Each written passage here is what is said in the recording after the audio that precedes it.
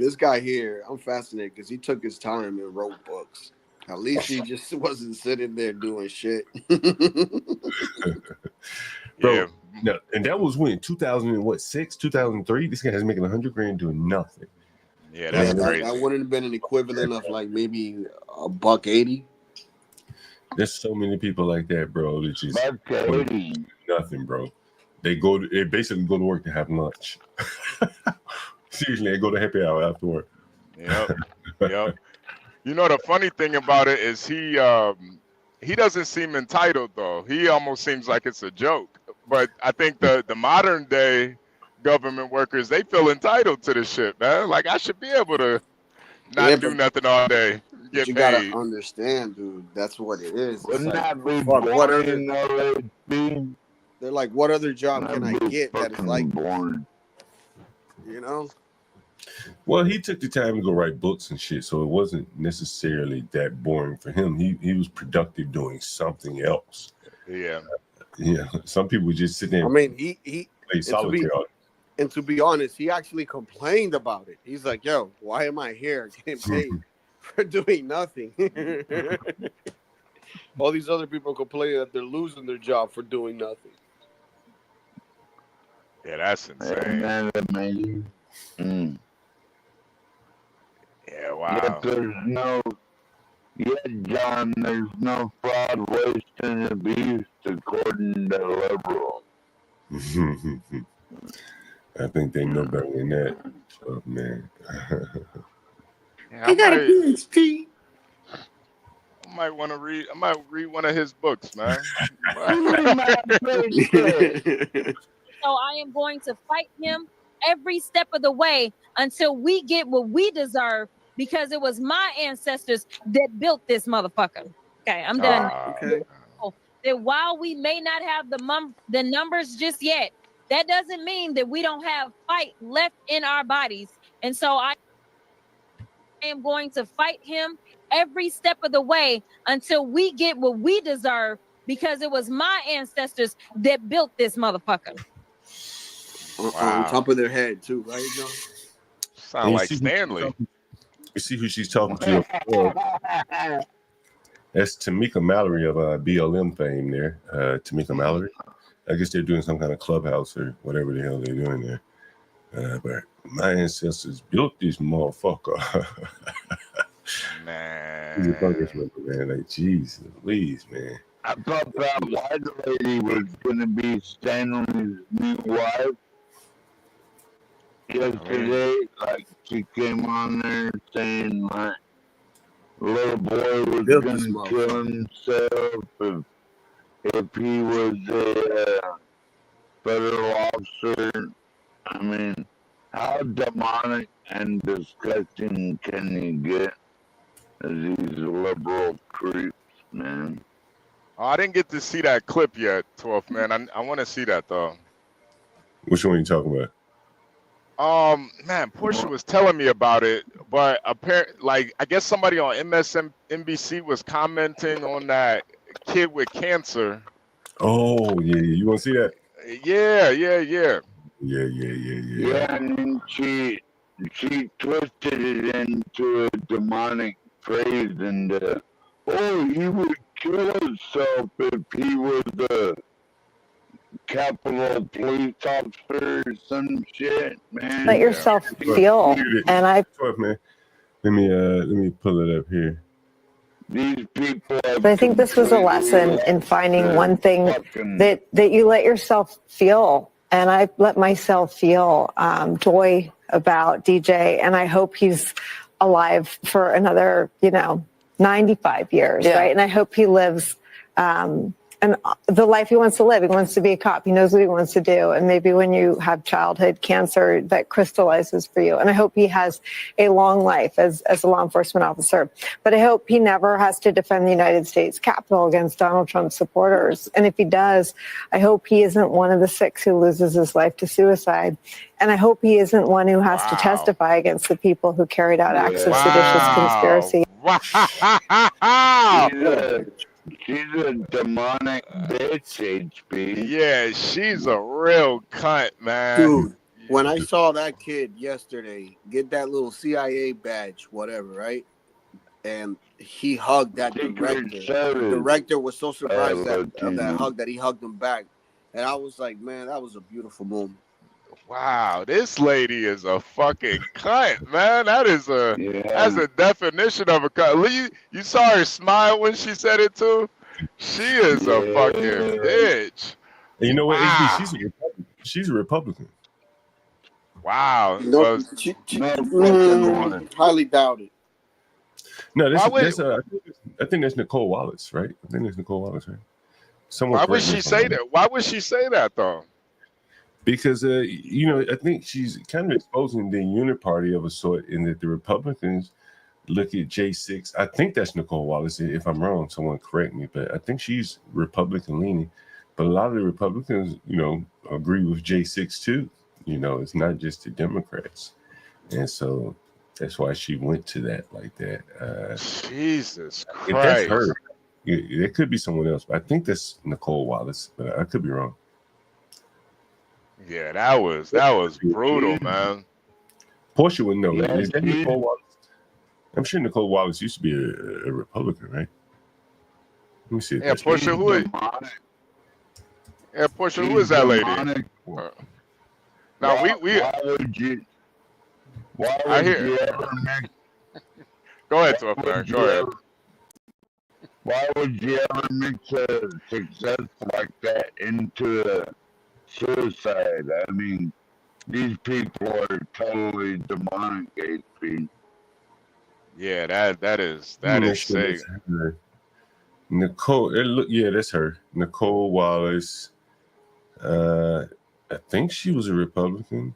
Yeah, she worked during the Bush presidency. Yeah, so that explains it. Yep. That figures. Yeah, she used to work for the Bush. She's a horrible person.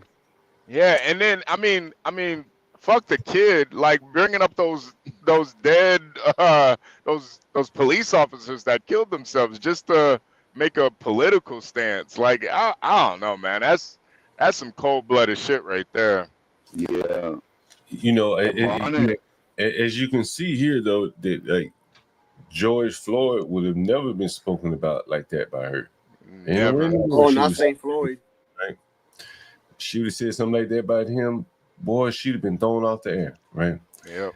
But a little boy with cancer, like that motherfucker there, fair game by the Republicans and the Democrats. And as you can see, she is a Republican, or used to be a Republican. She worked for George W. Bush, Bush. What's up, Joe? She's a Liz Cheney Republican thrown out of the Republican Party. But for the black people, for the ones that slowing the uptake and can't see things or don't want to see things, I think they saw it last night. As ugly as it was, right? Mm-hmm. The only person standing up for that little boy was a white woman. All them other blacks played in politics first. While if it was a drug addict that can be used to advance the political football, they would have kneeled, stood, clapped, threw the nigga 3 or 4 funerals during a pandemic, right? But for this little boy, who has innocence on his side, these She's niggas, a demon, John Galt. She's a fucking demon, dude. And then you listen to what the school said. They just wanted to monetize the little nigga by putting him in special ed. I mean, like it's really a reflection of how this system is really shut down or really stopped functioning for our benefit here. You got the damn woman on TV criticizing the child, right? You got the Democrats refusing to stand for the child. When again, it should be like a collective achievement. Yeah. If we were able to keep this damn boy alive, and allow him to have dreams and shit, where anywhere else he'd damn near be dead now. Well, John Galt, they could have been celebrating the fact that he was saved by Obamacare, but no. Yeah, that's and then live to see Donald Trump. Yeah, that was the thing there. Let me, HB, you may not have seen it. For people that haven't seen it, let me show the honoring of the little boy. Before I show this, you saw the little boy being ridiculed first. Did everyone see the little boy being ridiculed? Right. Yeah. Dave, did you see that? Damn it, man. Did John Dave still here? Dave, you there? Yeah, I'm here. Okay. What's good? Can you hear me? Yeah, loud and clear. Yeah. Did anyone see the little boy being ridiculed? Oh man, I don't give a fuck about Yeah. Now, bro, John, you might have to play it again because It's cool. It's cool. I seen that shit. I don't give a fuck about that little boy. No offense, man. Motherfuckers wouldn't be talking about that motherfucker. On Monday, nobody knew about him. Today, we don't give a fuck either. No, you know, actually, I knew about him. When I saw him last night, I said, I know that little boy, right? I knew I'd seen him. I'm just saying, it's no offense. This shit, you know, what are we really talking about? Well, but yeah. Anyway, so well, I'll show you. I don't know why this is still live, but it shouldn't be. Let me see. Here it is. Here it is. I think I knew where the easiest find is, so I just found it here. Don't play it again, John. Every time I watch that bitch, I get angry. Yeah. Let me No. He's gonna play the story before he was up there with the Secret Service. 12 years old. They appeared to be much older than. No, I'm not shit. No, I'm not shit. No, I'm not shit. All the outlandish laughter and kind of poking at, you know. I know I remember that little nigga. So he's 12 years old. They appear to be much older than he is. Yeah. What are your thoughts when you see these older kids really appearing to try to shame him and pick on him? It's disturbing. And twerking too. I mean, it's like, is that the way? Is that the new way of saying hello? Be honest, when they're bullying me, that reminds me that I have cancer, but I don't like thinking about it. I have cancer. I'm literally fighting for my life. You feel like some youngsters will do things that are distasteful, even if it's picking on a 12-year-old kid who's battling cancer, just so they can get likes on social media? But when they monitorize social media, this is the problem. You know, when they get 1 million likes, you get a little check in the mail. And they'll do anything. So even as it appears they were trying to hurt your feelings, DJ, you were determined not to let them hurt your feelings and to educate them. I remember that little nigga. Really and truly, I'm like a 40-year-old, so I don't really have feelings like that. The only thing that give them a hug, let them rub a few more bald heads, take a few pictures, and just listen to a story so you can get through anything that life throws at you. You know, we can turn negative stuff into positive things. And you said you hope to do that in this instance also. Yes, upgrade yourself. Be a better person that you was 3 minutes ago. So you hope that's what we're all doing. It's being a better version of ourselves. There you go back again, just in case you I knew I remember that little boy. You know what I'm saying? I remember them blacks twerking on that little boy, picking on him. You know what I'm saying? I actually sent you that video in the back. Yeah. And that's fucking crazy. So when I saw him last night, I said, damn, where the fuck do I know him from? And damn. And so this was the local news coverage, it looks like, coming out of Houston. Wait a minute, is that Jasmine Crockett's did? That really brings it full circle when you think about it, HB 12 Man Latino Dave. Was she there? Did she stand up for someone in her? Oh, that little boy in her? Was she there? I don't think she stood up. Nah. She could care less, man. That's why it does seem like it's like they hate black, especially black children. It's like, man, do y'all just hate black kids, man? Y'all could really care less about them at all. Portia, was Jasmine Crockett there at that State of the Union? If she was there and didn't stand up for one of her own citizens, Jesus Christ! One of her. Portia's gonna take her down. Portia's got a passion to take her down. Damn, that would be interesting. That would be interesting if she didn't stand, wouldn't it? That would be very interesting. Yeah. She won by 85%, John Galt. Jasmine Crockett did. Yeah, she seems safe there. She's probably pretty safe talk, man. Yeah. Wait, can you show the yeah. Oh yeah, let me show that. Give me 1 second. Portia says she was there. She said she was there. Yeah, damn, I wonder, did she stand up or no? I don't think they didn't. She said take her down. She said they didn't stand up for him, man. Damn. Jesus Christ, these people are really fucking sick. Here it is. Here An it is. agent of the United States Service. Johnny and John are demonic. The biggest honor. Hold on a second. I am asking our new Secret Service Director, Sean Curran, to officially make you an agent of the United States Secret Service.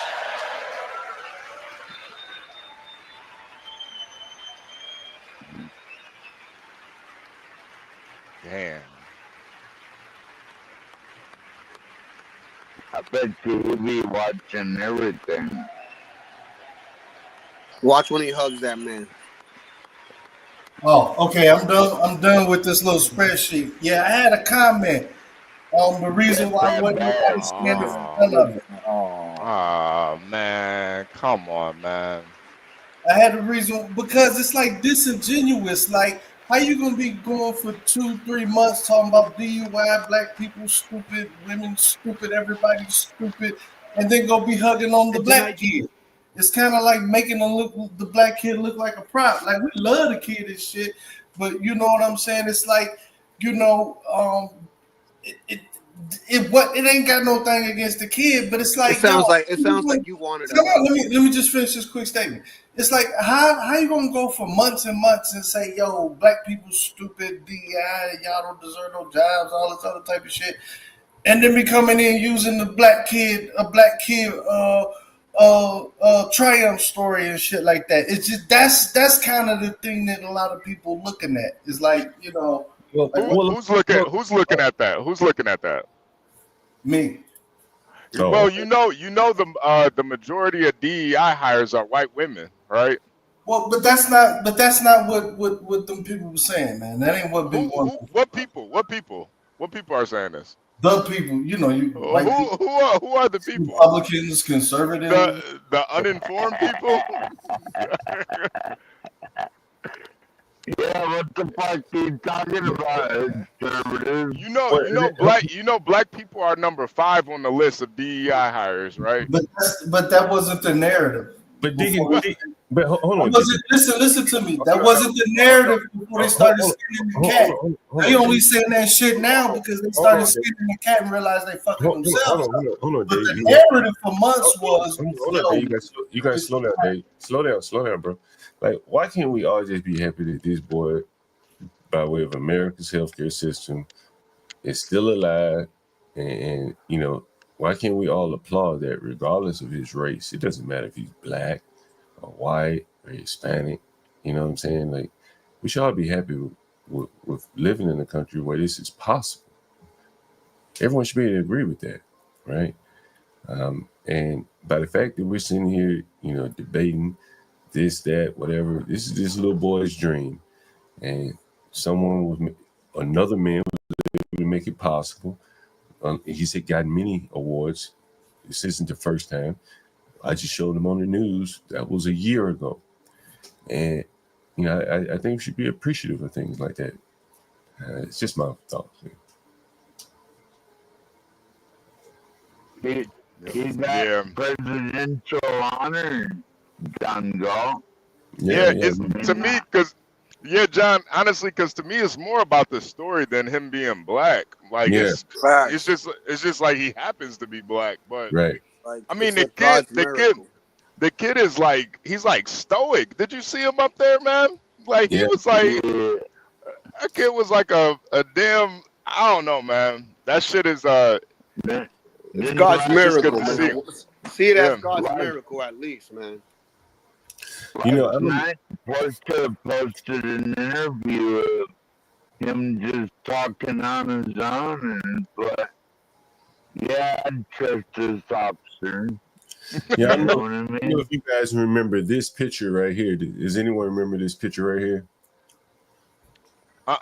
No. No. It's one of the most iconic pictures from the Obama era. It was some little black boy. I don't know his name. I don't remember what his relationship was. Maybe he's related to someone in here. Is that Universal up there? Oh, no. He had to drop down. Okay, yeah. So this little black. Yeah, Hood Conservative is here though. Yeah.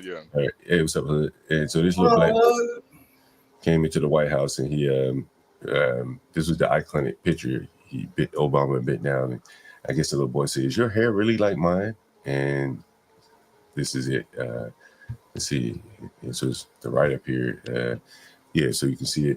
Hair like mine is a 2009 photograph by Pete Souza of a 5-year-old child, Jacob, Philadelphia, touching the head of Barack Obama, then President of the United States. And so when I saw that hug of that little boy when he hugged that Secret Service director, that was the memory that came back to me. Like that was the touching of the hair. With Obama, but probably with a little more sentiment because there was a lot more on the line here. This boy here is facing a terminal illness. So, anyway, just my thoughts. Go ahead, Hood. Well, John Galt, that little boy will be blessed for the rest of his life now. Yeah. And be able to go wherever he wants, do whatever he wants. Right. What's up, Hood? Hood. I don't know. Hood, you might be having some audio issues, man. I can't. Oh man, I know because I already know Hood got a lot to say about this.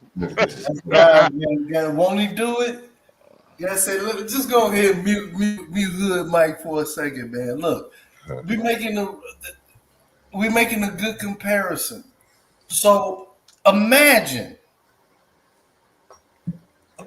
Barack. I'm not gonna even do that because I hate when y'all be dirtying up the man's name. He did good, but you have to fundamentally understand that for months before the DEI cat started getting really skint, till you started getting a little bit to the bone gristle, it was all black people. You is the DEI. You not even qualified for no jobs. It was whole. Dave, who said that though? You even booked a plane with a black person flying, right? Dave, who was saying that though? Pilot, all this shit, right? But once they start getting skint, that's when everybody starts saying, "Oh, it's not black people that." Hey, what the fuck are you telling me? What the fuck is you telling me? We ain't talking about no DEI. What I'm saying is the DJT was the main one saying that shit. But now you got a black kid and you want to be like, hey, why aren't you standing for me because you did the black kids? It's like, it's not against the kid, it's against you. Oh, okay. So you take it out on the child because you got something against the man. Oh my God. My conclusion was literally, it's not against the kid, it's against you. And you said, oh, so you're going to take it out on the child. Like, Dave, that's just what you said. Dave, you just said it's not against the child, it's against Donald Trump. That's why they didn't say it.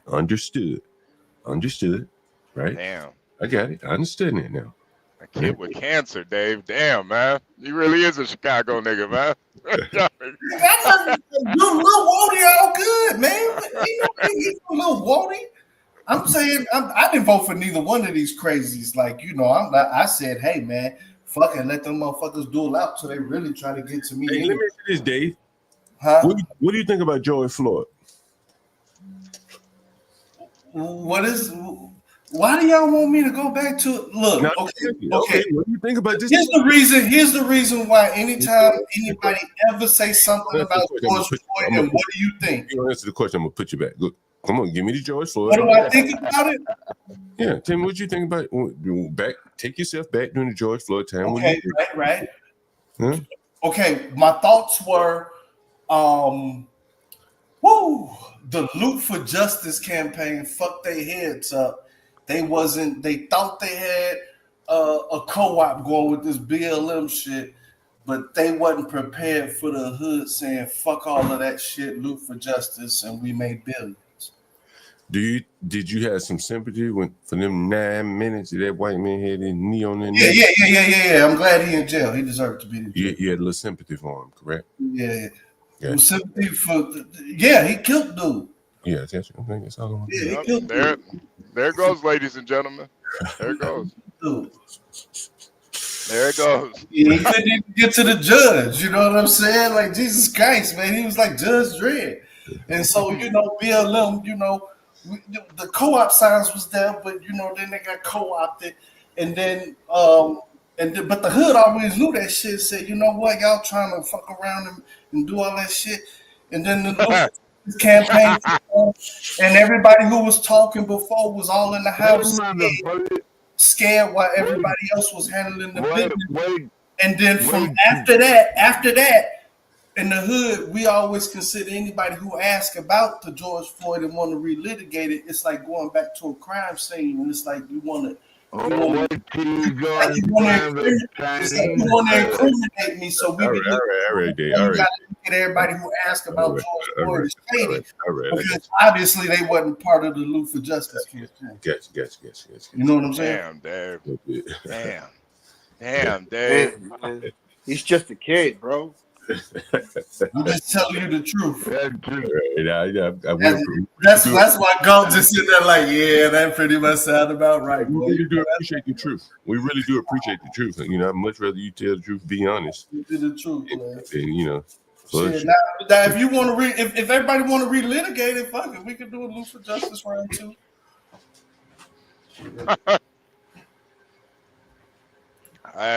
I thought it was litigated. So when people say going back, I be thinking like, man, do they want to bring people back to try to put charges on them? Not saying that I didn't do anything. I'm just saying like I'm just reporting the news to you.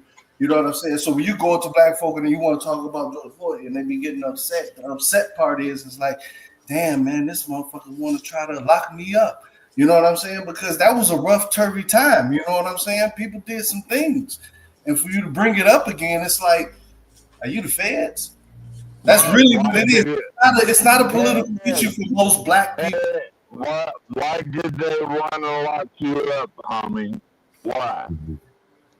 You asking too many stupid ass questions. Hey, I want to play another video here, guys. You know, keep the ball in the air here. MSNBC is going to end. We're not going to put up that objection to order. We put it in the record. The Black Magneto. Mr. Chair, can I have several articles. I need to enter them. Let me just go ahead with what the articles are. What's the next article? Let me proceed. Data from Texas shows that U.S.-born Americans commit more rape and murder than immigrants. Listen, this trend of you all trying to get thrown out of committee so you can get on MSNBC is going to end. We're not going to put up with it. This is my procedural right as a member of this committee. You can go with Mr. Frost and Mr. Green. Can you pause it, John? Ms. Presley, I have been very accommodating to you. Yeah. Mm-hmm. Go ahead, talk, man. Well, my issue with the whole rhetoric right here is, so we got our own problems with murder and crime and all that shit. Yes, so we should invite more in? Yeah, that's true. Mr. Superman, and I take particular umbrage as a survivor of sexual violence. I will enter into the record. This is my right. Thank you. No. Thank you. No. Thank you. Mr. Superman. He said no. Hold on. What the fuck is going on? Hey, y'all gonna stop talking about this fucking video. Hey, stop doing that shit. Sorry, John. Record, this is my right. Thank you. No. It is Mr. Superman. Mr. Chair. No, you know the process of unanimous consent. You are not recognized. I have several articles to enter into the record. Mr. Superman, if you don't go, we're going to recognize Mr. Timmons. And I mean, like, it's going to be very interesting governing. I thought she was going to cast her evil powers, man, and start controlling metal and shit. You know, John. The reason why they do this type of stuff, it is just to get clicks and views and stuff, and pretty much promote themselves. But really, no laws get passed. Nothing ever gets done when you act like this. You know, HB, I ain't think about that until he said that shit. Yep. But we got Jasmine making videos. That's for clicks and giggles, correct? He's alleging that she just want to do this shit for clicks and giggles on MSNBC. Yep. You're not very serious. I don't like her though, because y'all keep and you know, I'm being real with myself. I like that. Hey, Dave, we're going to the hood. We're going to the hood next day. Don't make me mute you. Go ahead. And John too. You know, there are black people that actually champion this type of behavior too. So it's like the black people that look up to this, you know, they gonna support her. So she gonna get her, you know, speaking engagements. She gonna get her clicks, her follows on social media. They not serious at all. No, they're not. This is the second rap video.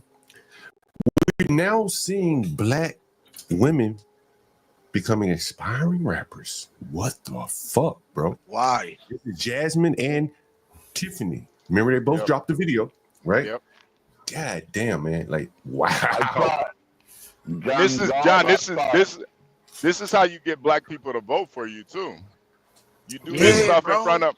You do this stuff in front of white people. Yeah, she fighting for us, not realizing that she really just fleecing your pockets. They getting rich, bro. They getting rich off your dumb ass. She ain't doing nothing for the hood. Speaking of hood, what's up, that's a black woman with blonde hair, right? That looks like a Joy Reid. They got mad at me with it. There you go. What's up, hood? What's up, hood? What's up, hood? Jump in here. You've been in and out. What's up, man? Damn, man, hood, your mic's still not working, man.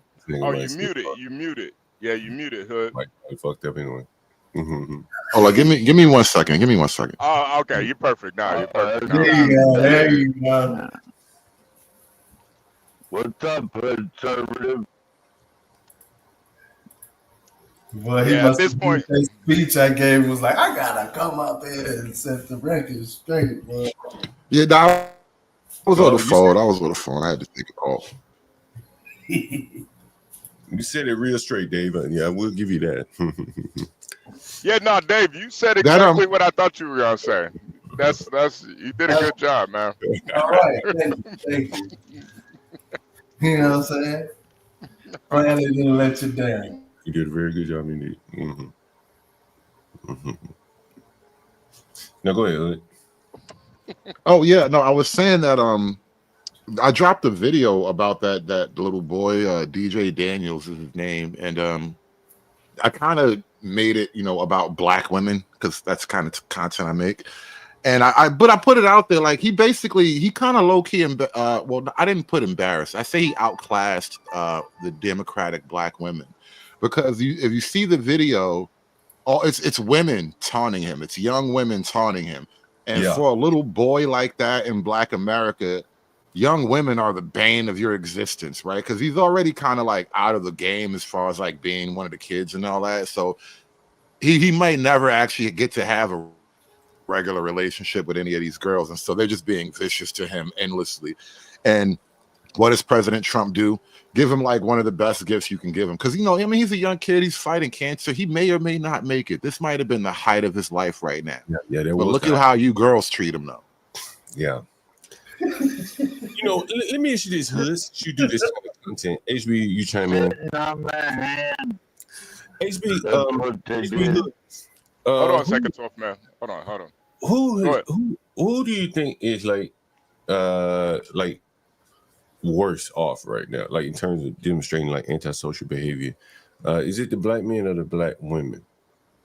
Man, that is a good question, man. I would have to go, and I hate to say it, I would have to go with black women, honestly. I would too. Because you know the difference is there is no feeling of urgency when you to check black women. When it's like a little YN, nobody ever has a problem with bad things happening to some young nigga. But if it's a woman that needs to be checked, oh God, people will come out of the woodwork to stop you from delivering justice, bro. I've seen it. I've been in the middle of it. I've fought it off. I know how it is, and it's the women, bro. Yeah. Not saying that the black men don't need to get it together, but you're just asking who. Just that question is definitely like the antisocial behavior is definitely the black women, man. Yeah, I mean they're the ones that raise these boys by themselves too, right? Look at this video right here. Look at this. Audrey, huh? So what's up? You like being racist, right? Oh yeah. Really? Yeah. You think that's something to be proud of, right? No. And and you're just listening to people. There was a video out in I want to say like Kentucky, I believe, University of Kentucky. What, bitch? And there was a white girl who was like drunk, and she just said the N-word. Literally in her charges, it was like, in the headlines about her charges, it says she said the N-word 100 times in a drunken rant. Oh yeah, And, I remember that. It was on a college campus. It was on a yeah, college bro. They campus. tried. That girl got time, bro. Yeah. I'm like, I nah, remember that. free my Becky. That's outrageous. Free my Becky. I don't care what she called y'all hoes. No. There's only two. I can't tell you. No. They're not. You're not supposed to. Only Becky said there's only two other words that can follow, and it's two. I don't care. Listen, man, get over yourself. I thought this was America, people. You shouldn't be in jail because niggas are offended. Niggas grow up offended. Yeah, nah, John. Some of these black girls, man, honestly, like the antisocial behavior that they have, man, it really. I mean, you could say some of them are like psychotic, honestly. Like that level of violence. That's why I said that that fighting thing is really good for them. Because I know it. I know you gonna see people in the comments. Oh, why we gotta represent our black sisters like that? That's them, though. That's them. Yo, I remember. Hey, John, in high school, man, there were probably 10 girl fights to one guy fight in high school. Yeah. Guys didn't fight like that. And if we did fight, we met up after school. We had a little spot. We had a little hideaway spot. Memories, HB. We did that shit in the bathroom when nobody could see you. Right. We did it. We did it in the locker room.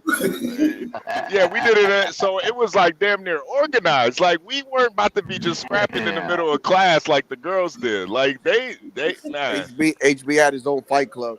That's how we have to though. You have to. As the periods go by, people like, "Is you ready?" Hold on, as boys, you get in trouble. Hold on, guys. We want to play a little what they call this shit, word recognition, with the chat and everything, right? I want to play this video, and I want to get you guys' opinion on this video. I just, did like first words that come to mind. I just went like, what was that flow of consciousness? If you're in the chat, and I'll stop the video every 2 or 3 seconds. And I just want you to give me the words that you're thinking right now. A Rorschach test. Okay. All right. Is that what it's called? Okay. Yeah. Y'all ready? All right. Everybody ready? Yeah. Now we're not gonna talk through this video, 12th man, right? You're nodding your head over there, 12th man. All right. We're gonna play about 5 seconds at a time. We eat more animals than the animals and making more animals. Word association, Rorschach. What you got? Retard. Let's know. Ignorance. Retard. That's the first thing I could think of. Illiteracy. Dave? Slime, gooey, ooze. Who? Like slime, gooey, ooze. Cat, what do you guys? Neon. John, I like this flag gif you got in the background. I wish I'd have thought of this first. Thanks for Porsche Day, guys. Speaking of that, $20 for Porsche Day, guys. All right, that's 12th man. You got any thoughts on this? First 5 seconds, if you saw it. First 7 seconds. Well, something happened in my internet for a minute, so I missed it. I asked you to. Oh, okay. All right, let me rewind it back. That's to you. exactly how they talk, like your internet's broken. Listening to them talk sounds like your internet's fucked up. We eating more animals than the animals and making more animals. What? So your internet fucked up. Nah, that's the one. You thought it was the video. Nah, your internet's slow. Every time they play the video, your internet slow down, bro. That was John. That was the first word that came to mind. That's the first word. What? What? I bet you that motherfucker eating squirrels for You know what also came on my mind? My money's $1.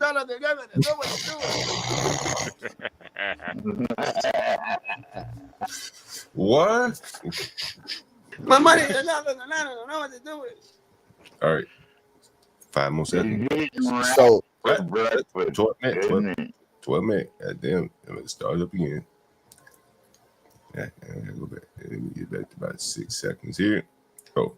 So they making the new meat that y'all eating, that y'all eating. They making the new. The new meat. He's the smart one. There's 5 people there because there's one other guy kind of off to the left a little bit. There's 5 people there, and look at, they're all kind of like looking on him because he knows things. Leader. Right. He's like tech support. He's Whatever that nigga said. So, any thoughts on this, HB? I'm still trying to figure out what he's even trying to say, man. You like what? Yo. You like, I guess this is what? What? He's enough cows and animals for us to be eating all this meat. So Okay. All right. I'm trying to lower my IQ to understand what they're saying. Anybody else want to chime in before I play a few more seconds? Anybody else want to chime in before I want to play a few more seconds here? Yeah, I mean, he probably never seen a cow up close. That's what I'm thinking. You probably think bacon comes from a bird. What about their hair? Comment on how they look. Just whatever you see, whatever flow of countriness, stream of countriness. All right. that's why I said slime ooze. I saw the neon and the red colors and the shirt. Gotcha. All right. Here we go. New meat that y'all eating us, and they said they trying to save animals so we don't run out of animals in the world, and that was enough for me. Yeah. Animal lover. Yeah. So the Possible. animals, it sounds like he's saying animals. Possible homosexual. Possible homosexual. Animal lovers do code as gay. Actually, that's not that far off. Yeah, pandas. How many deer have you run over as a truck driver? Man, probably about 6 of them things. But... Come on. We do need some more vegan. All right, let me play the rest of this. See what the fuck they saying. Because he's talking about why. Now he's trying to explain why he wants to open up a vegan restaurant in Chicago. And goddamn, he can barely get it out of his head. Damn, John, that's what you got? Nah, no bad, T. I ain't gonna lie. That was enough. That was enough for me, T. We eating more animals than the animals and making more animals. So, yo, look at that nigga right there. That nigga looking off in the outer space. He's like, dog. He's like, I'm just here for the ride. Trying to count how many animals we really do have. Yeah. Like all the animals in the world. He's trying to do the calculations right now. And that nigga right there, he like, Yo, John. If any of these guys were his real friends, they wouldn't have been like, yo, what the fuck are you talking about, bro? No, they What if your real friends are way dumber than you though? Yeah. He's the smart one. Remember, he's the tech support. They called him when shit fucked up. Right. It's correct. It is correct. Right. Yo, Lord. This motherfucker, he is the smartest one. Right? He's the smartest one. He's well, they got a crew right there. They could go out and get the roadkill They could go out and get the roadkill that HB runs over. Then they'll have a real sandwich. Man, it's like his bit in the internet cable slow down. Neutron. Literally, black man, 34 years. Because the animals, you know, the animal is an animal. Damn, you ain't never try to do Uber Eats and nothing like that? DoorDash? Nah, I can't even, man. I can't even drive right now, man. Why not? Well, your license fucked up? Nah, my license, I ain't never had license. I can't even pass the motherfucking test. Oh, that's because right. I can't stay focused. Right, I can't focus, man. Right. And then I get so nervous. I'll probably pass. I'll be almost about to pass it. And then something just lock up in my brain. It's something mentally with my brain, man. Oh, man. Wow. It's something mentally in my brain, man. Like, and I think it's something mentally in that dude's brain, too. It's something mentally fucked up, man. You know what I'm saying? John, you kind of like lightly touching on it in a comedic way.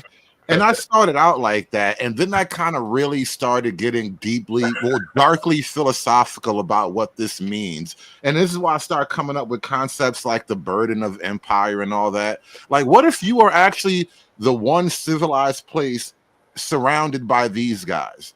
Like, everywhere outside of your neighborhood was these guys. Yeah. Well, you know, that is what we see a lot of, man. You know, like these guys, you know, he can't even explain why he wants to open up a business. So imagine him, you know, he probably has the money to open up a business, but that shit clearly ain't gonna work. And these guys can't be much of the damn hill of beans in terms of helping them, especially these two. Please, they're off in space, bro. Nah, because the animals are animals.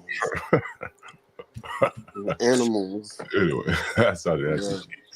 Yeah. The animals. We don't want to sell animals that go moo. You know, the animals. Wait a minute. Someone says Chicago mayor is speaking in Chicago, in DC right now.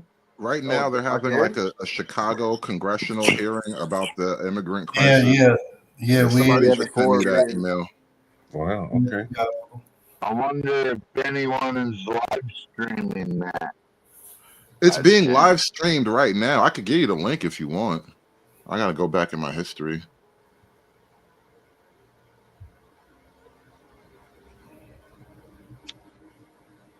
Everyone loves live stream.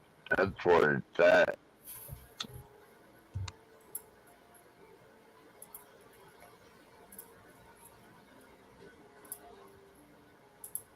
Mm-hmm. Them little girls twerking on the little officer, man. I wish he had authority to lock them bitches up. HB, you still here? Is HB still here? No, I'm saying, John. Yeah, I wanted to ask him what did he think about. I hear that Pusha T and Kendrick Lamar are reportedly working on new music together. And two of Drake's nemesis, huh? Working on music together. You know, the interesting thing, you know, I said this before, you know, I think these guys are really missing an opportunity to work together as one to resolve their gripes with the music industry. But seemingly the music industry has pitted them against each other, and they're doing the bidding of the music industry by going against each other. So I find it to be very interesting. So it's very interesting to me. What do you think, good Sarah, about that? You know, on my channel, I rarely talk about rappers and rap stuff and, you know, the traditional, like, Real Housewives of whatever stuff, because I have fond memories of, like, standing on the bus stop after high school, having vigorous debates about rappers' beef. And now I'm in my 40s, and we're having vigorous debates about rappers' beefs, and I think there's something really fucked up about that. You know, initially, as a young man, you know, I thought it was interesting, you know, who won the rap beef, things like that. I think now this rap beef in particular is devolved into we want to destroy this man's career, and primarily it's based upon like cultural things, or cultural. They're trying to make a cultural distinction between the two. So that's what I find more interesting than the actual battle. Well, that is the thing I noticed about it, because I do cover that sort of angle. And so when you understand, all right, like the industry is run by, you know, faceless people and the labels and whatnot, you know, and everybody understands the ethnicity of the music industry and Hollywood and shit. So what I see with Kendrick Lamar is Kendrick being used to fan the flames of Black people's racial energies. Yeah. And so They Not Like Us is a very powerful catchphrase for the for the pro-blacks who want to be xenophobic and whatnot, want to be racist and all that. It becomes a very powerful catchphrase. And I pointed it out though, when that song first dropped, it's only a matter of time before that phrase gets used universally. Because it cuts both ways. If they not like us, then they not like us either, right? It goes both ways. Right. Who is us? I constantly ask him, who is us? John's always saying, they don't know who is us. If you know, you know. Well, but that's what I'm saying. You know, if you leave it up to me, I'll figure it out for you. You know, if you leave it ambiguously, people will figure it out, and they may come to conclusions that you don't necessarily agree with or like. And so that's just kind of how I see it. You know, it's kind of cowardly to not name the they and the us. Wow, you know. They're not like us. Like, so I can't go to a Black event and they're gonna say, "Oh, you're not like us." Not invited to the cookout. You know what I mean? He is passively divisive. You know what I mean? That's right. I think it's passively divisive. So that's what I'll say about that. You know, I just saw something come up. Damn, it looks like a stream didn't end. Let me end that one. Yeah. All right, cool. I saw something come up in the news here. It looks like Tory Lanez is getting acclimated to prison here very well. You know, we talked a bit about prisons here the last couple of days. You know, blacks seem to be fairly acclimated to prison, and now they're releasing entire albums in prison here. And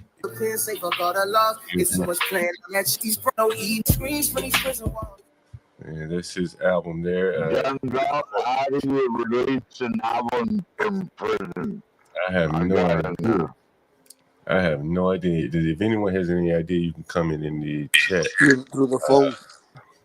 Oh, is that right? Damn. Well, I will say this. If he can actually release an album from prison, he's going to eat like crazy, even if it doesn't sell that much. Because one of the things that was happening with him, and again, this is not about rap beef, but it's something about the business and the industry and how shady it is. He was working now. He had a whole live stream about cutting out the middleman in the industry, owning all of your production and your property, and then keeping most of the money for yourself. And then a few months later, he gets into this event or whatever, this incident with Meg Thee Stallion. And Meg has got like rap powerhouse money behind her with like Rock Nation and all that. And so he was kind of going up against the beast quietly. He wasn't really just fighting Meg over a shooting, bro. This is deeper than like rap. Really?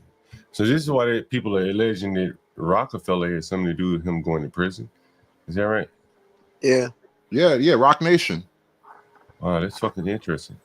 Let's see, John, my cousin produced his last couple of hours of the music. Wow, man. What's up? I stayed away from that motherfucker in prison, John. John, he did name it. He did name it Drake. But what Kendrick did is nothing new. I'm not sure what you're referring to. Oh, you mean making the album in prison? Okay, cool. I was going to do that with Obsidian on Rumble, but the schedule fell apart. What's Obsidian? I'm not sure what Obsidian is. Oh, no, Obsidian was he was big on YouTube for a minute, but he kind of got kicked off the whole platform. It was a whole controversy. But he was like one of the big three founding fathers of the Black Manosphere. Oh, is that right? Okay, well, there you go. Seriously, yeah. Obsidian. Tory Lanez. They had a big meathead like that was going around trying to punk everybody out, and then this one guy came up behind him and just smashed his head with you know those horseshoes. He had like 2 horseshoes in his hand and just smashed that motherfucker, and he went down. Here's a like little testimony. Sack of fucking grain, dude. Here's a little commentary from Brandon Johnson. It looks like maybe a testimony here. And honor of serving as mayor of the city of Chicago, the 3rd largest city in the nation. Established by a Black Haitian man and a Potawatomi woman, Chicago is and always has been a proud city of immigrants. Generations of new arrivals, including the descendants of the enslaved during the Great Migration, created a vibrant city where 1 in 5 residents is foreign born. Each day I wake up to serve every one of Chicago's 77 unique neighborhoods and those who live in our great city. As mayor of Chicago, nothing is more important to me than the safety and well-being of all residents. And since I was elected, my administration has been laser focused on creating and implementing public safety initiatives that protect all Chicagoans.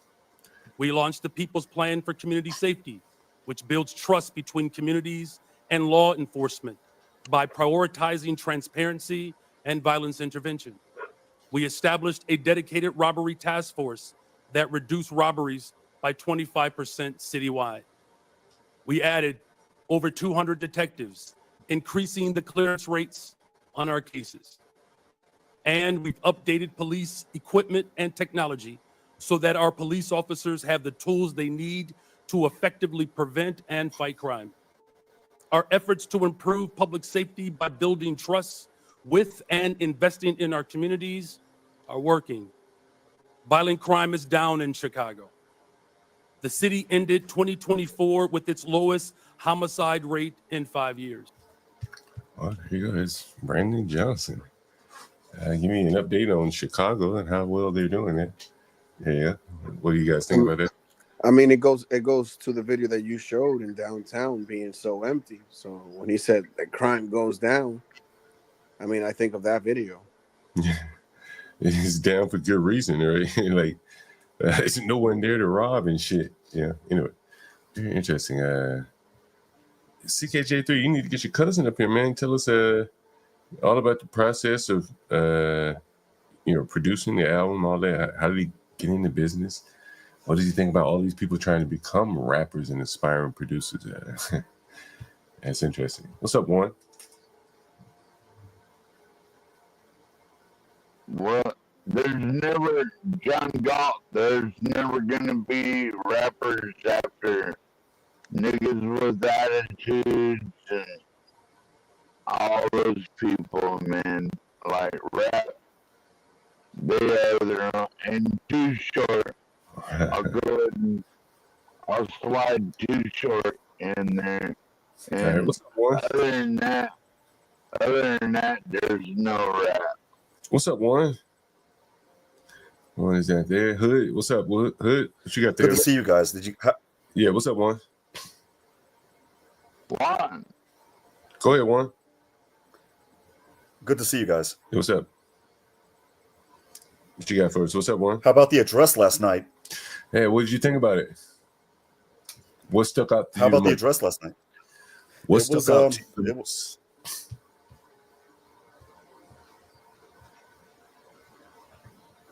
Oh, Warren, you got what stuck out for me the most was that you had a black kid that was. What stuck out for me the most is that for him, even though he was being made an honorary Secret Service agent. Yeah, I thought the same thing too. I had some thoughts about that. Other than that, what else do you think about it?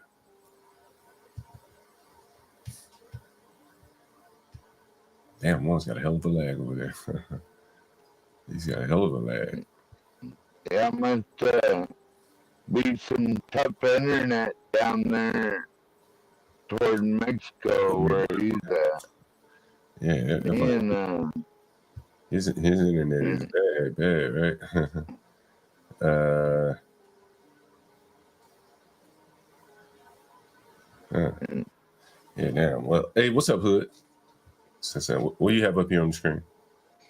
Yeah, Portia was asking me in the chat about covering Trump's speech last night, and this is one of the things I kind of would have talked about. I don't think I'm gonna do a show today. I've done a show a couple days straight, but she wants somebody to take one for the team and get Trump up out of there. That's what this clip I got in the background is. When you say take one for the team, what do you mean by that? Go to jail and do the rest of your time, but just get the job done. Don't miss. You mean like kill Trump? Wow, that's interesting. Let me pull it up. Give me 1 second. Here it is. I think you have to play it. Go ahead. Oh yeah, I got it. All right. I fear somebody's got to do it and get it done quickly. Somebody's got to do it. And we need to set up a GoFundMe for whoever does it to make sure they have the absolute best commissary in there. Top-notch noodles. Top-notch deodorant and shampoo. And hypothetically, if you don't make it... Wait a minute. You really want me to risk my life, my freedom, my family's life, because they might come after my kids, you do something like that, right? You want me to put all that on the line, and only thing you willing to verbally put on the table is deodorants and ramen noodles? Commissary. Like, I don't care. You can give me actual money. You know that, right? Oh yeah, no, that's too much of a risk for that type of a war. Can you guys hear me, by the way? Yeah, we can hear you. Yeah, now you're here. You're here. Yeah. Real quick, John, I'm sorry. Go ahead, play it, Hood, and then we'll go to one. I fear somebody's got to do it and get it done quickly. Somebody's got to do it. And we need to set up a GoFundMe for whoever does it to make sure they have the absolute best commissary in there. Top-notch noodles. Top-notch deodorant and shampoo. And hypothetically, if you don't make it after you do it, your kids will go to the top universities with that GoFundMe we'll set up for you. But somebody's got to do it and get it done quickly. I fear somebody's got to do it and get it done quickly. Somebody's got to do it. And we need to set up a GoFundMe. She should be Who's going to the Secret Service.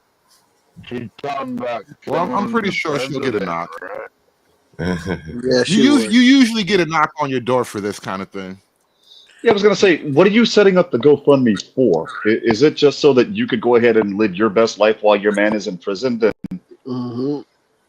sounds like a scam. It's illegal for me to actually get the GoFundMe behind a criminal activity, right? You can't set up a GoFundMe. You can't benefit from the crime. Right. So they will just shut that down on all kind of levels. Yeah, man. It just shows like the, as I said, man. I think Black people have adopted being a Democrat like a religion, and they're Democrat first and Black second, and a lot of them are so strongly Democrat that I remember when they shot at Trump, they were like, well, he wasn't hit. Like shit, like shooting at somebody is not a big deal. John, real quick, and Latinos and Hood Conservative, I think you guys would agree with me. They were actually mad that the shooter missed. Yeah. I saw so many TikToks, days after that happened, where they were like, "You shot and you missed," and I'm like, and they were pissed off that he keeps saying that they shot him in his face, and he goes like, they didn't shoot him in his face, they just nicked his ear. It's like a lust for a bloodlust there, and coming from women is again very disconcerting because again, I told you guys. Why is it disconcerting? Because it's coming from women. Well, I'll tell you a story tell you as to why. One night, and I showed the lady on stream. I'm pretty sure I showed it to her early on in the stream years ago. It happened years ago, but I put this woman out of my house, right? I wasn't dating her. I don't think at the time. And she, it must have been 1 o'clock at night. She convinced just some nigga to kick my door in. How she convinced him? I don't know. She's a nice enough looking woman that, you know, get some man's attention. Pussy does it all the time. Right, you know, and this kind of talk is dangerous. She may not talk someone into killing the president, but this murderous lust, she might talk somebody into killing her ex-boyfriend, right? She's got it in her heart, clearly, to kill or want someone killed. And so it wouldn't be a stretch for her to say, kill my ex-boyfriend. He's trying to get custody of my children. Is that a stretch? Ain't no pussy worth that dumb dog. Yeah, I want to share something with you, John, because you seem to be you seem to think a little bit deeper about these ideas than a lot of other people. So this is something I was thinking about, and I talked about this on my own show the other day. We're stuck in Groundhog Day. You understand the concept of Groundhog Day, the movie with Bill Murray, every day over and over again.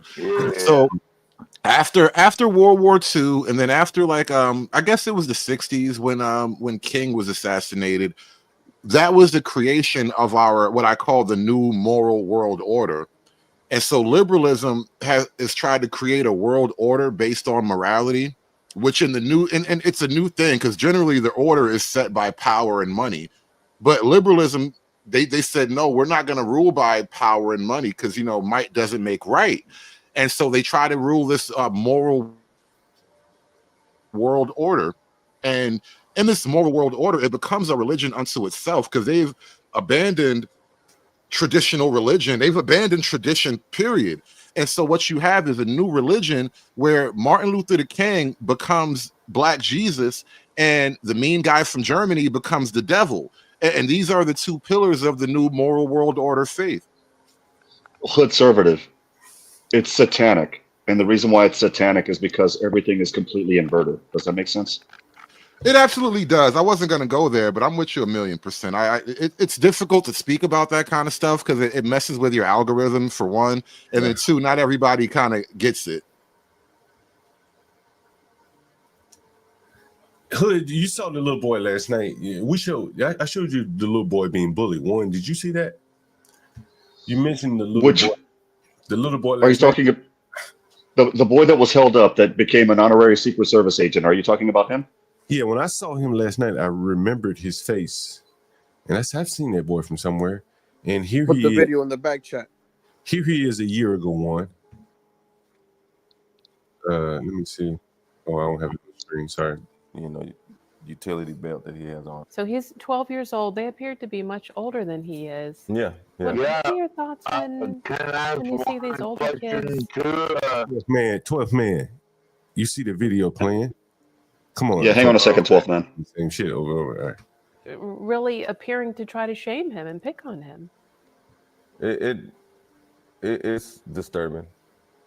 And twerking too. I mean, it's like, is that the new way of saying hello? To be honest, when they're bullying me, that reminds me that I have cancer, but I don't like thinking about it. I have cancer. I'm literally fighting for my life. You feel like some youngsters will do things that are distasteful, even if it's picking on a 12-year-old kid who's battling cancer, just so they can get likes on social media? But when they monitorize social media, this is the problem.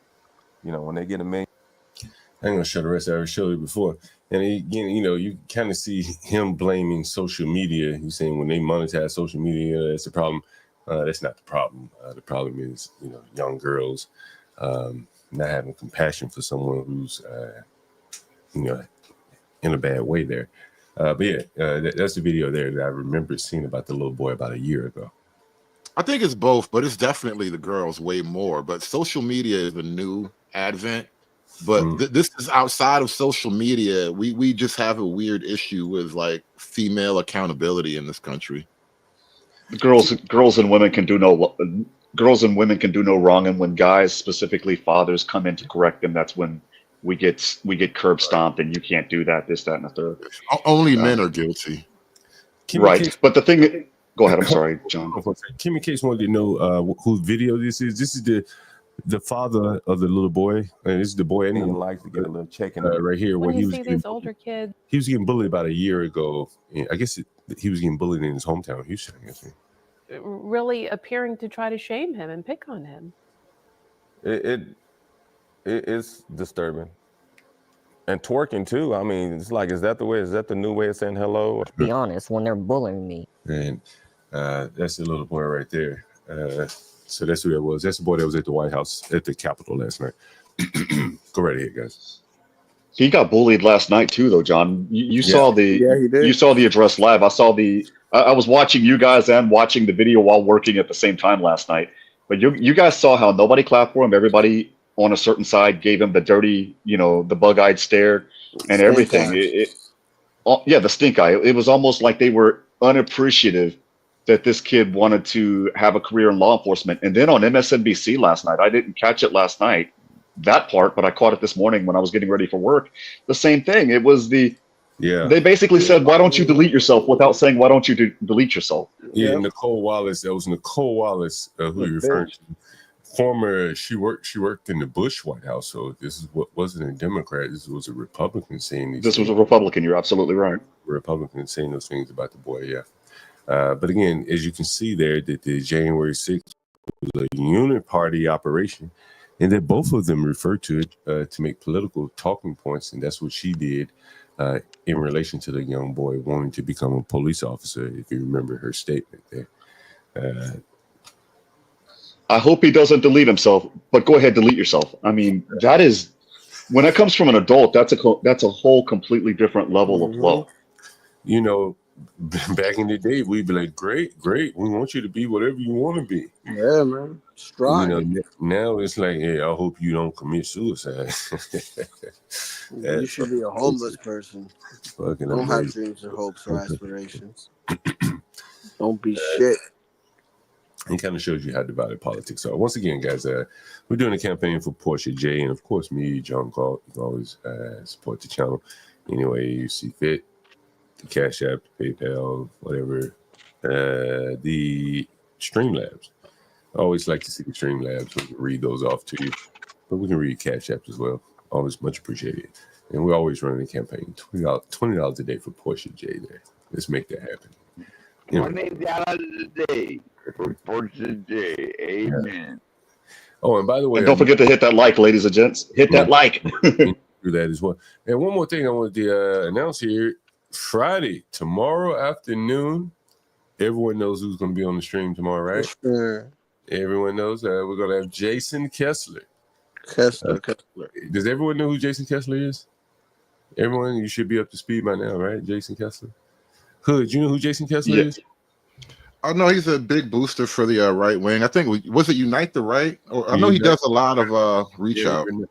Unite the Right rally. We played a clip of his. Maybe I'll play it a little bit later about him. Speaking on racial integration, segregation, all of that type of stuff. So that should be an interesting conversation tomorrow, 8 p.m. Eastern, guys. So if you have questions, feel free to pass them on to Portia J by email, or you can send them to me. I'll be able to get those as well. But we're going to have a real streamline. Just probably me and Jason Kessler. Anyone want to come up and answer a question, we'll bring you up and put you down. What's your question? What's your answer to the question? I'll let you know. I'll let you know in advance, John. If I pop up, don't bring me on stage. I'll just answer type my question in the back chat, and then I'll hop right back off. Yeah, you can do that as well.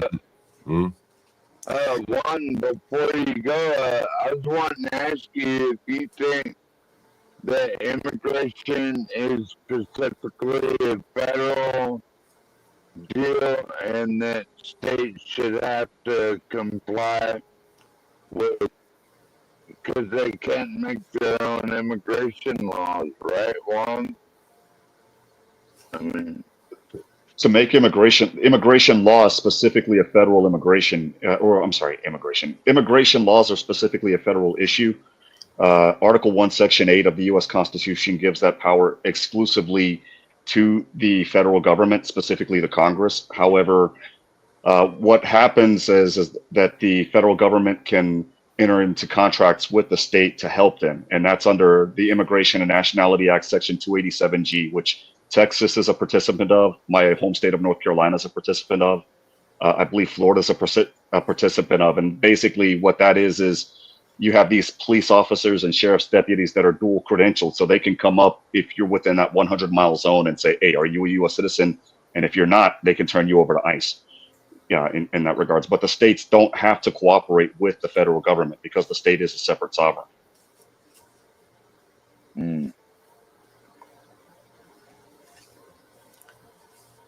Yeah, it's interesting the way we'll see the way it works out. Hopefully, Congress acts on immigration instead of laying on their ass like Stanley talked about.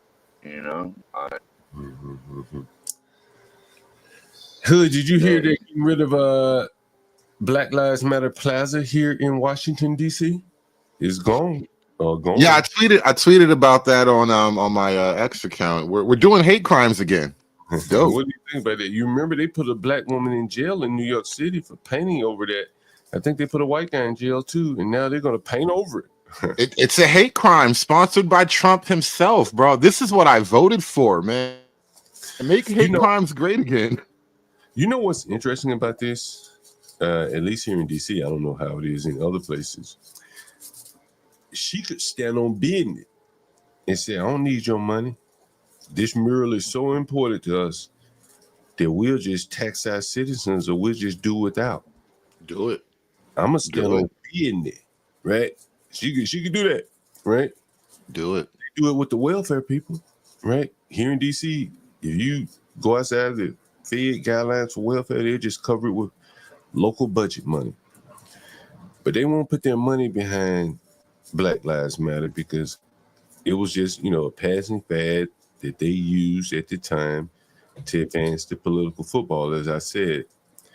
And now it's of no more use. They're tossing it overboard for federal funding. These people ought to feel tired of getting used, Well, John, the issue is never the issue. The issue is only and always the revolution. Yeah. And so Black Lives Matter was never the issue. They were useful in the moment, but the issue was never, it wasn't even George Floyd. They listen, they trying to get Trump to pardon Derek Chauvin now. Yes. And then BLM will become relevant again, but the issue is never the issue. The issue is always the revolution. I don't think it's a good idea to pardon him though, to be honest with you. Because he have to go to state prison and they kill him in state prison, so he's better off. If he's in federal prison, leave him in a federal prison. Yeah, because I thought this was a state thing anyway. I don't know how Trump could pardon somebody guilty of a state crime. Yeah, they charged him federally too, right? They charged him federally. So that was a federal trial that we watched on television. Okay. No, that was a state, but that's what I'm saying. But they later charged him federally. Well, so he's in federal custody now. I'm not sure. Well, I think he pled guilty to the federal. You understand? Okay. And so I think maybe when they stabbed him, he may have been in state prison. Maybe right. I can't. But they want him in state prison. Understand? That's why they want him, so they can kill him. He'll never get out of prison if he stays in federal. If he's in federal, let me look and see what. If he's in federal, he may get out alive. If he can stay alive, that's the point, right? I think they want him dead, so he can never vindicate himself. That is the point of contention, so because I'm not concerned about the titling of it. I would rather him be free, but I don't want him to get pardoned federally and then get thrown into the meat grinder. Right. So he's in federal prison right now in Texas, FCI Big Spring. If they would have let him out of prison, he'd go back to prison. Well, he was in Oak Park Heights. He was stabbed in federal prison, though, FCI Tucson. He got stabbed in Tucson? Yeah. Tucson prison? Yeah. So it looks like there. So he probably was trying to kill that.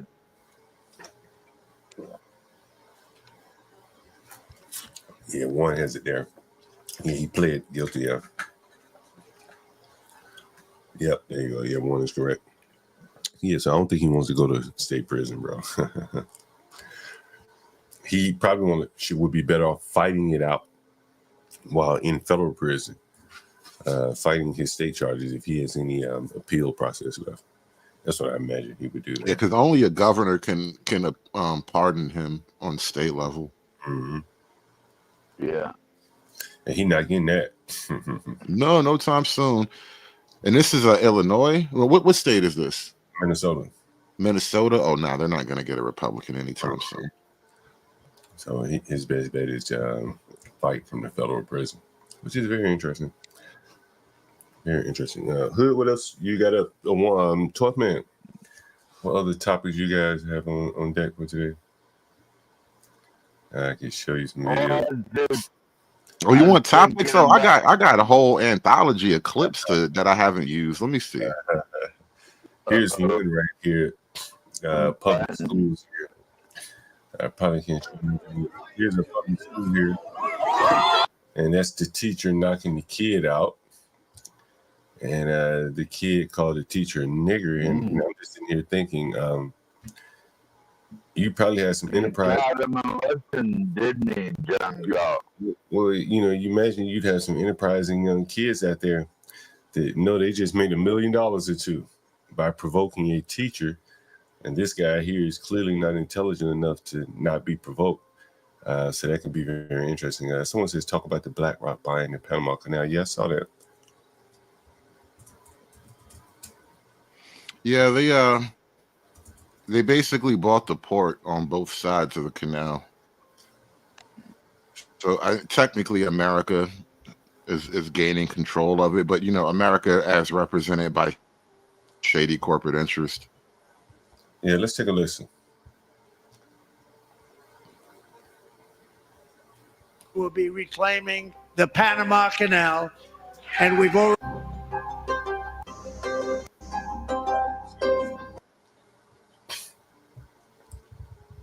I wonder how that's going.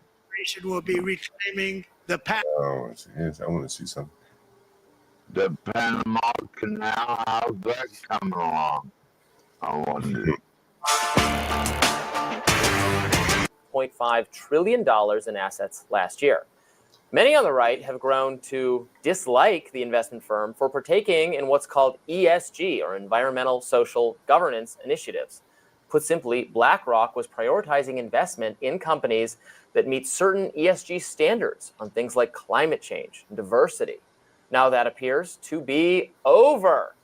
Per the Wall Street Journal, BlackRock backed out of Net Zero Asset Managers in January. Net Zero Asset Managers is an initiative dedicated to net zero greenhouse gas emissions by 2050. In BlackRock's most recent annual report, they dropped references to DEI. For instance, the Wall Street Journal pointed out a stark difference. Reporter Jack Pitcher writes, BlackRock CEO Larry Fink, in a 2021 letter to shareholders, said, quote, "We have a long-term strategy aimed at improving diversity, equity, and inclusion at BlackRock. To truly drive change, we must embed DEI into everything that we do."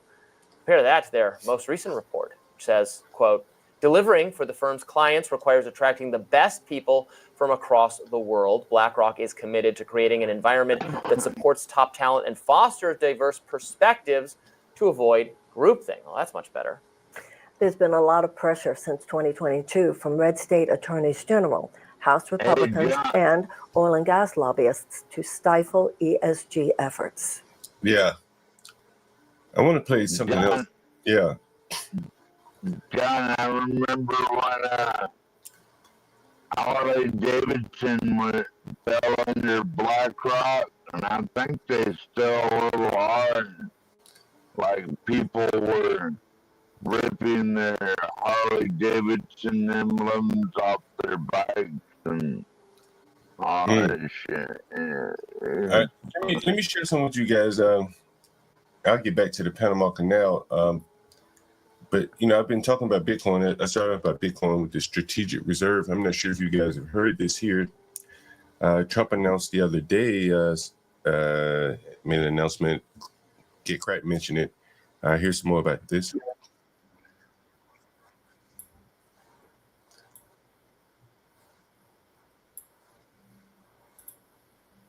So I see you got my video up.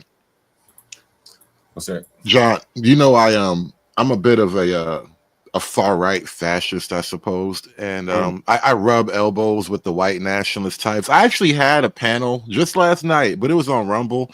I had a white party on my show last night. It was an all-white panel. We played by segregation 1920s rules. I was only there because I worked there. That's how white it was. And in the far right circles, George Floyd is becoming a meme. They got so many, not just memes, but now with AI, they're making like these George Floyd little videos.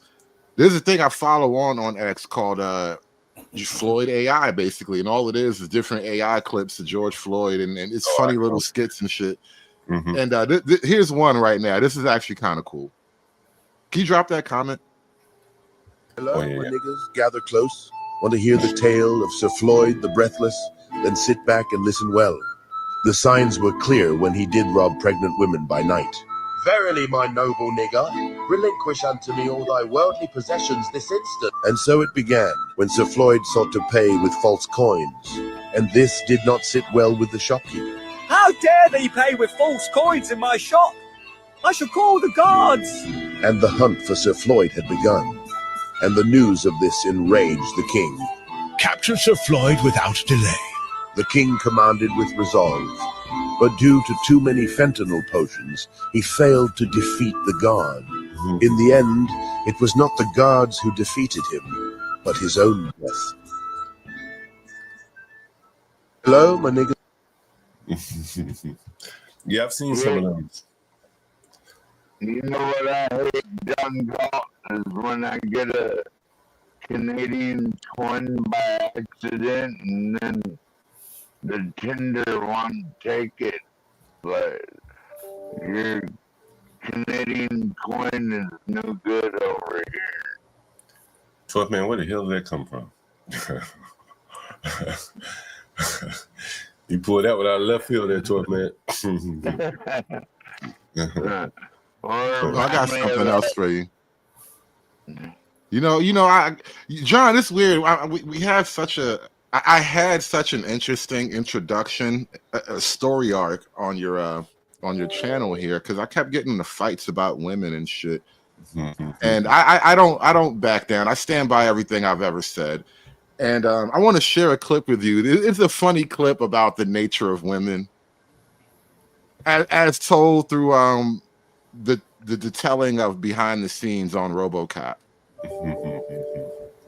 RoboCop. Not that much. Yeah, bro. I'm interested in like that. I got all kind of angles to come at this shit, man. My misogyny knows no bounds. There's no music there. How about that?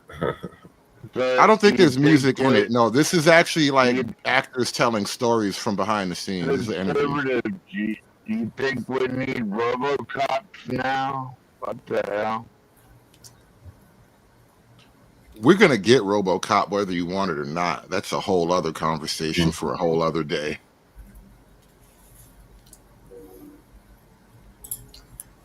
Well, you're the one that brought it up, so. Well, because I have a clip in the background. I want to play the clip. If I play the clip, you'll understand why I'm talking about RoboCop 12. Paul is Dutch, and Joost Vacano, the cinematographer, is German. And I don't believe that Paul knew during that evening that bitches was a pejorative term for females. We were getting ready to do the scene, and so we were kind of blocking it out. And Paul says, Kraftwerk says, bitches leave, then the bitches leave, and bitches, then you leave when he says that. And then he says, no, wait, bitches, don't leave, wait. Joost, what do you think? Should bitches leave when he says bitches leave, or should they wait for him to make a motion? Joost goes, the bitches should leave. Yeah, bitches. Bitches, you leave. Miguel and I are just sitting there cracking up. And the bitches, they didn't seem to have a problem with it at all. You know, they were. And the bitches didn't have a problem with it at all. Not the bitches were happy. They were like, do you want me to go? You want me to stay? Where? Should I stay in here? Bitches. They have a problem with it. Y'all didn't have. Miguel and I are just sitting there cracking up. And the bitches, they didn't seem to have a problem with it at all. You know, they were like, okay, fine, sure. Very good. Thank you, bitches. Very good. That's a wrap on the bitches. Thank you very much, bitches. How you doing? Bitches leave. Oh, they stole that from Tom Clancy. Yeah. RoboCop. RoboCop was low key like a based movie though. The first RoboCop is like a very like right wing based movie. There's a lot of movies like the old school stuff that are very right wing looking back at it. They tried to be kind of futuristic and left wing, but they came out as a far right, almost fascist dream. You know, RoboCop is a very based right wing movie at the end of the day. He's literally fighting globalism. Conservative, have you seen any of that Jack Reacher off Amazon Prime Video? I like Jack Reacher, the show. Jack Reacher. I like Reacher, the show, but you know how Hollywood is. Jack Reacher, the guy, whoever that character is, he's he's basically some kind of liberal. So, you know, I'm not really happy with that. The show Reacher is pretty cool. You think he's a liberal? No way. Oh yeah, no, I've already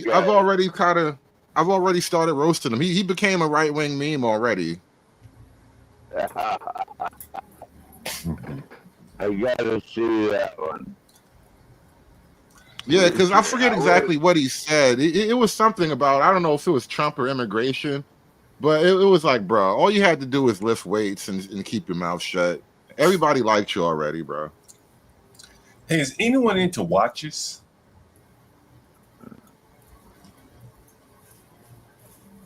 Anyone into watches? No, what do you got? I heard Floyd Mayweather say something interesting. I don't buy watches, so I don't know anything about this. Tell me, this sounds weird to me. Listen to this.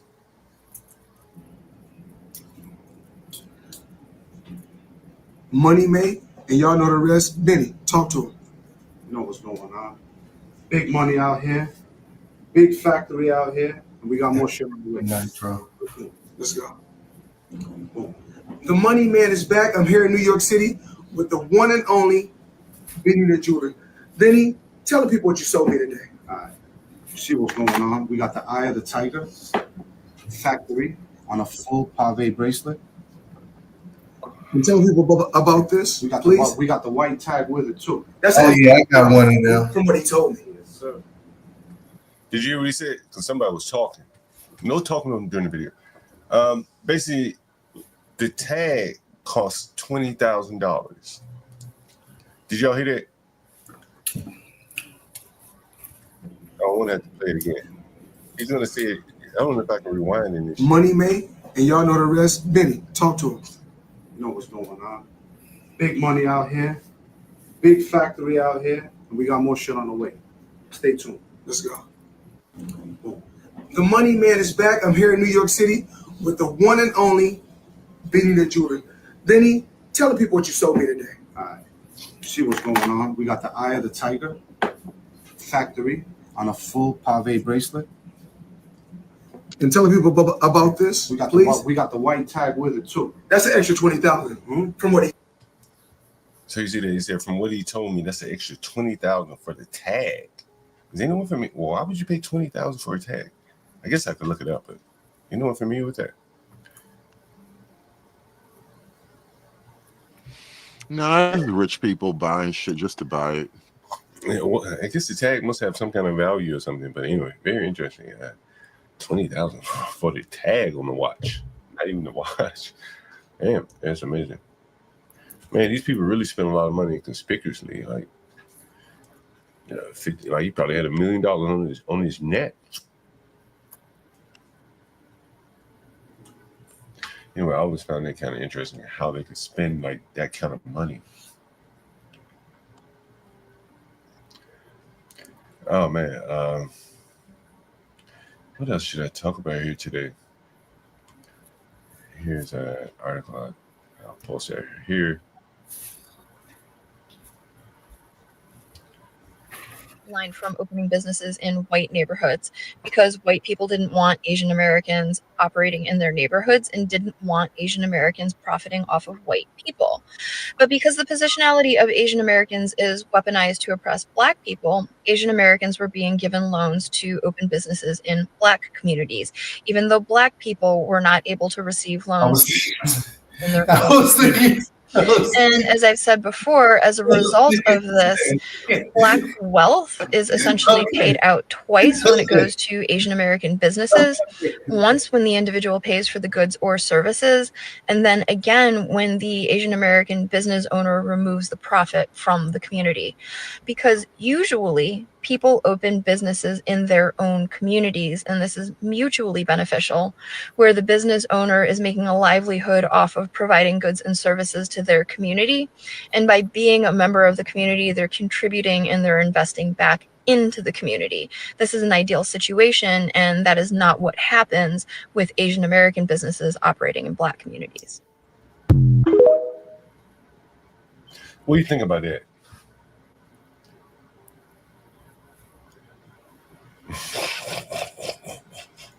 I always question the validity of these sort of narratives just because I know how much we've all been kind of gassed up about racial history in America. Yeah. There's something I'm trying to dig up right now. Because no, there's a truth to that, but I don't think it's the truth that she wants us to think. Because I saw something recently. I saw something recently that it kind of highlights an element of that, but not how she's laying it out. Like, have you been to a hotel recently? Not recently, no.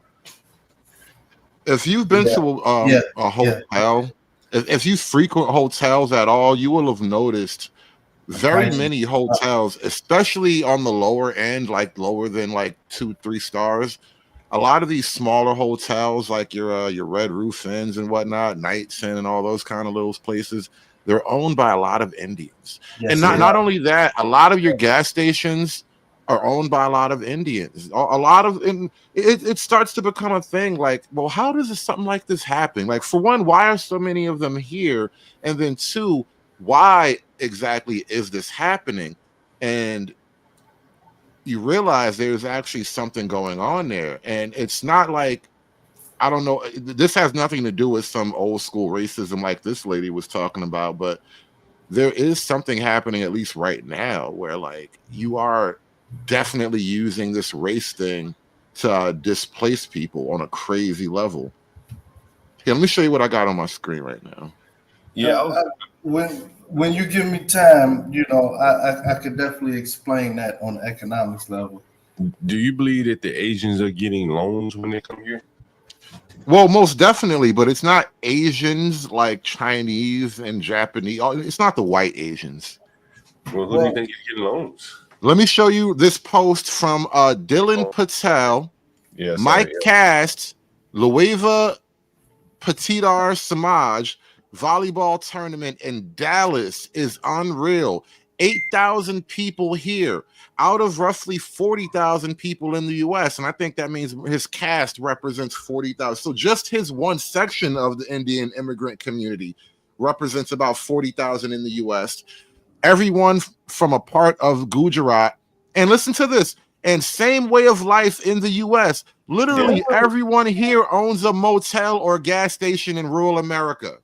Yeah, we talked about that. Picture. Yeah, we talked about that. And then, I can explain it.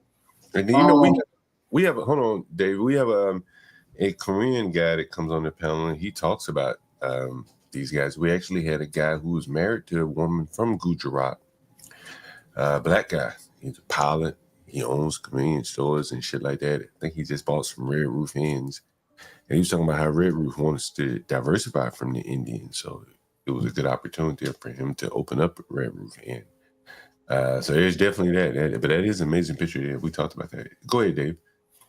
And this goes across all the nationalities that we speak of. So the USD is the reserve currency of the world, the entire world.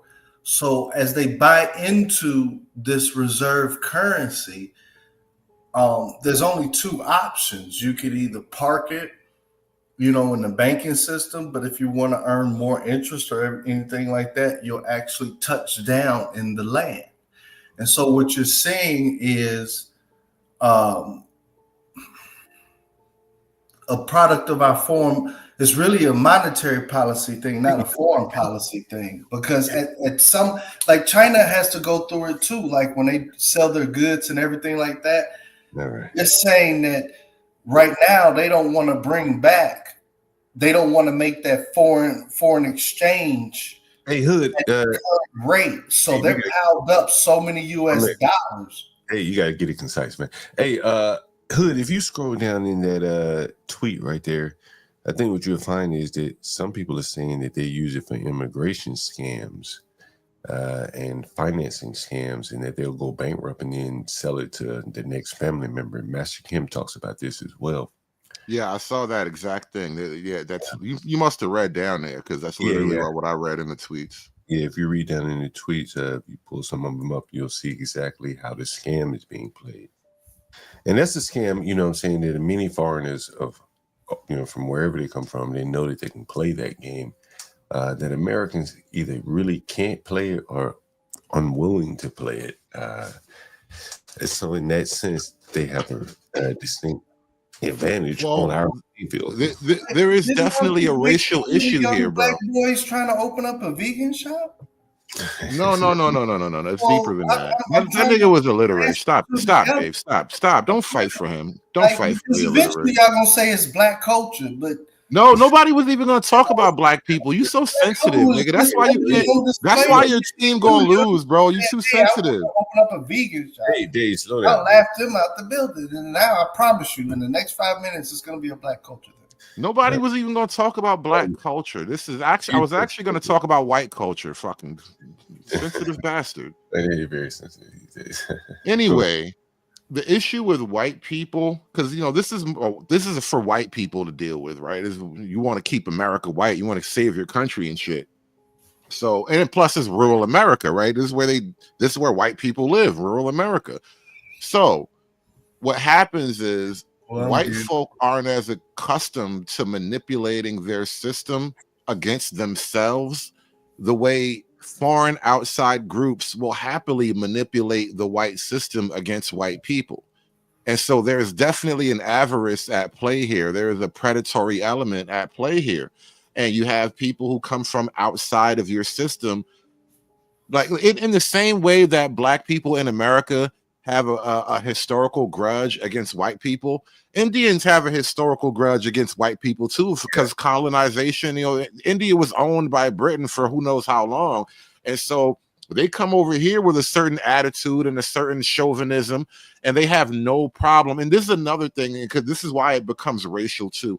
There in Indian culture, lying, cheating, and stealing aren't quite the sins that they are in like white Western culture. And so you have a group of people who are just accustomed to lying, cheating, and stealing as a way of life. And they come over here and they see how easy they see all the weaknesses of the system. Fuck you. I ain't talking about black people. You see, come on, Dave. Nigga.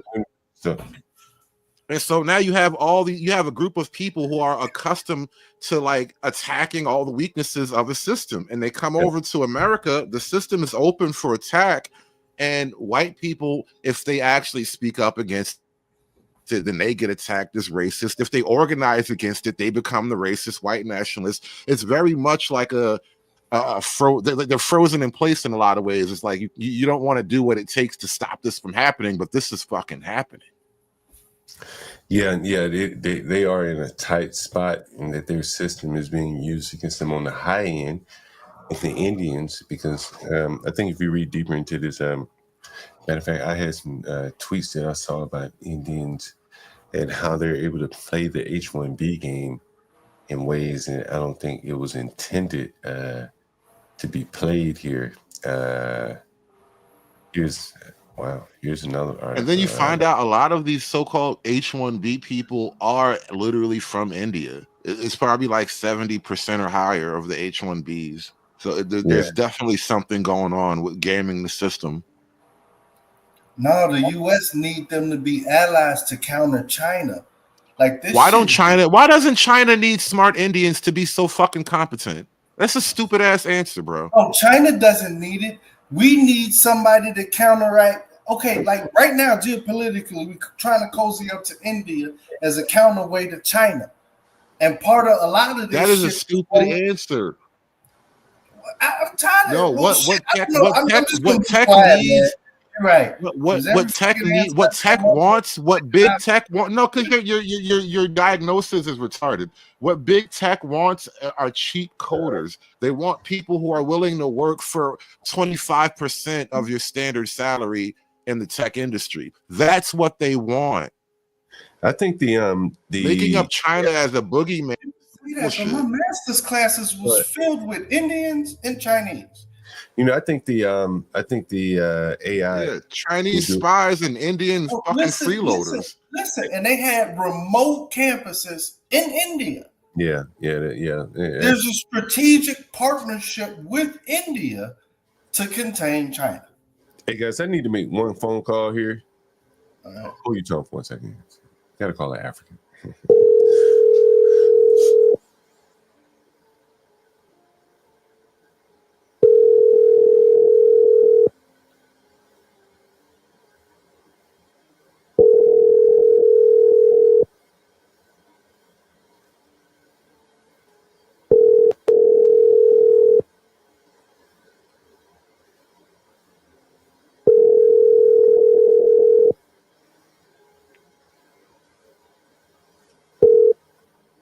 The subscriber you are trying to reach is not available. Please.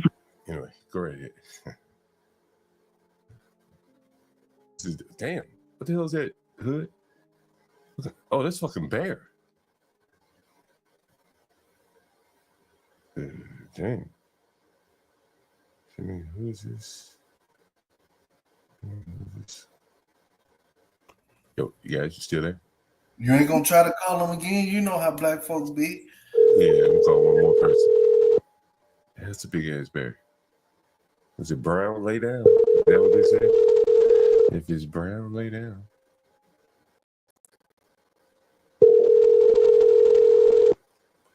Yeah, I hear the fucking bears eat your ass alive. I be watching the videos. These motherfuckers eat you alive, bro.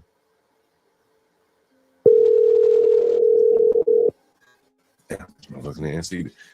Man, Hood, man, I had a guy that rented a room for me, and he's a black guy. It's an interesting story when you really think about it.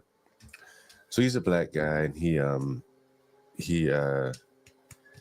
a law degree, lost his law degree, lost his ability to practice. Then he get probably a paralegal type job with a black-owned law firm. So he calls into the stream, and 2 or 3 weeks, a month into working there, they just stopped paying him on time. And I just think about it, like, and then like shortly thereafter, an African guy calls in. He has 2 jobs at a hotel. You know, he's not as educated as the lawyer guy, but he has steady work. And here's this lawyer guy, can't even practice in his field. And, you know, it just highlights the struggles that education just isn't everything. We're making a lot of people lawyers, a lot of blacks are lawyers, and they, you know, they have the education, but they just can't seem to practice it. Are you real good friends with this guy before I say what I want to say? Yeah, he's a tenant of mine. I don't even know him. Oh, he's a boss. Okay. But as I say, you know, I found, you know, the black educated have such a hard time paying their rent. Very hard time. Whereas the blacks that have some skill with their hands or just willing to go work manual labor will find it a lot easier most of the times. This education doesn't seem to be working out seemingly to me.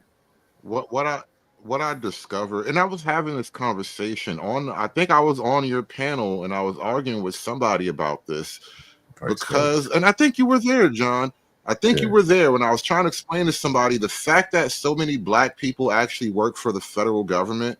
The federal government in and of itself actually kind of almost created the black middle class as far as I understand it. And or at least not the federal, but government jobs definitely. But between those two sectors, the black middle class was created. And when we were having this argument about that kind of, it dulls the quality of individual because you work from a position where you'll almost never be fired. You don't have to actually produce a thing. You don't have to really provide a quality service the way you do in the open market. And I think right now with all these government cuts and everything, you're seeing that a lot of black people were making money without providing equivalent value. You know, one of the things that, you know, living here in DC, I realize is that blacks almost look at it as like property. In a sense, they try to build a moat around it and, you know, pass positions on to their children. You know, other than their house, it's like the only thing that they own. Particularly in city right here. I think in the history of like European governance, there was always an issue of nepotism because like European governance starts with like royalty, and royalty is nepotism by definition. And you know, it's God ordained nepotism, right? But when you go down into a more democratic system, you still wind up with like cliques and power groups and all that. So it's kind of difficult to avoid that phenomenon, but European governance has battled against it over the years. This is why it's tried to become more open and liberal. What you have with black people, and not just black people, but with like all the sort of like a lot of the tribal sort of people around the world, when they get into government, they practice a more tribalistic kind of government, which means if I secure something, I secured it for my tribe, and any benefits I get, I share it only with my people, and we lock it down as a sector. And we had like elements of that in parts of America, like with the Irish becoming police and all that, and firemen and whatnot. Like, but we haven't really had a wholesale practice of it. And I think with black folk, we can't get away from that. It's too much ingrained in us, apparently. Well, I think if you look at what's on the screen, and then I'm going to give you an example of what I think the problem is for the ones that want to go in that direction. You see here, Michelle Obama felt Irish American political leaders had far too much power. This is from her time when she worked in Chicago. I think she worked for the government of Chicago, also at a law firm. And First Lady was stressed.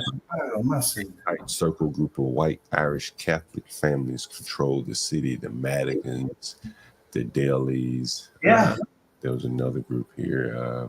They're the ones that destroyed Chicago the way you see it now. They bankrupted the motherfuckers. And so those are the groups that she talked about. And I was going to say, you know, one of the things I think that, you know, the blacks cannot do is, and we had this example here in Washington, D.C., when they do get in power, they don't own businesses that they can properly and effectively seal, you know, as a facility to you know, launder money.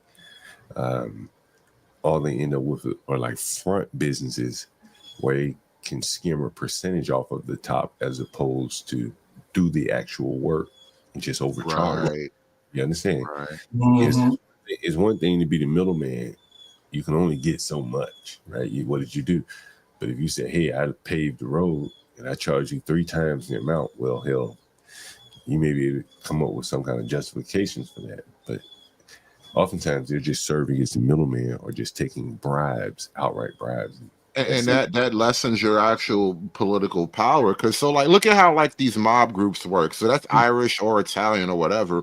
But once you are able to like negotiate for contracts, I mean, because you're able to negotiate for contracts, it goes without saying that you're providing service. And this kind of reminds me of the Booker T, W.E.B. Du Bois argument, where Booker T said black folk needed to actually dominate the services, and you learn from the bottom up. Example of that, because they don't have the nowhere because I'm from Chicago, sitting in it right now.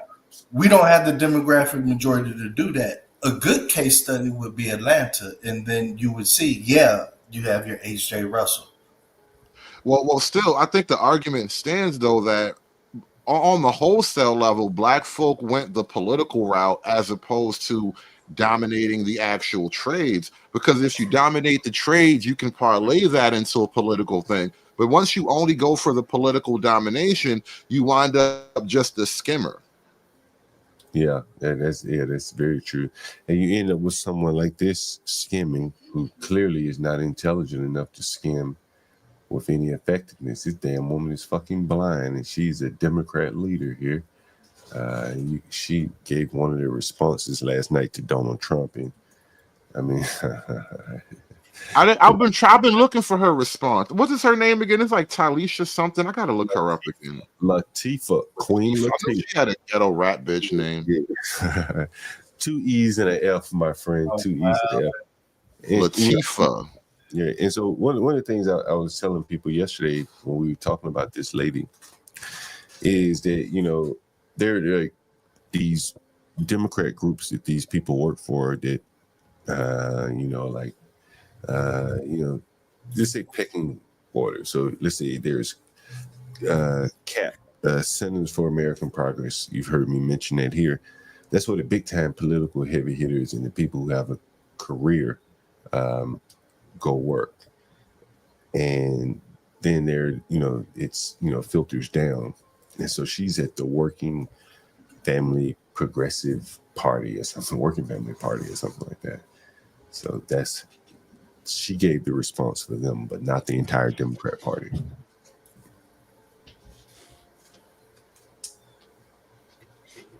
She speaks for the blacks. I got the response, yeah. Or maybe it's part of it. I think she speaks for it would definitely be the blacks. They would be included, but the blacks don't make it up enough of the demographics to have a coalition. Right. You have to have the Browns and the what's the other group? The transgenders and all that. So. Yeah, I actually just worked it out. I'm gonna do a show tomorrow on Rumble with Obsidian, and we're gonna talk about all this stuff. That's why I'm kind of trying to keep all my clips together. Let's see what she's talking about. We're going back to a 1950s America. I want to be very clear about that for those of us who have parents, who have aunts and uncles and communities that are still alive, who remembered what a Jim Crow America looks like. Tonight in the chamber, you could look easily to your right and you can see. Remember what I said earlier about Groundhog's Day, right? We're always stuck in that era of time. It's after the German and it's before they killed King, because Dr. King is Black Jesus for white people, and we're always stuck in this moment of time. And that's the very first thing she had to say. We're still in that day. It never ended. We're going back to a 1950s America. I want to be very clear about that for those of us who have parents, who have aunts and uncles and communities that are still alive, who remembered what a Jim Crow America looks like. Tonight in the chamber, you could look easily to your right and you can see essentially a monolithic group of folks who look just like one another. And then you went to the left side and you would see what America truly looks like. A beautiful tapestry of all of us who pray differently, who look differently, who come from four corners of the globe to make this country what it is. We know what we all. This is something else that bothers me about the Black political platform. Why are we supposed to be so happy about everybody else? I mean, maybe I'm a selfish nigga, but I don't really care about other people's happiness all that much. Like, theoretically, I want other people to be happy, but every day I get up and go to work, so I'm happy. Well, I think, she's speaking from the group perspective, which she has to keep her position there. She probably was given this speech, I would imagine. But she's not saying anything different from the actual Black platform, which is we are family. I got all my sisters with me. But you're talking about all the other people. You're not just talking about Black people, though. Well, I think I don't think you hear the other groups talking that way. Now you see why I got an attitude about it. So I think they're doing it from a standpoint of weakness, almost like they're like wanting to be tag-alongs. I mean, I've been saying all along, these blacks have to see that these other groups are kicking their ass and don't want to be bothered with them. So if I were black in one of these groups, I would be trying my best to tether myself to these groups to keep them from leaving me behind altogether. What?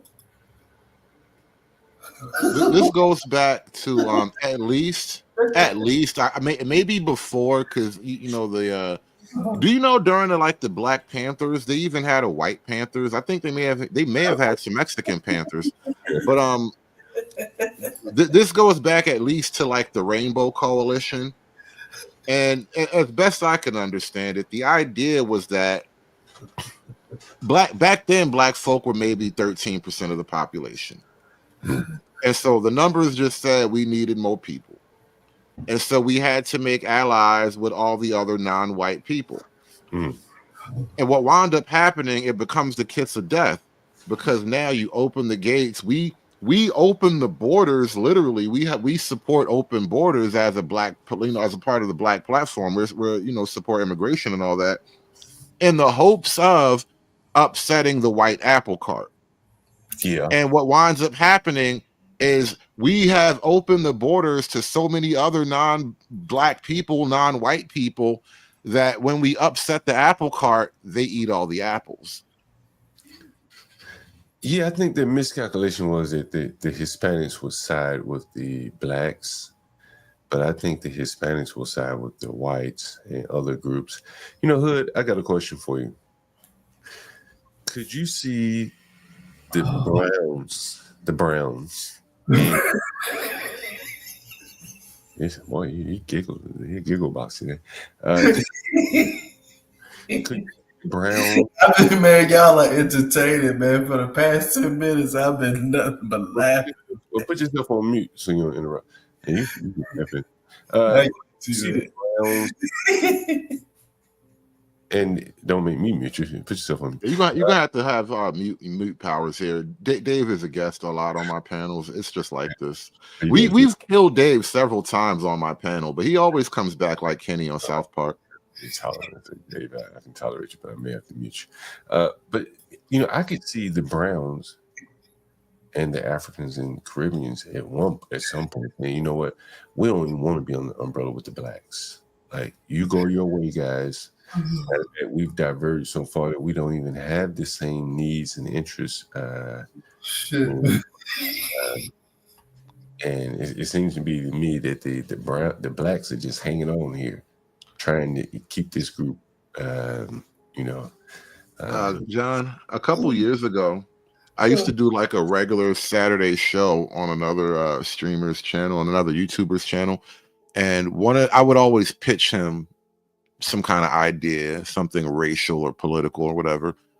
And I pointed out to him that they have this new black identitarian group, the FBA. And we did a whole thing about this a couple years ago. And I first noticed this FBA thing, the Foundational Black Americans, or the ADOS, the American Descendants of Slavery. And what was happening was a very organic movement to recognize specifically Black Americans, people who can trace their lineage at least to the time of slavery, if not actual slavery. And what that means is Black Americans are discovering a weird nationalism, but only as a sort of rejection of other Black groups who don't toe the line. That's the weird part, because other Black groups aren't really politically in line with the pro-Black cause. They have like tension. Plus, there's always ethnic tension between groups and foreigners and shit. And so we have this kind of fake allyship that finally is starting to break down, where like we have an official like Black American movement that is becoming nativist to a degree, and they're not going far like totally white people type of like anti-immigrant. They're not fascist in the way I'm looking at things, but it is like a very tentative start. They're getting nativist, which is nice. Yeah. Yeah, no, I can agree with you on that. Hey, Hood, give me 1 second. Let me respond to text. Go ahead, Hood. You keep talking. I'm gonna play this clip. I'm gonna finish the clip. deserve. And I got to say, as a new member of Congress, I was shocked at what seemed like a blatant disrespect for the House. And it wasn't coming from Representative Green. It was coming from the men behind him on the right side who were telling him and yelling, "Sit down." I mean, it felt like I was watching something in a history class of racists yelling at an elderly black man challenging the president of the United States not to cut medical care for the sick. What have we become? Tomorrow means we organize, we enroll folks in continuous care because Medicare and Medi-Cal. Everything about the Democrats at this point is some kind of weird moral shaming. And I've been sort of like developing this idea over the last couple of days, the liberal moral world order. And because they're not religious, because they don't hearken back to any particular tradition of any people from history, their morals are created based on nothing, essentially. So as much as she's talking about like healthcare, for all we know, Medicaid is probably paying for transgender surgeries at this point. At this point, yeah. And so, like, you want to morally shame me about this dire medical issue, but I know what you call medicine. You call it removing the breast of 12-year-old girls. So I don't trust you on this moral shaming. And is she cockeyed or not? Am I seeing things? Because the freeze frame game got me looking at her now. I think she is cockeyed. We talking about her yesterday. I think so. Okay, all right. I'm gonna leave her be, but she definitely. No, that's just cockeyed. one eye swollen and the other one ain't. Somebody punched her in the eye. She got robbed in DC last night. No, she cockeyed. Well, She's legally blind, but somehow she made her way through Stanford or somewhere, and she got pregnant by a white man. By the way, had one child. They all do. They all do. And Medicaid are still ours in my state. We can't lose those things. But again, 2026 is too far ahead. Folks got to get on the ground. We got to get proximate. And I believe that that's what we will do.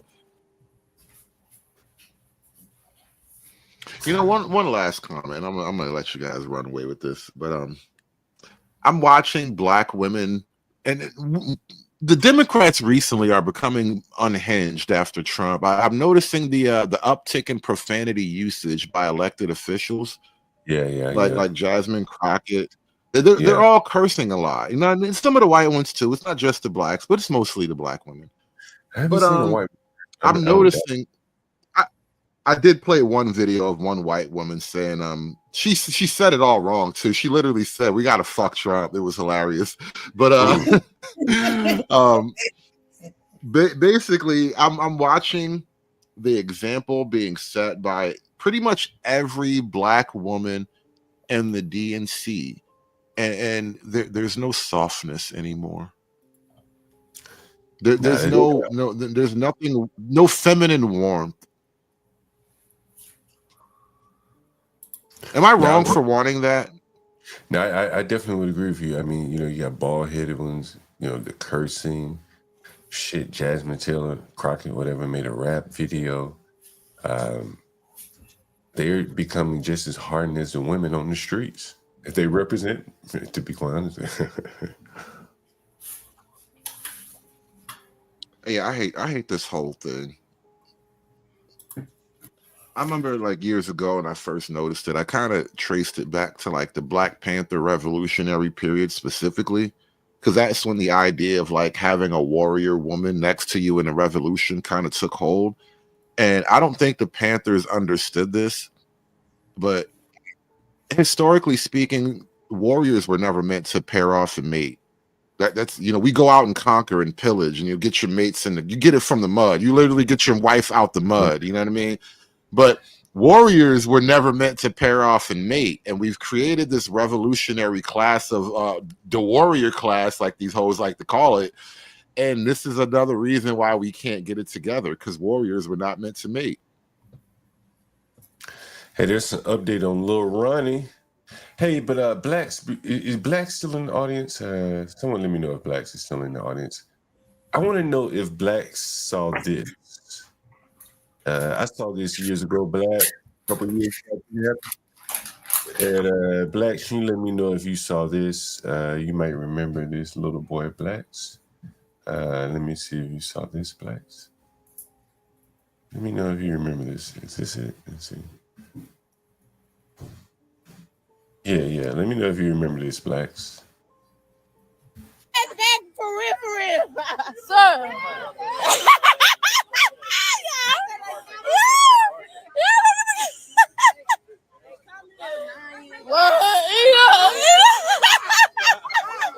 You know, Hood, I just realized I can't understand a goddamn thing they're saying, bro. Listen, what are they saying? Rest for you too, cocky. What? Bitch ass back for real, sir.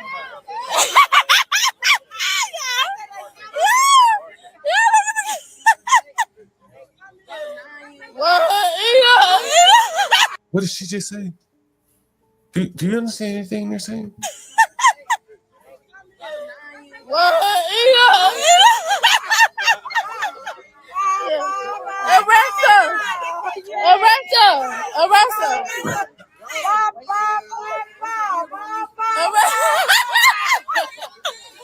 What's he supposed to be doing? A wiggy dance? Arrest her! Well, baby, you can't arrest me. You too cocky. And tonight, DJ, we're. Oh shit! I gotta take this call. You guys hold your horses for 1 second. Hello. Hello. Hello. Hello. Hello. Hello. What the fuck? Your call back. What's up, Ignorant? Salute to John Doe. Salute to the chat. Salute to Tanner. Salute to the Blacks. Yeah, Ignorant, that was that little boy who was honored last night, and the black women a year ago were just taunting him. And so when I saw him last night, I said, damn, that's a little boy. I remember him somewhere. And I started digging. I said, oh, shit. Let's take this call. See what these niggas got. Hello? Hello? Yeah, hello? Hello? Yeah, can you hear me? Yeah. Yeah. Yeah. I was busy when you called me. I'm about to make the transfer. Yeah. I sent you the address, right? It's across the street. But, Say what? yeah. But Across you the gotta send me the code, and I would like to visit the other, like the. Man, I can't be giving you all them codes, man. I'm gonna give you the room downstairs. You want the room by the kitchen, right? Yeah, sure. All right. It's a big room, man. You're gonna like it. It's 2 rooms. It's 2 rooms in 1. Trust me. Okay, I'll probably visit it tomorrow morning. Yeah, I seen the code and everything. I already sent you the front. Yeah, I will let you I already know. sent you the front door code. I already sent you the front door code. All I gotta do is now send you the room code. But you got the front door code already. Okay. All right. Send the money. Send the money. I don't know what's going on with you, bro. You don't pick my calls. Like, what's going on? You don't pick my calls. Like the roommate there, he's very dirty, you know. He used to make some things. I don't know, but when you get into that apartment, Hold your thought, man. I gotta take this call. I'll call you back. It's another tenant calling about a room. Hold your thought. I'll call you right back. Okay. All right. Hello. Hello. Hello. Hello. What the fuck is wrong with this? Hello.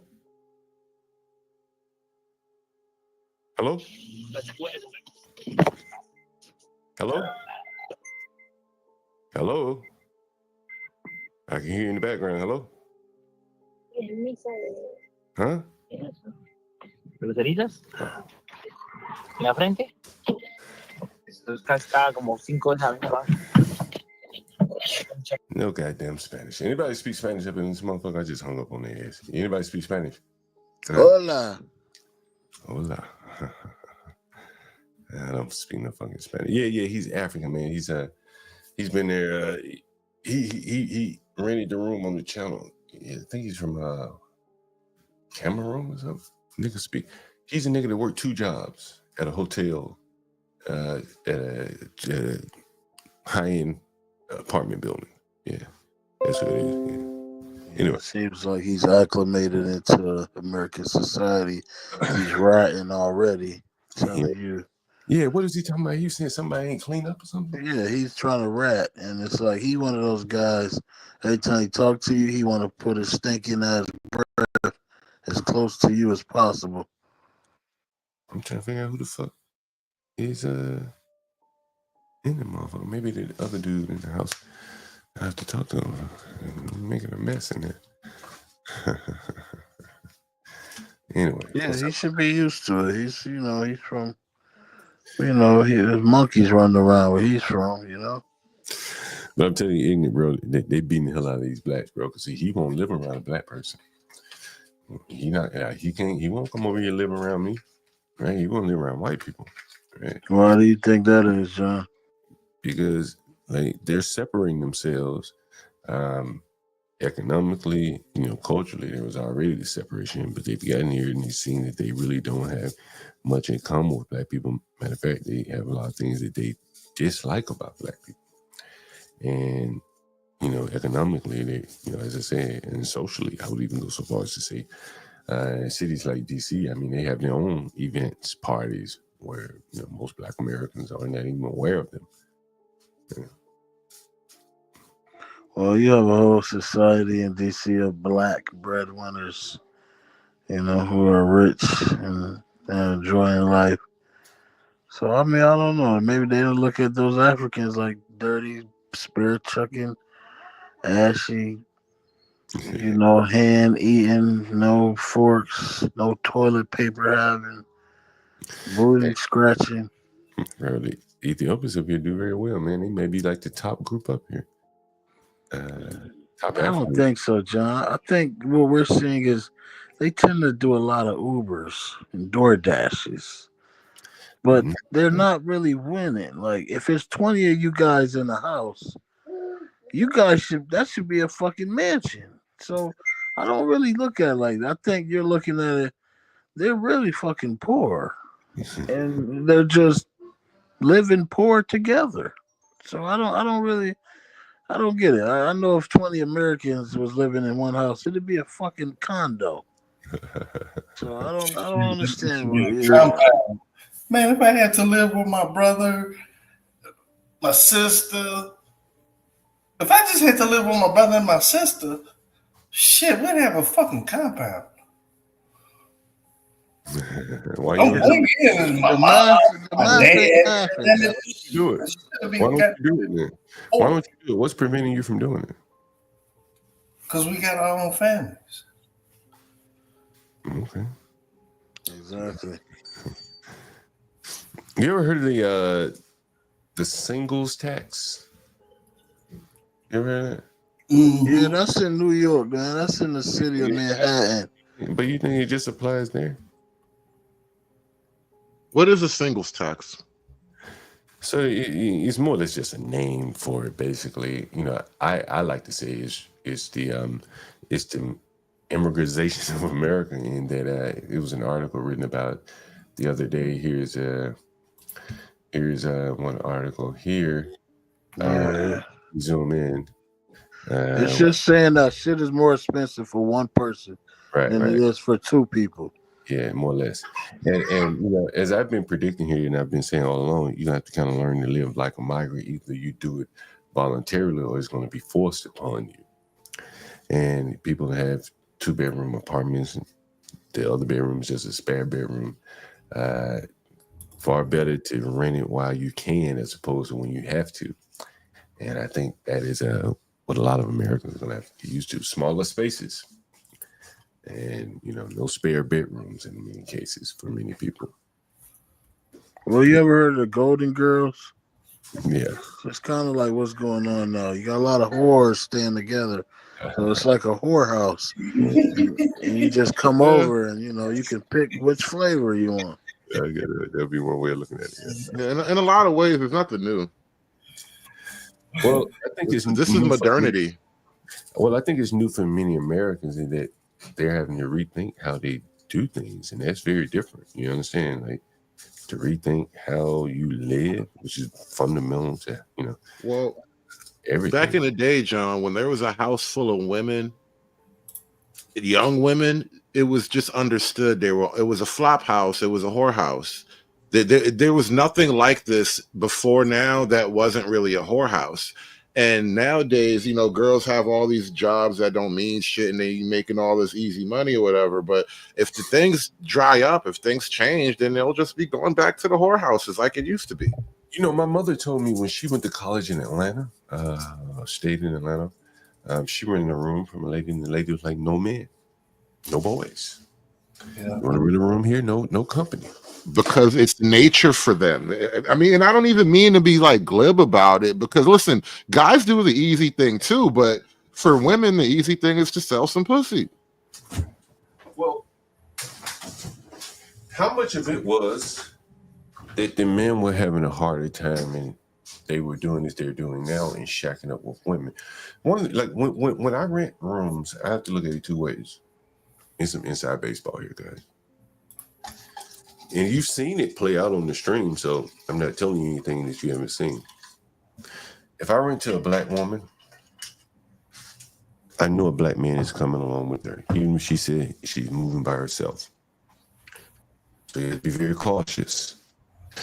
Because if she's anyway dependent on him for paying the rent, and they break up, well, the rent's not going to be able to be paid. And black couples have a hard time maintaining relationships. So you can't really rent, they discriminate against them in that way. I'm very skeptical of them. Those are my thoughts in terms of renting the black. On Twitter, they got this thing called First of the Month tweets, where women just, somewhere around the 20th, they start talking about how niggas ain't shit. You niggas ain't got no money. Why y'all niggas all broke? Always that last week of the month, they always start talking about that shit. Yeah. A lot of calls today. But you also got to understand it's a price for peace. Like, I pay that price, bro. Like, I don't give a fuck what the single tax is going to be, goddamn it. Like, I'm paying for my peace. You want to be able to. I learned the hard way on that shit, boy. There are no perfect situations, only trade-offs. Mm-hmm. That is true. That is very true.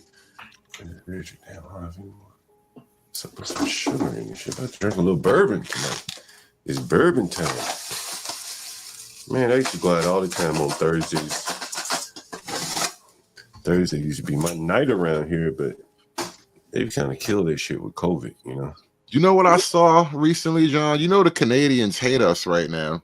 Yeah, I heard that. And they in the video, one of these videos I've seen, they were like pulling American products off the shelf, and there was a whole cart full of Bullet bourbon. And I was like, you know what? I haven't had any Bullet in a while. I think I gotta go support my people, because that was one of my favorites at the time. You gotta go on the Bourbon Trail. Then you ever been on the Bourbon Trail? No, I don't even know what that is. Bourbon Trail's in Louisville. Let me show you some hood. Kentucky. Yeah, man, it's just nice, boy. Beautiful. The bourbon. Yeah, that sounds about right. Yeah, bourbon country. Yeah. Let me show you some hood. Kim and Case and I, we were looking at this shit the other day, and we noticed something. We noticed something very interesting. This is in Richmond, Virginia. Hood. See this? See this hood? Yeah. And you see the big fat black woman right here. And this may not be the picture. I may have to show you another one, but I mean, is that the statue that they melted it down and we caught that great picture of his burning face? I don't know if this is the one, because they went on a rampage tearing these motherfuckers down all over the country. Yeah, because that's Robert E. Lee, right? That's my boy Robert. Robert E. Lee, that's him in the flesh. Hey, that's And- Virginia? Yeah, Richmond. This is Monument Avenue. Yeah, I think that's the statue that they burned his face, and now he's like this ghost that'll haunt us forever.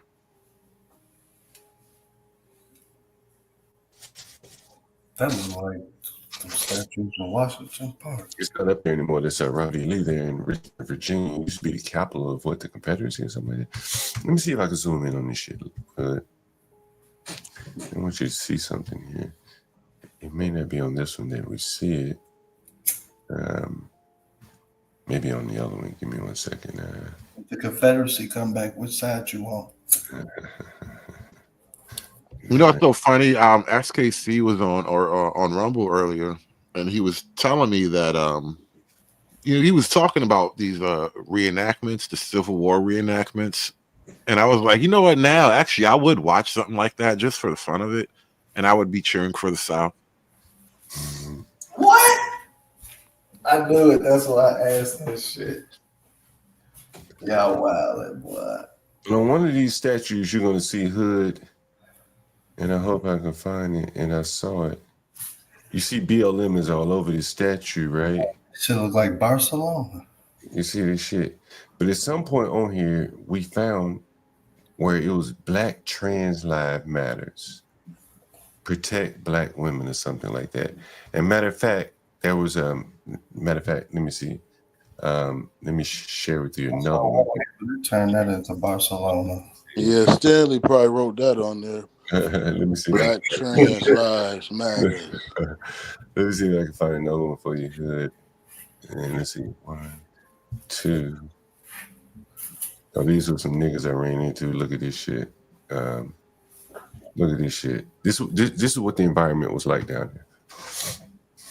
Niggas walking around with rifles and shit. Black women built the country that kills. Fuck your folks, nigga. And you got some fuck nigga walking around with little ass arm. Look at it. I mean, he dressed like a bitch, right? And she got her mask on to cover her ugly ass face. She weighs more than him. Yeah, this shit was Richmond. This is Richmond, Virginia, man. You know, because they're about the same height. She's a little shorter than him, but she's wider than him. These niggas ought to be in their neighborhood carrying rifles.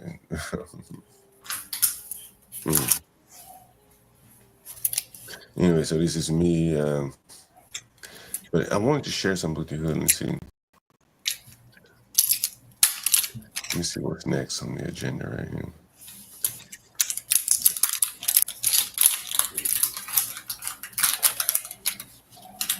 Oh, it's really something I really want to share with you. Damn.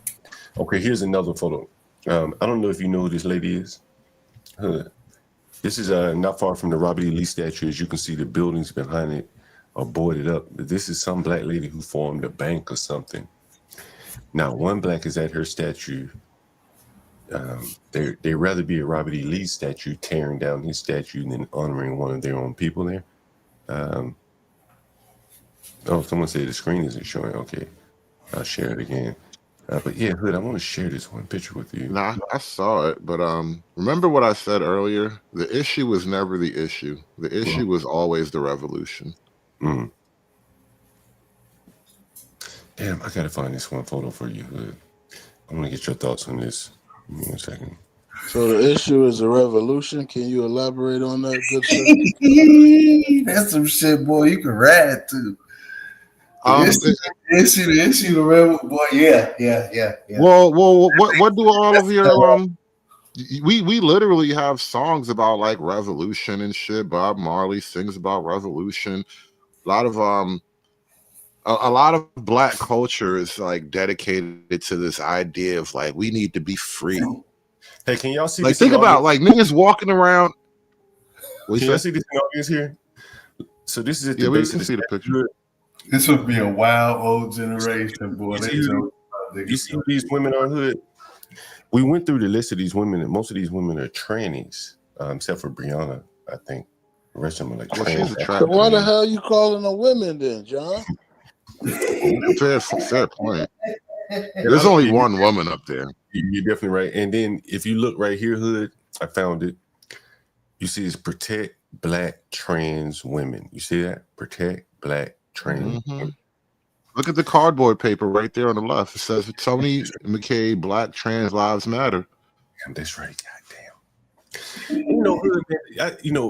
You know, I was holding John. I was actually caught in a protest. I was in Brooklyn, right? It was downtown Brooklyn, right by the Barclay, and I got stuck like coming down Atlantic Avenue.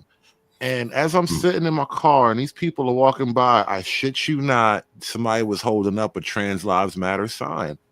And I knew it was already a bunch of bullshit. So I was hating it already, but it just like confirmed everything I hated about you people. Hood. And anybody else that want to chime in, people in the audience, I invite you to chime in as well.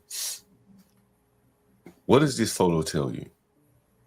What you see here, just give me, a paragraph. What does this photo tell you? Barcelona. Okay. Didn't I expected that of you. What about you, Hood? Ignorant? You said, what does the picture say to me? Hey, what does this picture say to you? It says a guy that cuts his penis off doesn't need protection from anybody. He needs protection from himself. This picture right here? What do you see here, Hood? He said this picture right That right there says big baloney back, big dirty hamburger shaped woman with laundry bags for body parts. What did it say to you? And liberals. I didn't even see the black person there. I just saw that's probably Linwood sitting right there with that wig on. You ever seen pictures? You ever seen pictures of like, and sometimes it'll be little videos of soldiers, like say Vietnam, and they'll kind of be just talking shit, hanging out after a battle, like right after a battle. This was that for them. This is how they see themselves. This is them after their little victory. And now they're sitting on like the rubble of their victory, smoking cigarettes, talking shit about all the little cool things they did all day. Why do you think no one's sitting with the black girl there, Hood? Fuck that bitch. Why are you even making me talk about her? See, that's the problem, man. You keep putting attention on her. She wanted attention, and you making her have it. Man, that's a man. Might be, too. That's Those are obese nigga titties. That's a man, dog. Hell, that's Fat Chop from Chicago. You think that's a man? Y'all think that's a man? That's a girl. That's a girl. That's a girl because you could tell by the hair at the end. Man, you full of shit, man. That's a girl. He said you could tell by the hair and the what? Look at them hands. I said by the hair at the end. That's Caesar right there. Hood, the blacks built their own statue. I don't know if you knew this, and here's their statue. Like, this is their statue. Who's that? Who that nigga on the nag? That is I think this is Ibrahim. No, it's Kehinde Wiley.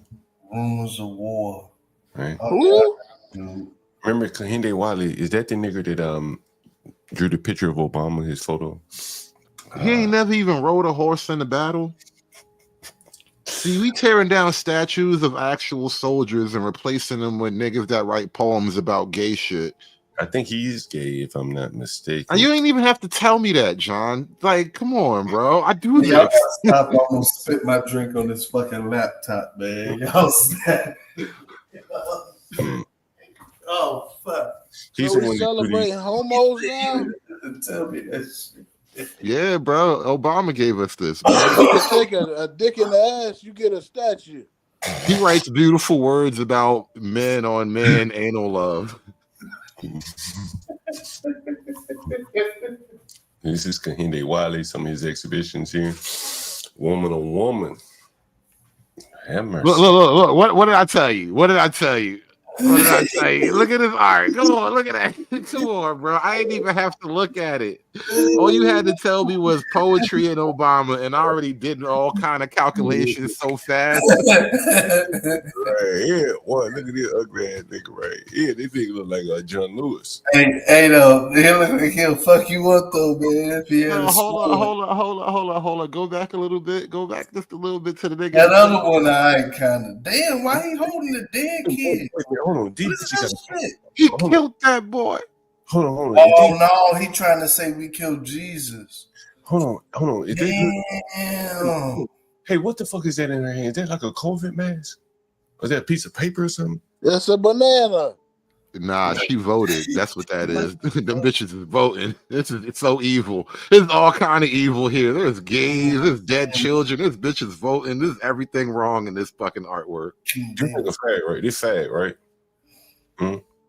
This Yeah, what? that might be a Right here, right? African warrior or something. Look how they holding up their hand. That's I like. Why do you even have to ask? Like, doesn't it already give like gay? Like, are we confused about what kind of art this is? Look at this. Is what I want to talk about.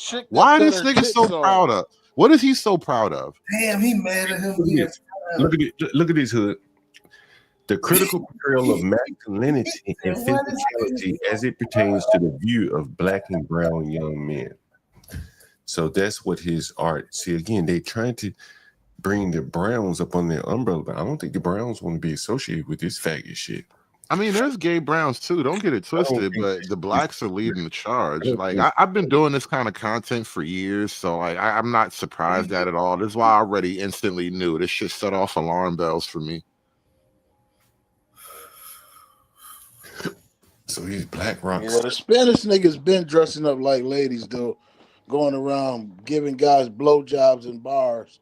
Yeah, it's all kind of lady boy shit down wrong there. with it. Like Spanish guys, they tend to do all type of weird shit. They'll take a needle, you know what I'm saying? They're weird. Like they don't. You know what's so funny, bro?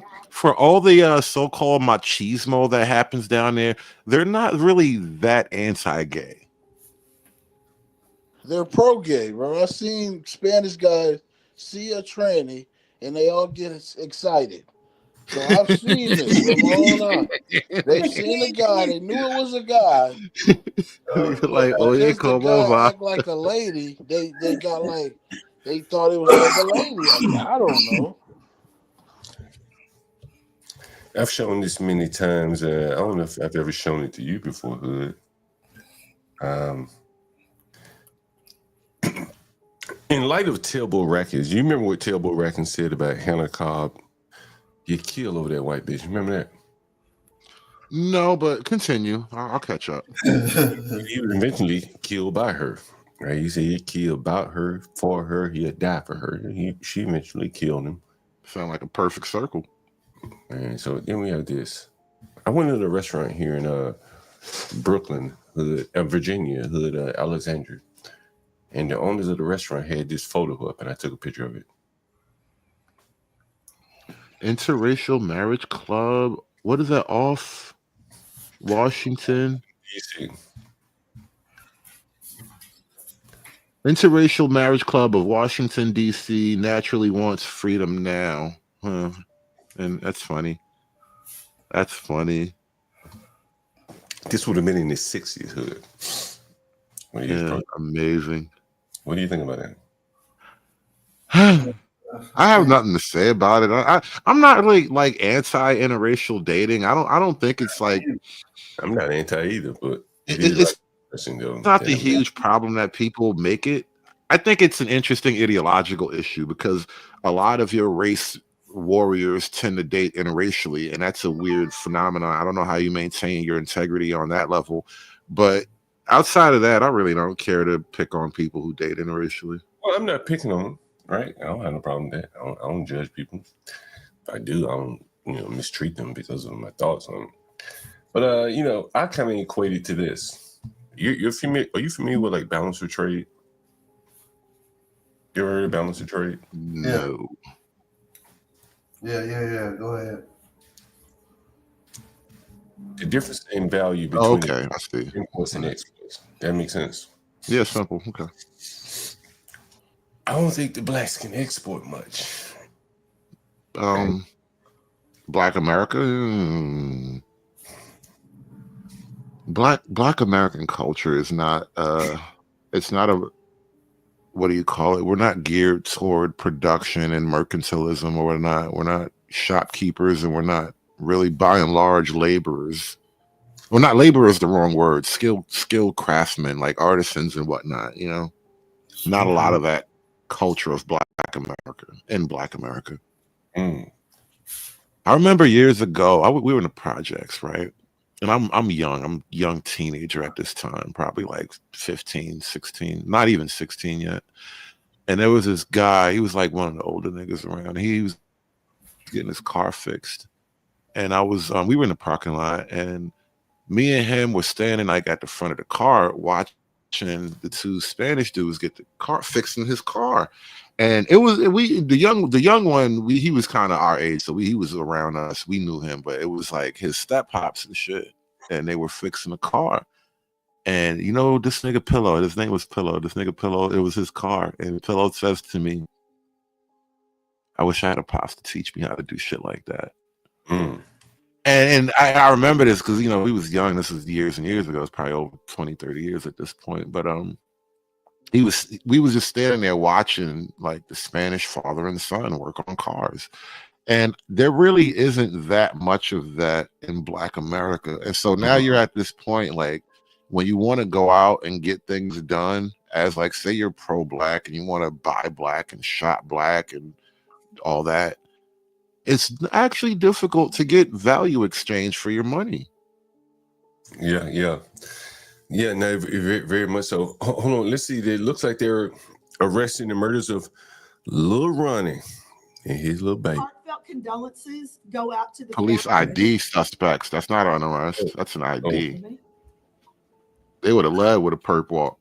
The safety of the Or general if they don't arrest public them, is they our got first them. They're gonna find them niggas if they don't name them. Forest Hill community, please be rest assured that that was the case with this incident. As civic leaders, it's our responsibility to make sure we have competent and knowledgeable staff in place. We are confident the employees acted quickly in this incident. As with all incidents, I want to thank all first responders, law enforcement agencies, and all staff for their hard work during this incident. With our partner law investigation, was affected.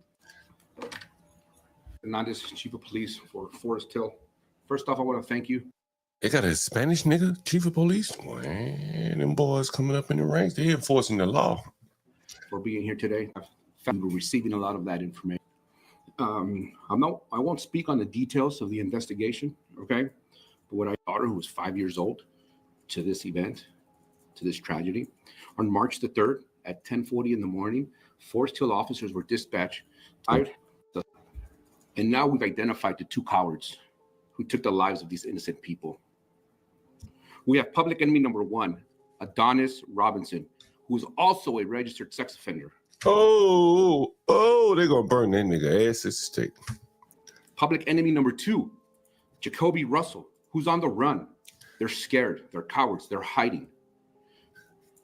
We ask the public, please, you know where they're at?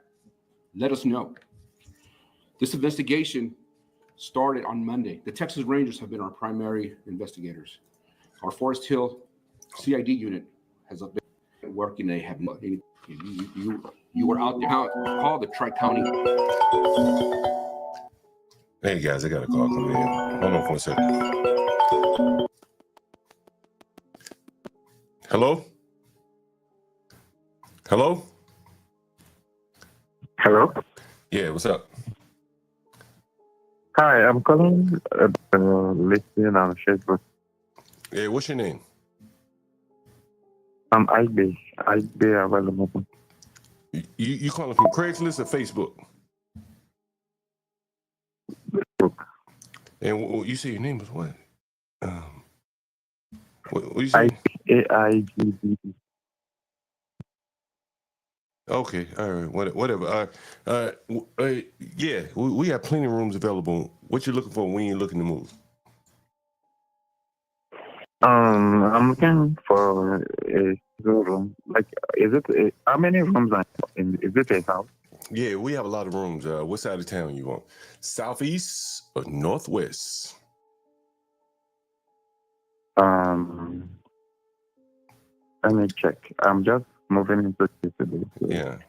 I don't know. I'll be closer to. I'm going to be going to YouTube. So say that one more time. You doing what? You doing what? I'll be to UDC, University of the District of. Oh, you're going to UDC. Okay, got you. Going to UDC. Yeah. All right. And do you know where that is? I think that's in Northwest, right? Okay, let me come. I'm not gonna find. Where are you from, by the way? I'm from Nigeria. Oh, okay. A lot of Nigerians in DC nowadays, man. How long you been in DC? Yeah. I just came today. You just got here today? Yeah. Oh shit. Okay. All right. You Johnny on the spot. Yeah. And where are you working? Are you working? Yeah, I'll be working with a professor, a researcher, a postdoc researcher. And what are you taking in? What are you in school for? Mechanical engineering. Okay, all right. Fair enough.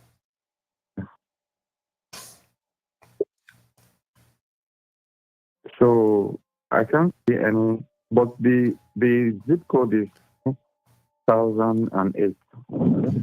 No, that's probably wrong in Facebook. I can send you the zip code when I get off the phone with you. Let me see if I got your number. No, I'm saying zip code of the. Look, I'm gonna see. Say that again. The zip code, the DC, the UDC is 2008. Oh, So yeah. I know. I know where you are. Yeah, Exactly. you probably want to be in Northwest then. Northwest. Yeah, that's a little bit So you closer. have anyone? Yeah, hell yeah. Okay. So how do we do it? Can I see the place today? When are you looking to move? Like immediately, I'm staying in a hotel. So the sooner I leave, the better for me. Oh, well, shit. Hell yeah, we ready. Look, when you want to see the place? Can I see Can you see it? today? Yeah, Today hell yeah. Yeah, I'm going to send you the address right now by text message. Call me when you get there. I'll send you the code to get in. Go take a look. Okay, thanks. Do you want to know how much it costs? How much does it cost? Is it 800? I saw 800. Is it? Nah, that's in Southeast. Oh, so this is how much? The cheapest room we got is $950, but you have to pay 2 months at a time. So is it 1900? Or you can pay weekly or bi-weekly. It's up to you. So I have to pay the 950 times 2. Then pay. I have to pay 2 months at once. So you can pay bi-monthly, bi-weekly, or weekly. It's up to you. I'll send you all the information. Well, it's going to be same cost. I'll send you I'll send you all the information. So let me ask you this. So you just got here from Nigeria like yesterday? No, I got here from Chicago. Okay. How long have you been in the country? Oh, I've been here for a long time. In 2017. Oh, 2017? Okay, cool. All right, yeah. So Yeah, look, I've been around there. I'm gonna send you the address right now, and then are you gonna go look at it right now or tomorrow sometime? I'll prefer to do today. All right, I'm gonna send you the address right now, and you call me when you get there. I'll send you the code to get in. All right. Thanks. Yeah. Them Africans push. Them niggas push. Right? Shit. Niggas you got here, you got his money, staying in a hotel. Nigga ready to do his thing. My nigga. Man, that's a Dominican. I got some dope for that nigga.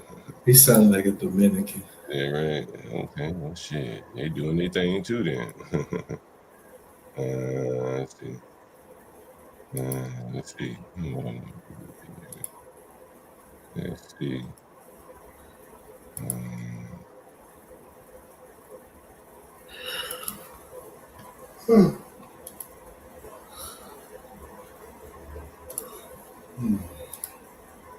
Man, what the fuck we gotta do? Yeah. That's a good deal right there. That's a good deal. That nigga. What's up, ignorant? Trying to say this dope out here. These niggas want it. Nigga called me motherfucking day, man. I'm telling this nigga, man, I was in the motherfucking rant. I'm like, and then he leaked out. You know what the nigga said to me? You ain't gonna believe he said. I said, nigga, how you eating? He said, I got Snap. What's the call? I said, why the fuck can you tell me you got Snap, nigga? That's currency in the ghetto, nigga. But you see the difference between these blacks and these Africans, bro. I'm just laying it out here for you. Take it how you want. Matter of fact, let me show you something. See y'all niggas something. Let me see if I got it. I know I got it. So, the difference between the blacks and the fucking Africans can be summed up in this right here. Okay, what? Yeah, what neighborhood? Northeast, northwest, or southeast? Northwest. All right, when you looking to move?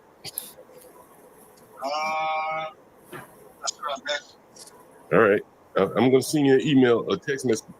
You can take a look at some of the rooms we have. We have a lot of rooms. Just whenever you want to take a look. John, can I ask you a question? Wait a minute. Okay. That's right. And where you located right now? You in DC right now? Yes, I mean, actually, I'm at my job right now, yeah. Oh, I mean, you're in DC though. Yes, I am. Oh, where you from, by the way? Nigeria. Oh, Nigeria. Another motherfucker. It's them Nigerians here. That's that pressure, nigga. That pressure.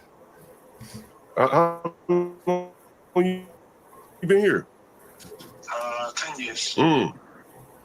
What brought you to this? I actually live in Baltimore, but my job is in DC, so it's putting a lot of stress on me. I have to move. Yeah, I have 2 jobs, so it's putting a lot of stress on me. What kind of work do you do? I'm the head concierge at an apartment called Camden. Okay. Then I'm at another apartment called a residence at the city center. Oh, that's a nice area. That's downtown. So my job is tasking. That's why I'm looking for something around Northwest. Ain't that what the young boys be looting and shit? Weren't they looting down there the other day?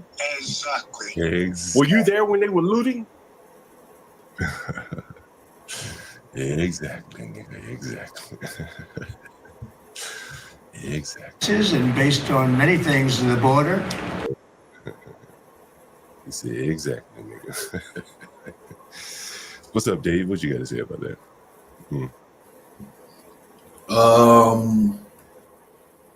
What about the phone call?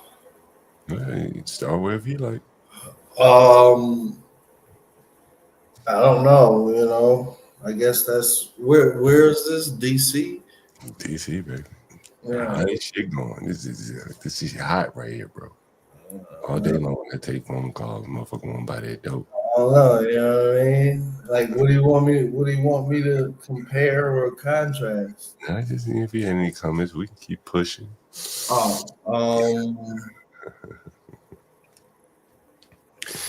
You know what? I don't know. I ain't gonna say that. What you gonna say? You know, this is a free speech channel over here. Seem like they all doing seem like they all holding on by a limb, you know what I'm saying? But that's all good, you know. As long as motherfuckers surviving. Shit. And they hold on to that is true. What's up, blacks? There's a Supreme Court ruling today. What did they rule on, blacks? They unfroze the aid, the foreign aid. What the fuck? Tomorrow is Thursday? Hell yeah, man. This week going by fast and daylight. So today was Thursday, man. Listen, hey, Friday, blacks. I don't know if you heard, we have Jason Kessler. Right here on the channel. Unite the right. There were fine people on both sides. And I am that nigga John Gall. You know how I reached out to that nigga and I could I always talk about like, when you sell that dope a lot of times, people want to know if that shit legit. Is this some good dope, Mr. Galt? They always want to know. Just like when you go out on the street these days, you want to buy some dope. You like, this shit good? Does he got some fat shit? You need that good dope. And so I reached out to Jason Kessler and I said, bro, you tried to run a room for me, my nigga. Look, I got your number right here. I'm a legit nigga, right? And I got the content to prove it to you. And I'm gonna show you. You guys, do you want to see the back and forth I had with Jason Kessler? Yeah, you guys want to see it? I'll show it to you. I don't give a fuck. You guys want to see it? Yeah, nay. Let me know. Put it in the chat, and I'll show it to you. The back and forth I had with Jason Kessler. I think you might find it interesting. So let me know what you think. If you want me to show it to you, I'll put it up on the screen there. If not, no big deal. No need to show it. But I think you find it interesting. How I was able to establish a element of authenticity, I'm genuine, and so he didn't have a problem. Is this another person? You want that dope? Yeah, he wanted to. Let me send him a message. Give me a call, homeboy. I got all these keywords stored in my text replacement. Anyone want to see the email exchange I had with Jason Kessler? Or if you're not familiar with Jason Kessler. Are you familiar with Jason Kessler, John Dave? No. Oh, sucky. You're going to make me play a little Jason, do a little pre-promotion. You guys don't mind if I do a little pre-promotion, do you? Pre-promotion, Jason Kessler. But I figures he's white because you said, hey, I'm a good nigga. I figured he's white because you said that. John Galt, nigga.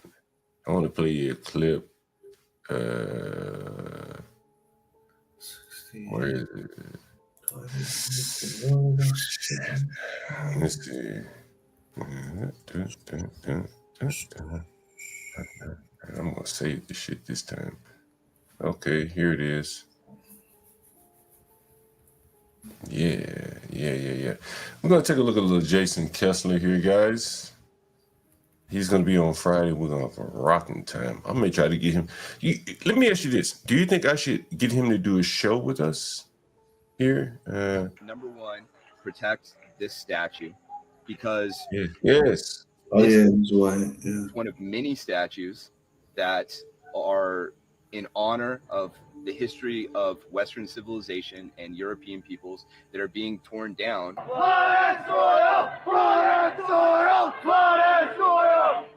The policies that liberals have put in place, although they may have been put in place with good intentions, are effectively ethnically cleansing white people from the face of the earth.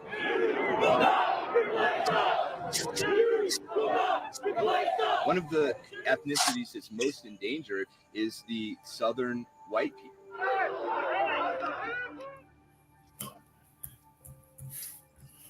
Just don't do it. I don't think that people should be treated unfairly because of their race or any other characteristic. I just feel like this country and its demographics should remain the same as they have been for the majority of their history. But there seems to be this problem with the social justice people where they have a distinct hatred for white people. Some might say they're pushing for equality. No, I would not say that they're pushing for equal rights. I think that they have long since passed the point where they have been going for anything approximating equality. They're looking for special treatment for these groups. At this point, they want to have institutionalized discrimination against white people. They refuse to accept that there are genetic differences between different races of people. So there are reasons why, for instance, Asians, Jews, and white people are people who have high test scores and are able to compete in a university environment.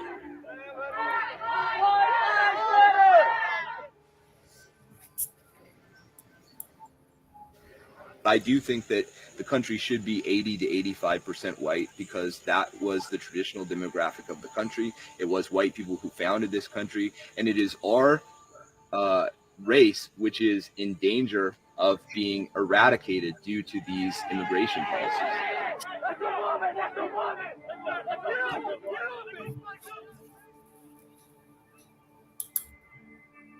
Women's best role in life is to be mothers and to be wives. In your view, I shouldn't be working. I shouldn't be talking to you in this. No, I didn't in this say that. professional setting. No, I didn't say that people should be banned from having professions, but I think that culturally we should put an emphasis on having women as wives and mothers. Are you worried about violence erupting on Saturday? No. We're gonna bring that fire, goddamn, on Friday. We're gonna bring that smoke. Friday evening, 8 p.m. Jason Kessler, you just saw it there. What's up, Blacks? Howdy. What do you think about that? Jason Kessler, Friday evening, 8 p.m., guys. It's gonna be rocking. You'll be interviewing him? You know, I bring that fire, I bring that smoke out of their ass. Okay. I can't wait, man. I'm excited like a motherfucker. He's like doing the first installation of the Be Brave and John show. I'm excited like a motherfucker. Huh? So Be Brave will be on the channel? Nah. It's that show? No. But I say I'm excited as if it's like as if it's the first, as if it's the inaugural episode. Got it. This shit gonna be rocking, bro. This shit gonna be rocking, bro. I promise you. I think you guys gonna love every bit of it. I think you guys are gonna love every bit of it. You want to see the conversation I had with Jason and I? Not at the moment, no. But right. I will want to see it after we speak a little bit more. What's up? So what have you guys broached today? What topic? A little bit of everything, man.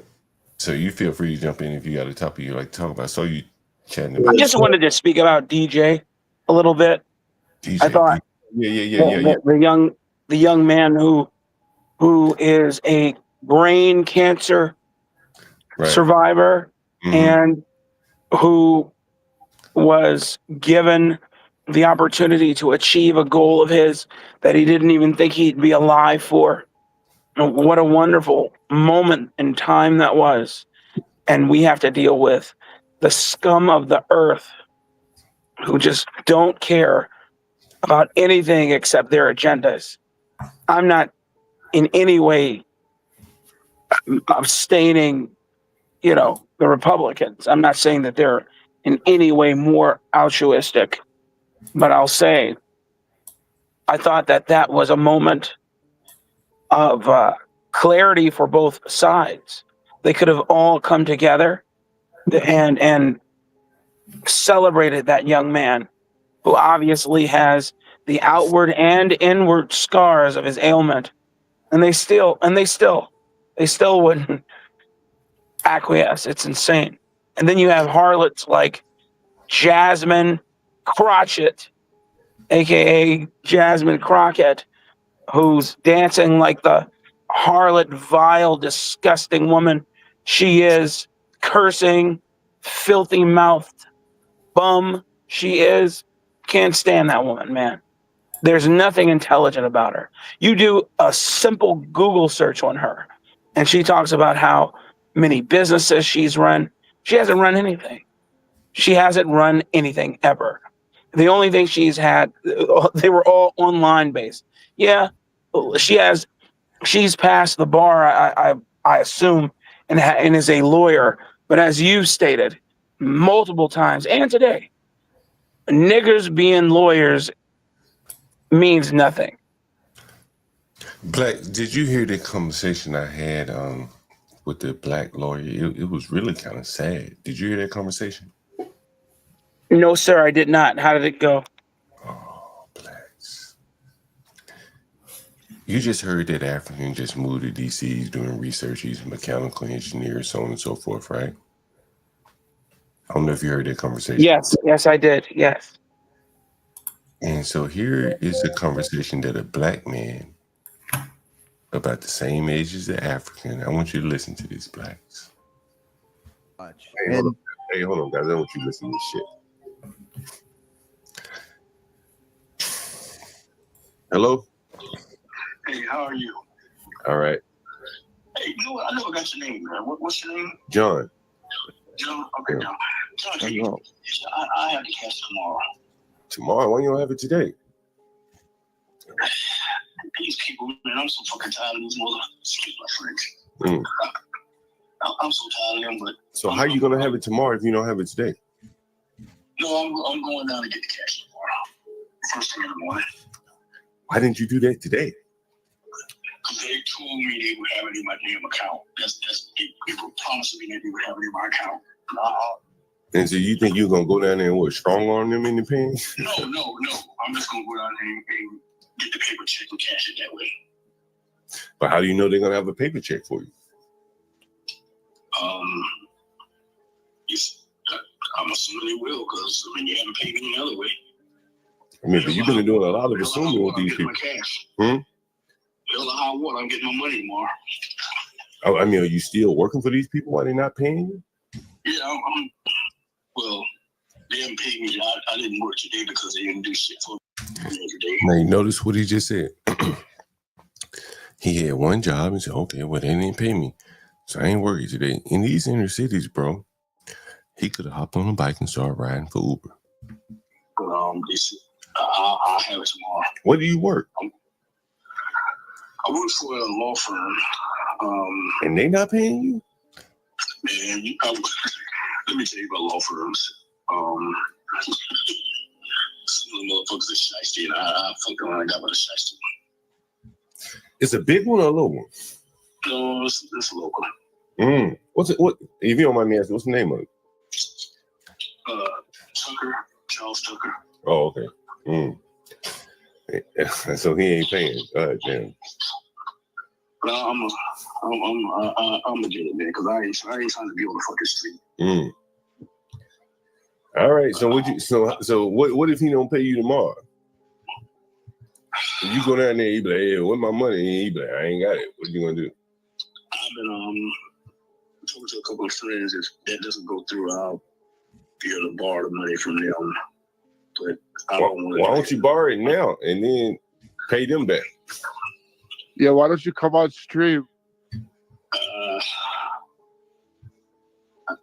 tried.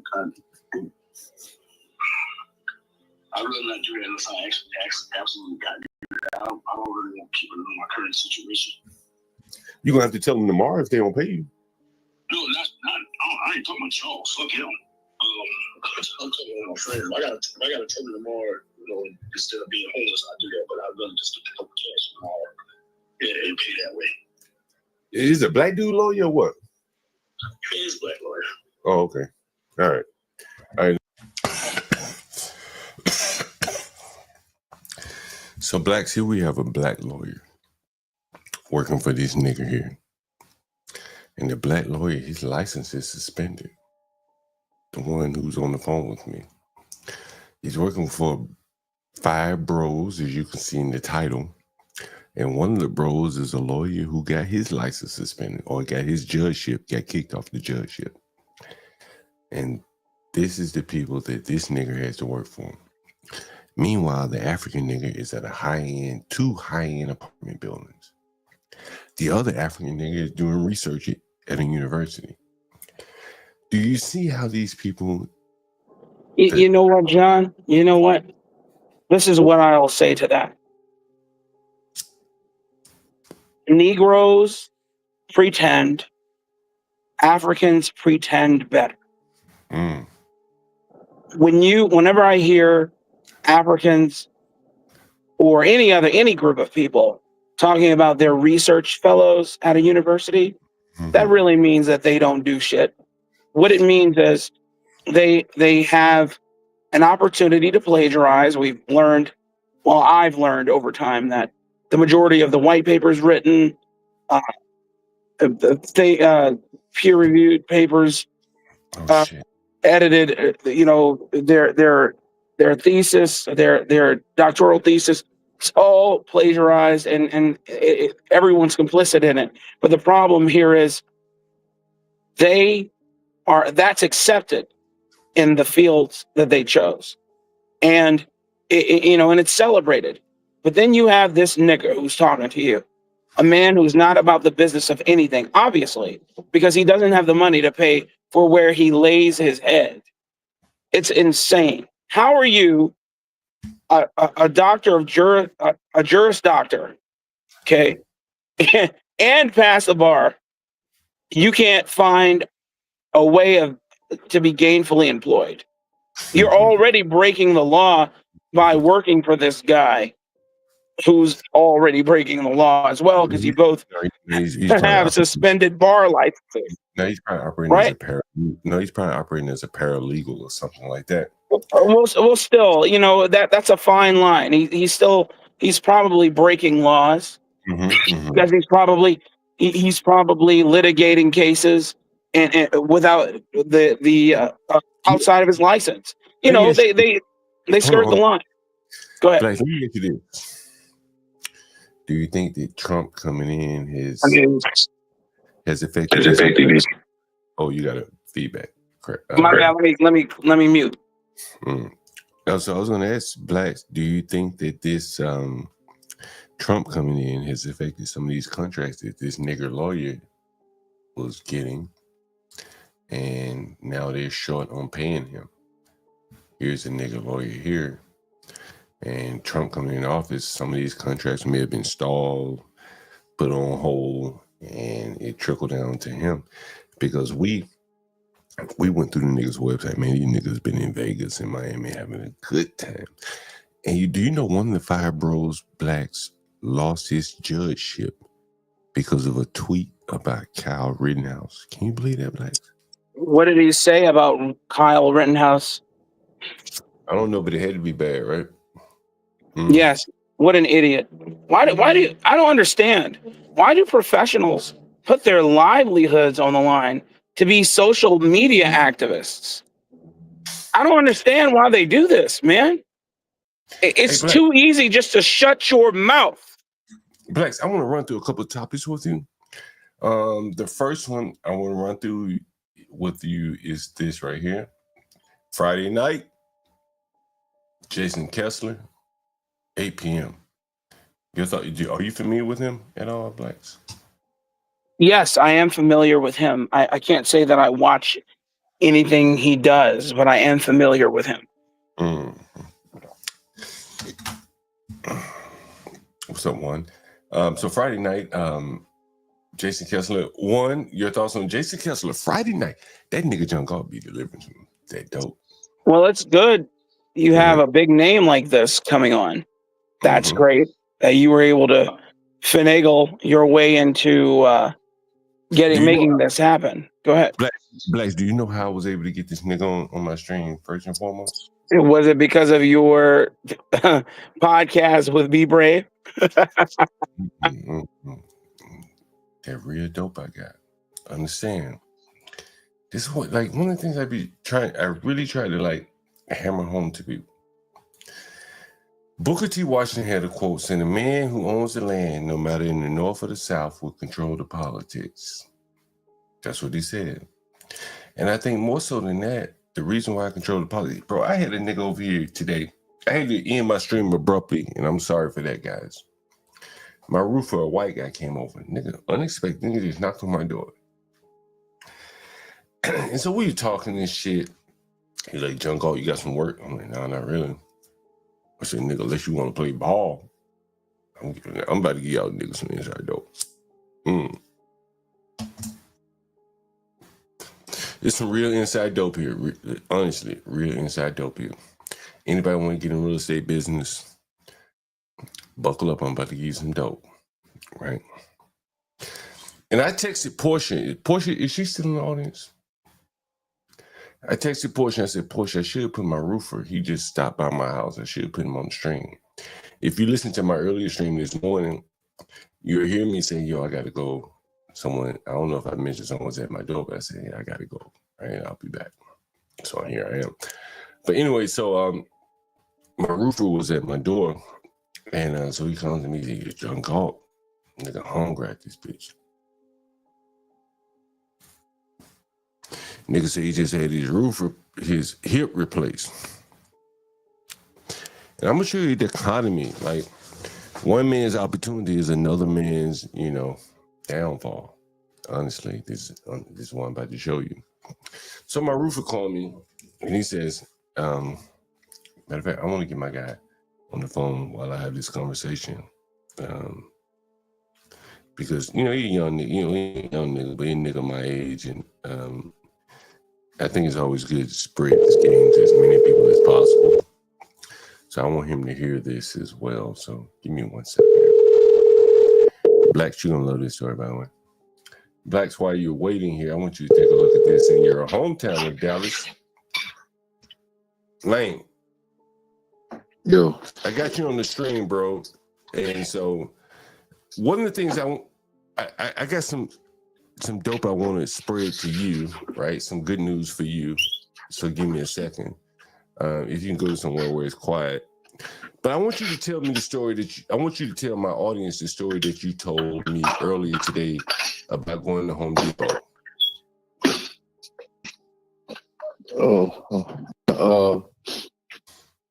You mean about the just tell me change and yeah, tell me what you saw. The Haitians, the Spanish. I guess it's what I didn't see. Yeah, tell me what you didn't see. Yeah, I mean, Let me guess, you didn't see Mexicans. Guys that normally are out there looking for work. Of course he didn't. You said the guys that are out there looking for work weren't there anymore.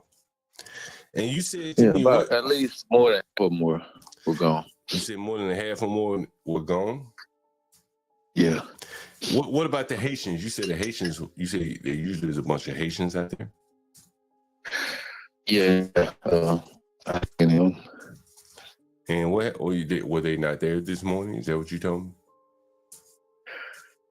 Yeah, this morning, a few other mornings, because I pretty much stop by there every morning. I drop my boys off at school. Mm-hmm. Home Depot's right across the street. So I just have to get my materials for projects around time, 8:30, 9:30. And what you told me was, you said this is the time for the brothers to take advantage of this shit, right? Is that what you said? Yeah. I mean, I kind of spent about an hour in there just meeting new contacts, getting contact information from them, because I got quite a few projects coming up myself.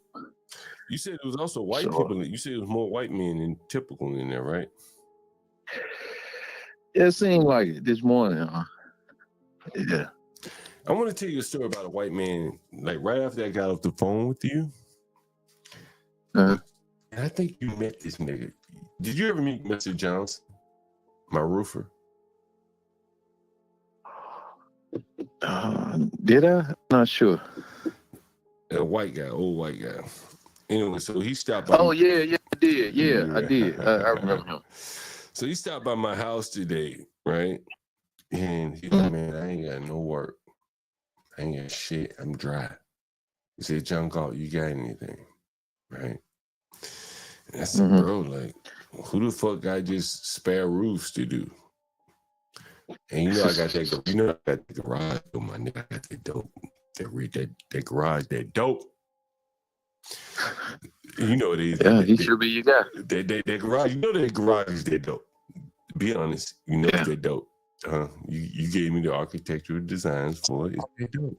Lord have mercy, Jesus! What's going on here? Y'all, anyone on the panel can speak. You don't have to mute yourself. Anybody can speak. It's my nigga right here. How long? I thought we were getting to a point. No, we about to get there. We about to get. I'm distracted. It's my nigga right here. Oh, okay. Okay. But it want the dope. Hold on for a second. All right. Hold on. We got a nigga that want the dope now. Yeah. Hello. Hello. 24 minutes away. So yeah. All right. I'm gonna send you the code right now. You can get in. I'm seeing the code right now. Okay. Okay. Thank you. I'm about that dope. Nigga, Nigga, I be selling that dope online, boy. You know, hey, nigga, how long you been knowing me? I've been selling that dope online. But anyway, so the white man, he shows up at my house today. He said, John Clark, ain't nothing shaking. And I think just like I be talking about to the black people, where the paradigm is shifted. Here's a white guy who doesn't see that the paradigm is shifted. The migrants have been moved out. You know, there's a lot of opportunity here. That's what you said to me, right, Chris? You said a lot of opportunity now, right? That's the way it looks down here in Atlanta. That's the way it looks down in Atlanta. And it probably looks the same here in Washington, D.C., and New York and all that. But I think for a lot of the white men and for a lot of the middle-class black men, they're not able to see how much of an opportunity has been created by getting these, by removing these migrants out of the inner cities. And you know, Chris, you want to speak more on that? Because that's your business. You know more about it than me. I mean, yeah, I've just literally seen that the demand for, you know, Hispanic workers is diminishing.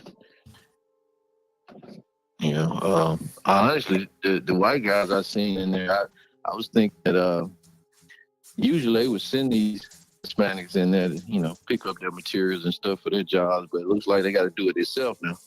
I ain't thinking about that. That's very interesting. Yeah, and but yeah, you know, and so like I said, I met a few brothers, pretty good, like they were some pretty good contractors.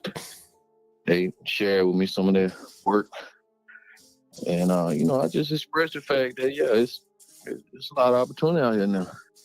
Hey, you want to shout out Master Kim, man? I know you know Master Kim has helped you with some of your clients. You want to shout out Master Kim, by the way? Oh yeah, man. Is he on? Nah, he ain't on right now, but you know, it's my nigga, honorary nigga. Oh, okay.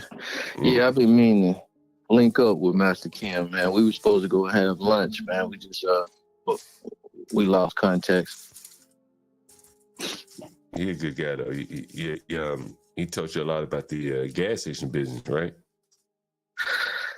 Yeah, and I'm still dealing with that client now. And for the audience, the stuff that the information that he gave you, with with this client and with future clients, about $50,000 to $70,000 savings. Is that what you told me? Yeah, on that project, yep. And any other project, right? All future projects, you would have that knowledge of how to build gas stations and how to cut out the middleman. Is that correct? Yeah. No. And that was some very invaluable information, I would assume, right? You didn't know that information before you didn't know those people that Master Kim exposed you to before you met him, right? Right. I mean, because I was just on the design side of things, so you kind of introduced me to the facilitated side of things. Anyway, yeah, man. I just wanted you to speak to my audience, man. There's always some good knowledge here. People like Master Kim that come on, so I just wanted you to speak to the audience on that. Oh, okay, cool. All right, yeah, all right. But anyway, there was a guy that was helped out tremendously by Master Kim there. Let me send this guy a text message.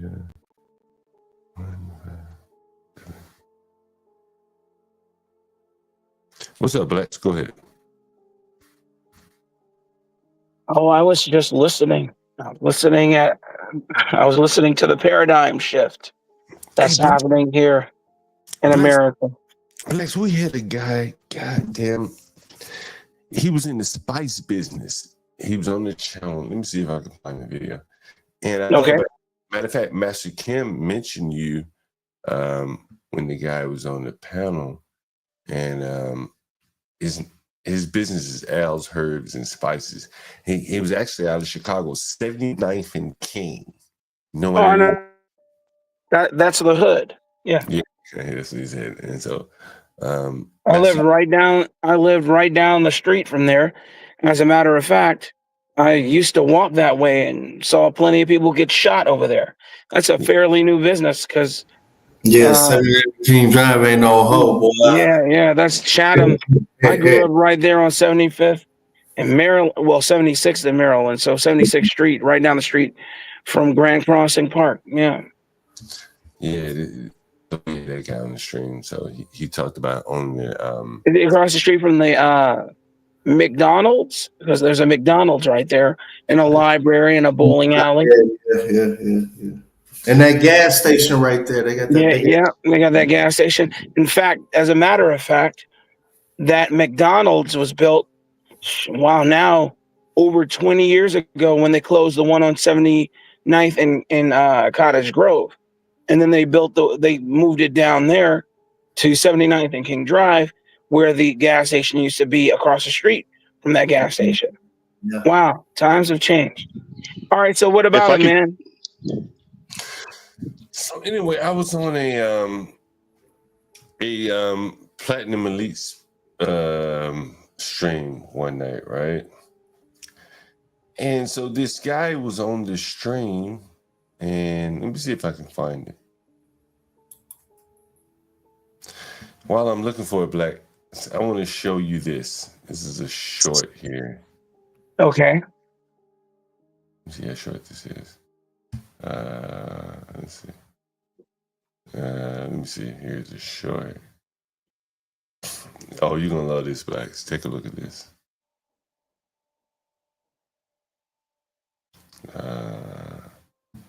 Where is it? Let's see. Blacks, we did so much shit. Let me see which one I want to show you first. Okay, here it is. All right. Let's see.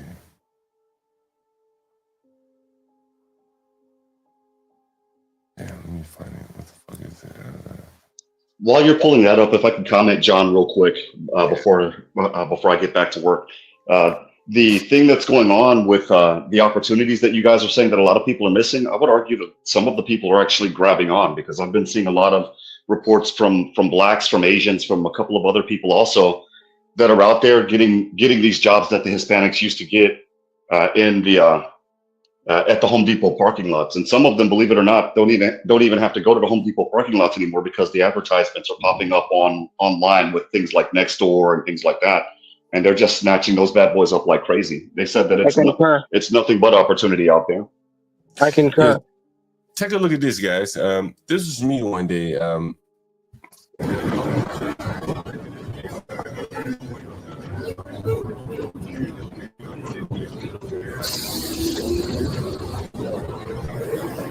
Oh, okay, you live around here. What do you live around here? Oh, you doing delivery? Oh, okay, you don't live around here. What do they say, home?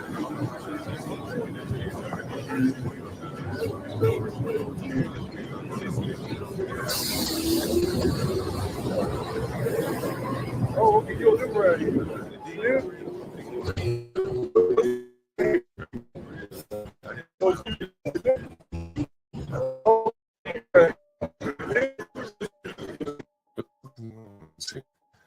But anyway, Blacks, I don't know what the fuck. Oh, anyway, Black, are you still getting bad sound? All right. Okay. Anyway, Blacks, what I was showing you here is that was a Hispanic man on Martin Luther King and Malcolm X going to work at Popeye's Fried Chicken. Okay. Right in the ghetto, man. Malcolm and Martin, the two kings. Malcolm and Martin Luther King. You know, anywhere those names are on a street sign, you know it's the hood, or it is a dilapidated area. And if there are nice homes there, they're not long for this earth. They're not long for it. Yeah. So here are three black men on the corner, a block away, going nowhere fast, while the Hispanic man deep in the ghetto is headed to Popeye's Fried Chicken. Go to work there. Yeah, anyway. And this is an empowerment zone. And that's what prompted me saying, hey, Negroes, come look and see what an empowerment zone in action. Because, like, I don't know if people realize that you can almost hire these people for free in an empowerment zone, right? They're damn near free. What do you mean? What do you mean? There are all kind of tax kickbacks and shit like that when you hire a minority in an empowerment zone. You understand? Yeah. And, when you fill out those applications, they ask you, hey, are you on food stamps? Are you Black? Are you Hispanic? And when they submit those forms, they get tax credits for that. Very true. So here's a Hispanic man going to work in a Popeye's Fried Chicken, and he's probably free labor from the standpoint of once they get their tax credits back, their rate that they pay them probably ends up being about zero. Yeah. And he's right here. Very interesting. That is interesting. Mm-hmm. Too bad Negroes don't take advantage of that. And if it is one that does take advantage of that, they are few and far in between. Mm-hmm. What? Here comes Joe there. Yeah, you're right. Yeah, let me just let it slide because I'm finishing up the last of my work day too. Dave, what kind of work are you doing right now? Financial analysis. Oh, that's right. I do remember you saying it. So that's right. I do remember you telling me that. Financial analysis consists of what? What my exact job? What I do? I deal with grants. Yeah, like what are you analyzing? I deal with grants right now, but what over my career? Shit. No, I just mean now, at this moment in time. Now. I can't tell you exactly So the right, contract that I'm working on. But Okay. Let me. I have to spell it out. I don't mean who you're working for with. I mean just the scope of your business. Financial analysis as a diaspora of things. So can you be more pointed? Yeah, like I build financial models. A lot of if-then functions, if-then, or, and, some ifs. Variances, budgets, accounting. Okay. So you're an accountant. Got it. No. Oh God. It interacts with, so accounting there's 4 parts of business. It's marketing. There you go. Explain it. All right, continue. Don't explain it, Dave. We ain't got time for fucking explanation now. We got it. I interact mainly with in order for finance. So you have to get your data from somewhere, and usually, if you're analyzing anything. All right, it's getting complicated. I just wanted a simple. Okay, never mind. All right, go ahead, John. What are you talking about? Let me play this video. I've been talking about Bitcoin for a bit, and Trump made an announcement. Howard Lutnick noted that America may see a strategic Bitcoin reserve soon, and that Bitcoin will be treated differently from altcoins. This is great news for the future of America. Even his use of the word altcoins is a really good sign. However, some people oppose a national strategic Bitcoin reserve because they believe the government should not acquire property or assets. And in principle, that is true. Taken to the extreme, government ownership of businesses and real estate is effectively a form of communism. The US government should not be in the business of buying and controlling industries. That is a bad path to go down. However, the current situation is unique and temporary. Right now, the US dollar is the world reserve currency, giving America a significant advantage. Every country wants to hold dollars, which allows the US to sustain $36 trillion in debt. This debt is effectively the issuance of dollars in the form of treasuries that the world continues to hold. But monetary history shows that currencies detached from hard money inevitably collapse. The dollar is designed to devalue at 2% per year, but at times this devaluation accelerates. The dominance of the dollar will not last forever, and we may be already at its peak. The US government is also trapped in a cycle of fiscal irresponsibility. If spending is reduced, markets crash, forcing even more intervention and greater spending.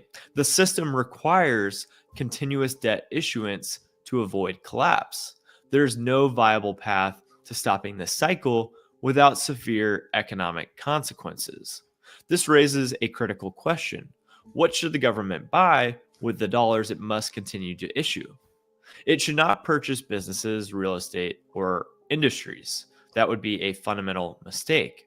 However, Bitcoin presents a unique opportunity.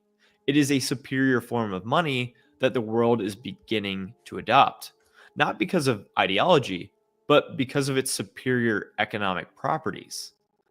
The US still has the ability to create dollars and use them to accumulate the future world reserve currency before the rest of the world does. Since debt issuance must continue, those dollars should be exchanged for the hardest asset available. This is the most strategic decision the US can make. The world is shifting to Bitcoin regardless of what America does. If the US wants to maintain global dominance, it must accumulate Bitcoin in massive size while it still can. Failing to act will result in a significant loss of power as other nations move ahead. The time to start a strategic Bitcoin reserve is now. And that is more or less what Trump has announced, with Howard Lutnick leading the way. Let's see if I can find a video for that guy. You guys, you're gonna find it very interesting. We talked about this. Go ahead.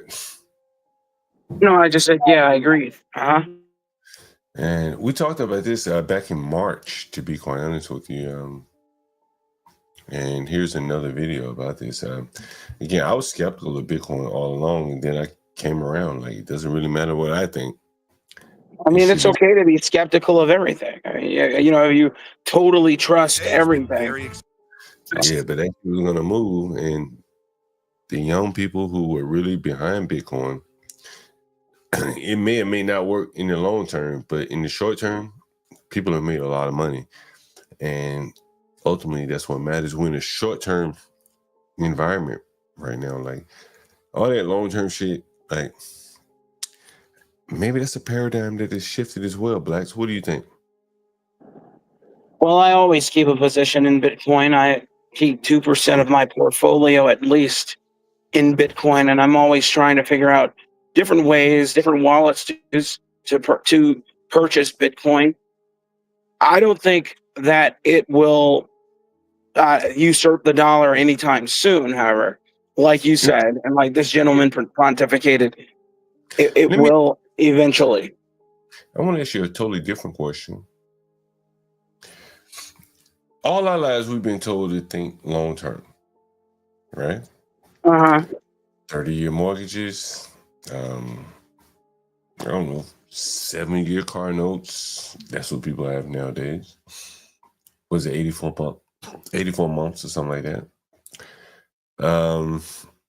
Long-term planning, insurance, so on and so forth. And there's another generation that they're getting their shit right now, in the here and now.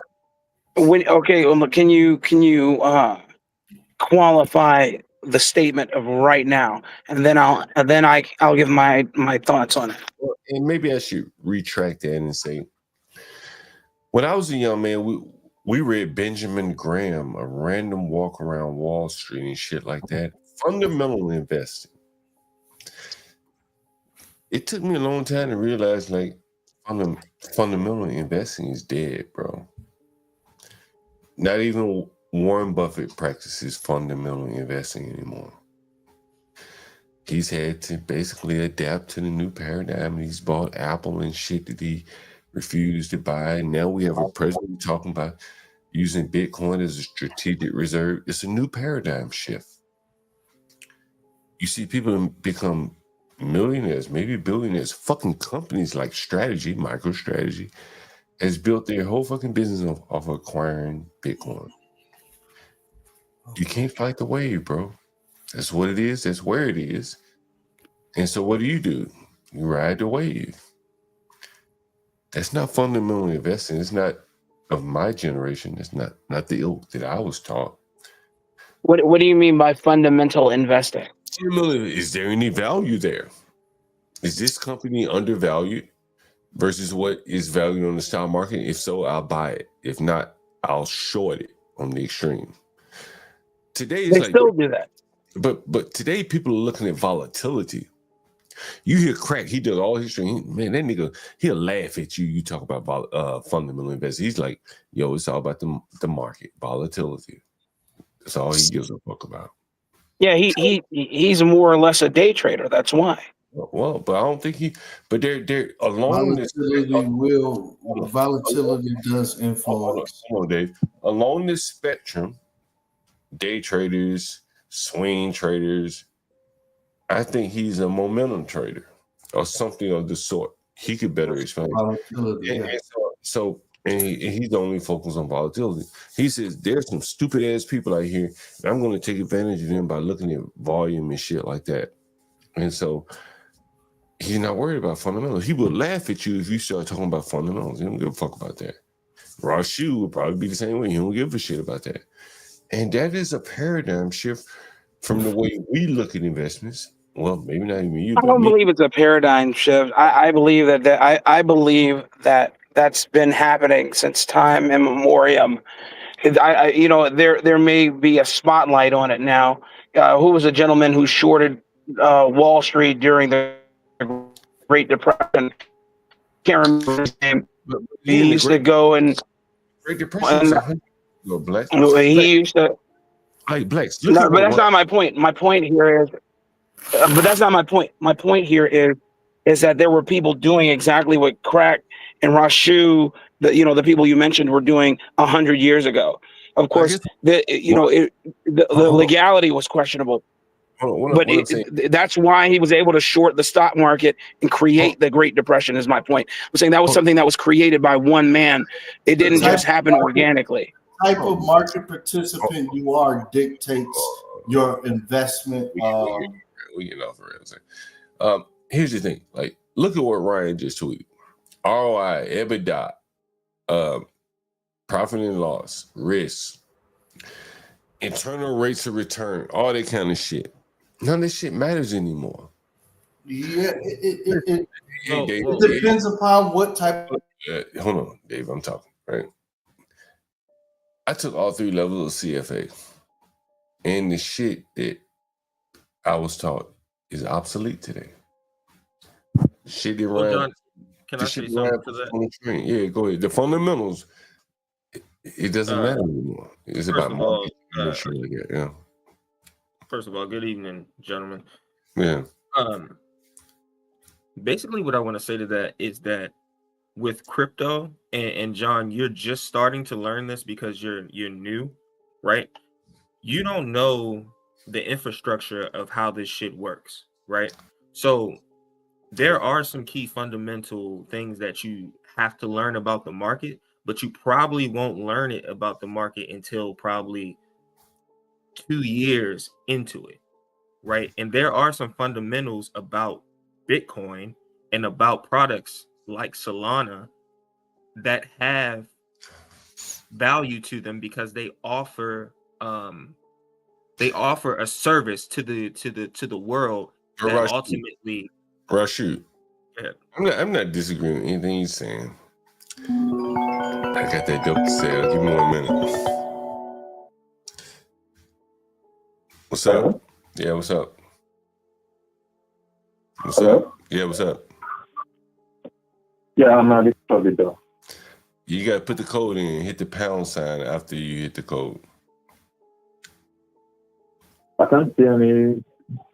I mean, let's see. I can't see anywhere to put. There's no door. It's the Is it 4905? hold on. It's the first room. As soon as you come in, are you inside yet? No, the door is locked. The front door is locked. I sent you the code, right? Is it the code for the room or for the main door? I sent you the room for the front. I sent you the code for the front door. I'm gonna send it to you again. I sent it to you. Code for the front door. So oh, okay, I see. And I sent you the code for the room.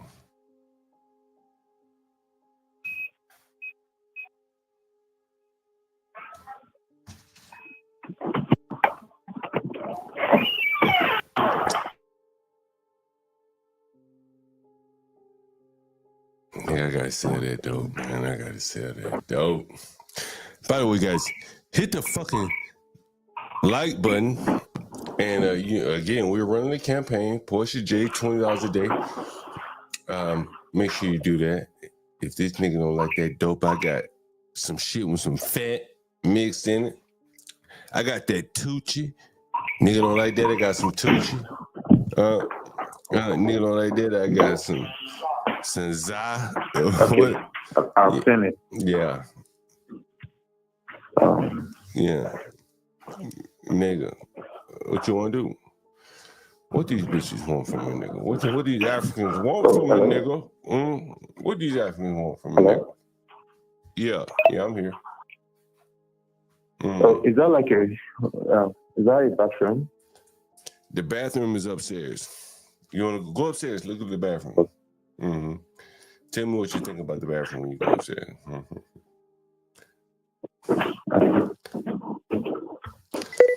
Man, sell that dope to this nigga.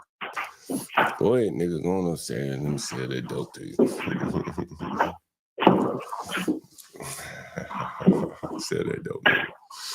How we sell that dope? You know, listen, I'm blessed. I'm blessed that you're a brother and you call me back.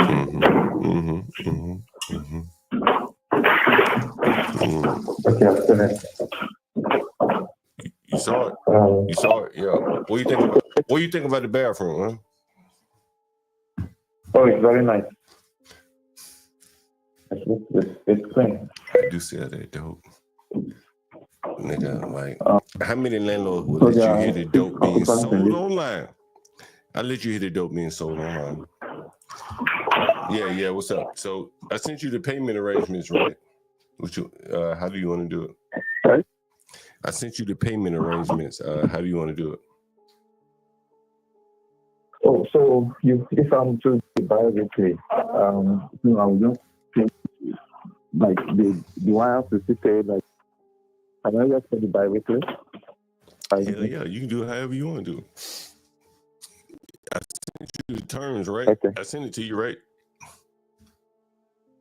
Okay, yeah, I did. Right. Mm-hmm.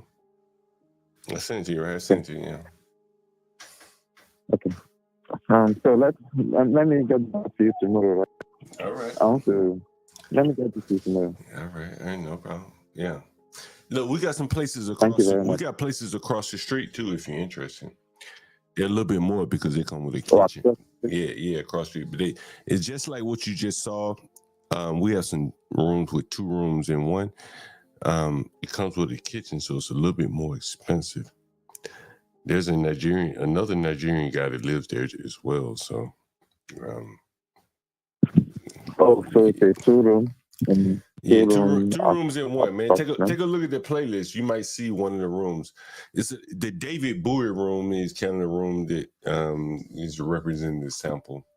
All the rooms look alike more or less.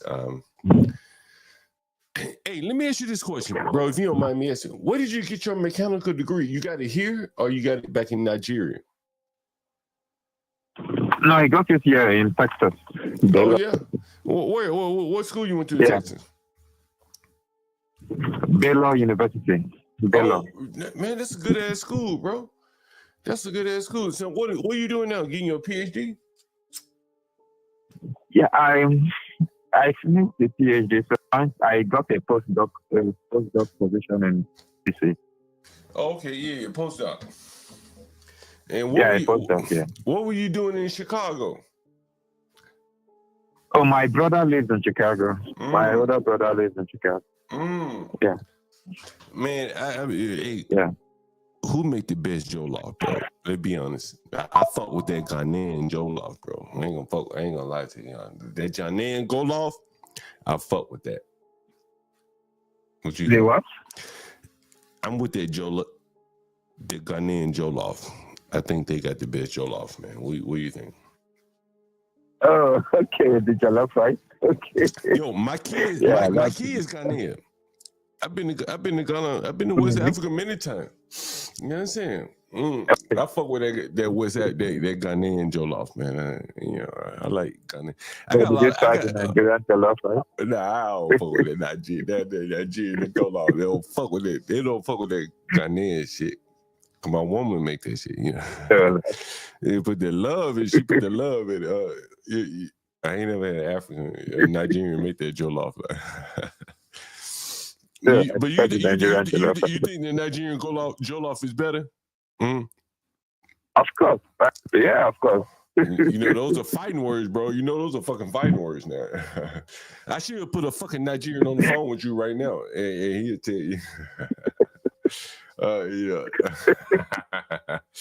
should have put a Ghanaian on the phone. They be want to jump through the phone at you, bro. Like, their shit is better, you know. Man, like, listen, let me tell you. Let me ask you this question. I met a white guy. I met a white guy years ago, and he did some business with Nigerian oil fields or something, right? And he said it was dangerous for a Black American to go to Nigeria. Is that true? To go to Nigeria? Yeah. He said like the Nigerians would be like, he said the Nigerians who want to try the Black Americans, like want to see if they're weak or whatever. Is that true? No, not that. Not really. I mean, just if they find out you're not necessarily Black, any foreigner, then just safer if you have a friend there, because it's just there's high risk of kidnapping and stuff like that. Well, let me ask you this. Nigeria is probably the most gangster West African country. Would you say that's fair? No, not really. What's more gangster than West Africa than Nigeria? Let's be honest. Come on, bro. I like the Nigerians. Like, what's more gangster than the Nigerian? Who in West Africa is more gangster than the Nigerian? Yeah, maybe Nigeria. Ain't nobody more gangster. Hey, bro, I was in the airport in I may have been in JFK. I met a Nigerian. He wrote a book about the Biafra War. Are you familiar with the Biafra War at all?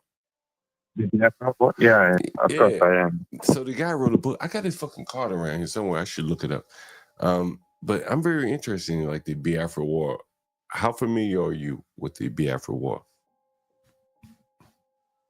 I mean, I just know about the history, but I think it's something. Hey, it's something that they're still talking about it. Hey, you mind if I put another Nigerian on the phone right now?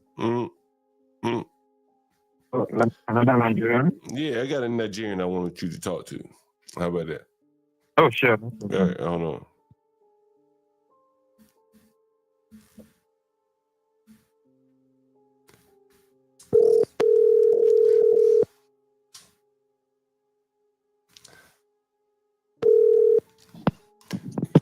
Hey, Nathan. Kester, you're on with John Gar here, and I got a Nigerian on the phone. I know you Nigerian motherfucker too. What's up, Kester? How's it going? Man, long time no talk to you. That is correct. You're on with John Gar here, Kester, and I got a Nigerian. I want you to talk to him. Listen here. What's up, bro? I got my Nigerian buddy on the phone. It's a Nigerian background check here. Kester. Are you on the phone, Kester? Oh shit! Hold on. I hear you. Kester, Can you you on hear the? me? Yeah, Kester, you on the phone? Hello? Yeah, Kester, you on the Yes, phone? yeah, I am.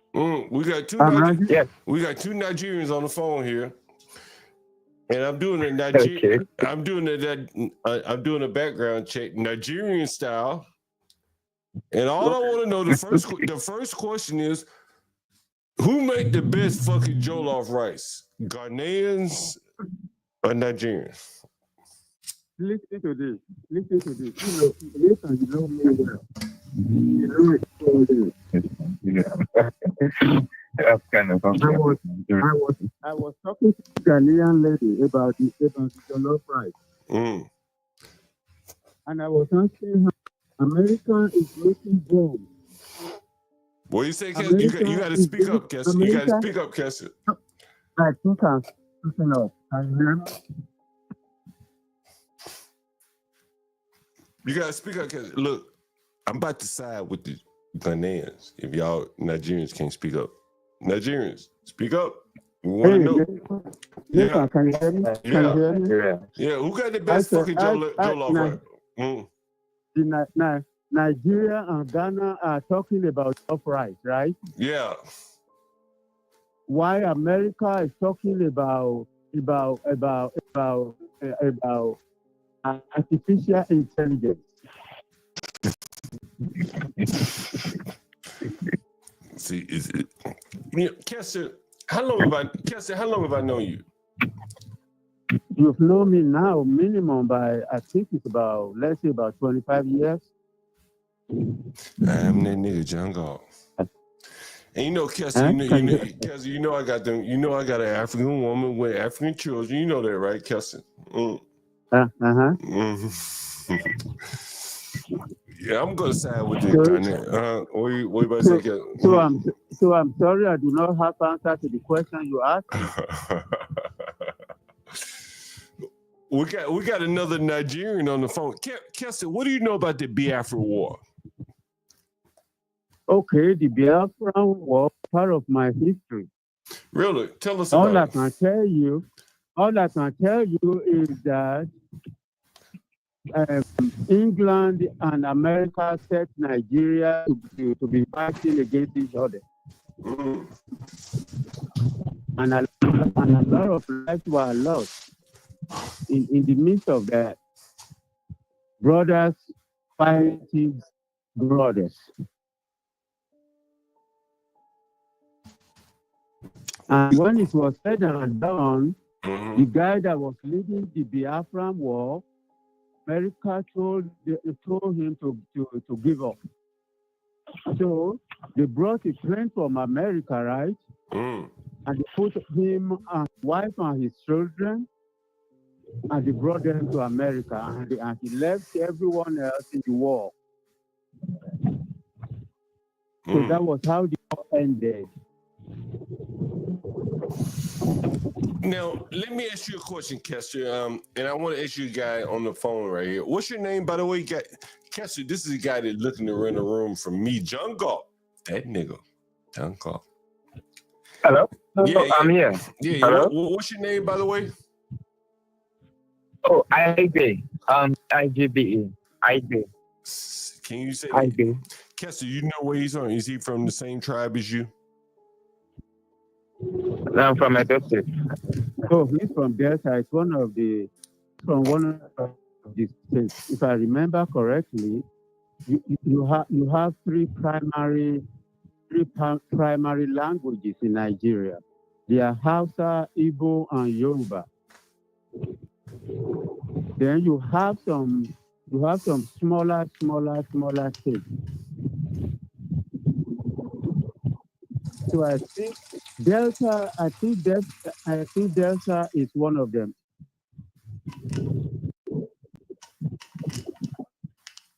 Delta is where majority of the petroleum, the gas you buy in America. Oh, the oil and shit, yeah. Thank you, sir. That is correct. It's a long story.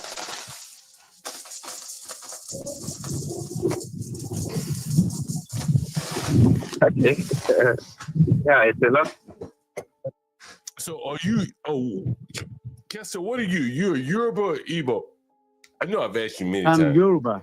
I'm And, Yoruba. and what are you? You on the phone? What are you? Are you Yoruba? So we are neither Igbo or Yoruba. We are like a Right. minority. That is what I just told you. He's neither Yoruba or Igbo. So in a sense, without any, what do you call it? You can call them one of the minorities. So for the minority, Nigeria is not fair to them. So they're like the discriminated class, and so you're from the discriminated Thank you, class. sir. That is exactly correct. Yes. Wow, because it's Yoruba and Igbo are the dominant classes, correct? Really, the three tribes, Yoruba, Hausa, or Igbo. Right, Hausa, because Hausa are the people that speak in the cliques, right? Because I had a Hausa tenant, and this nigga said he could have a whole conversation. That in is clique. correct. That's correct, right? And I know my let shit. Say what? Let me Go ahead, Kesha.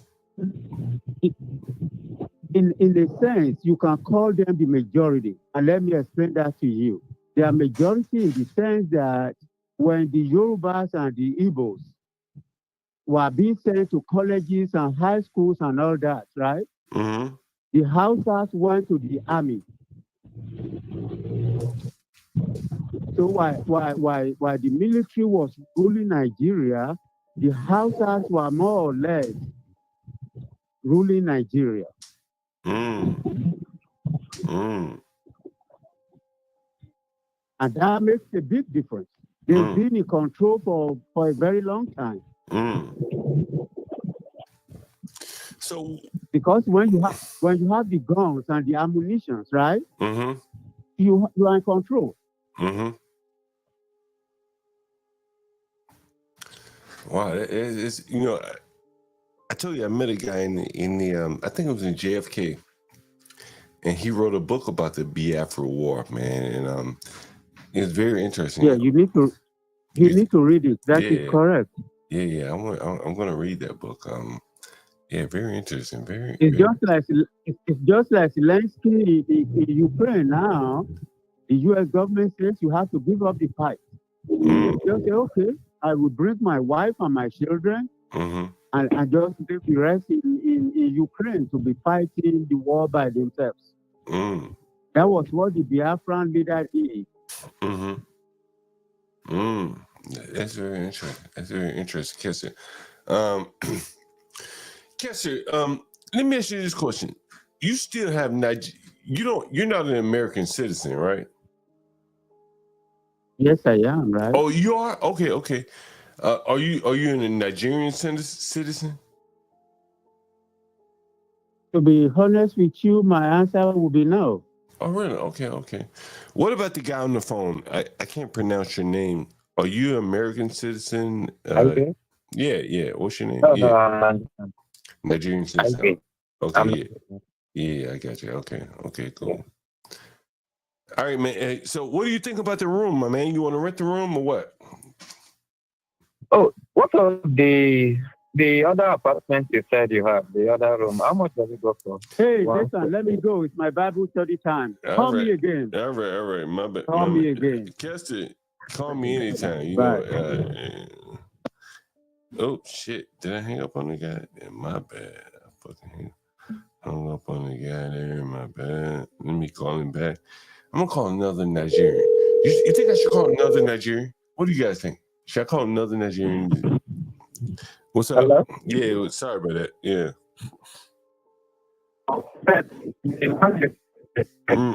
Say what? How much does it go for? Say what? Say that one more time. The other apartment you have, the 1 bedroom in a 2-bedroom apartment.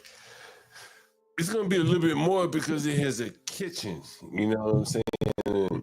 We clean up the kitchens. We do all the cleaning for you. So it'll be a little bit. Is it a 2-bedroom apartment and it's just one room? No, it's not a 2-bedroom, but it's 2 rooms in one. Hey, give me 1 second. I want you to hold on. I gotta call my other Nigerian. Like this is a Nigerian credit check. Hold on for 1 minute. Hopefully he answers the phone.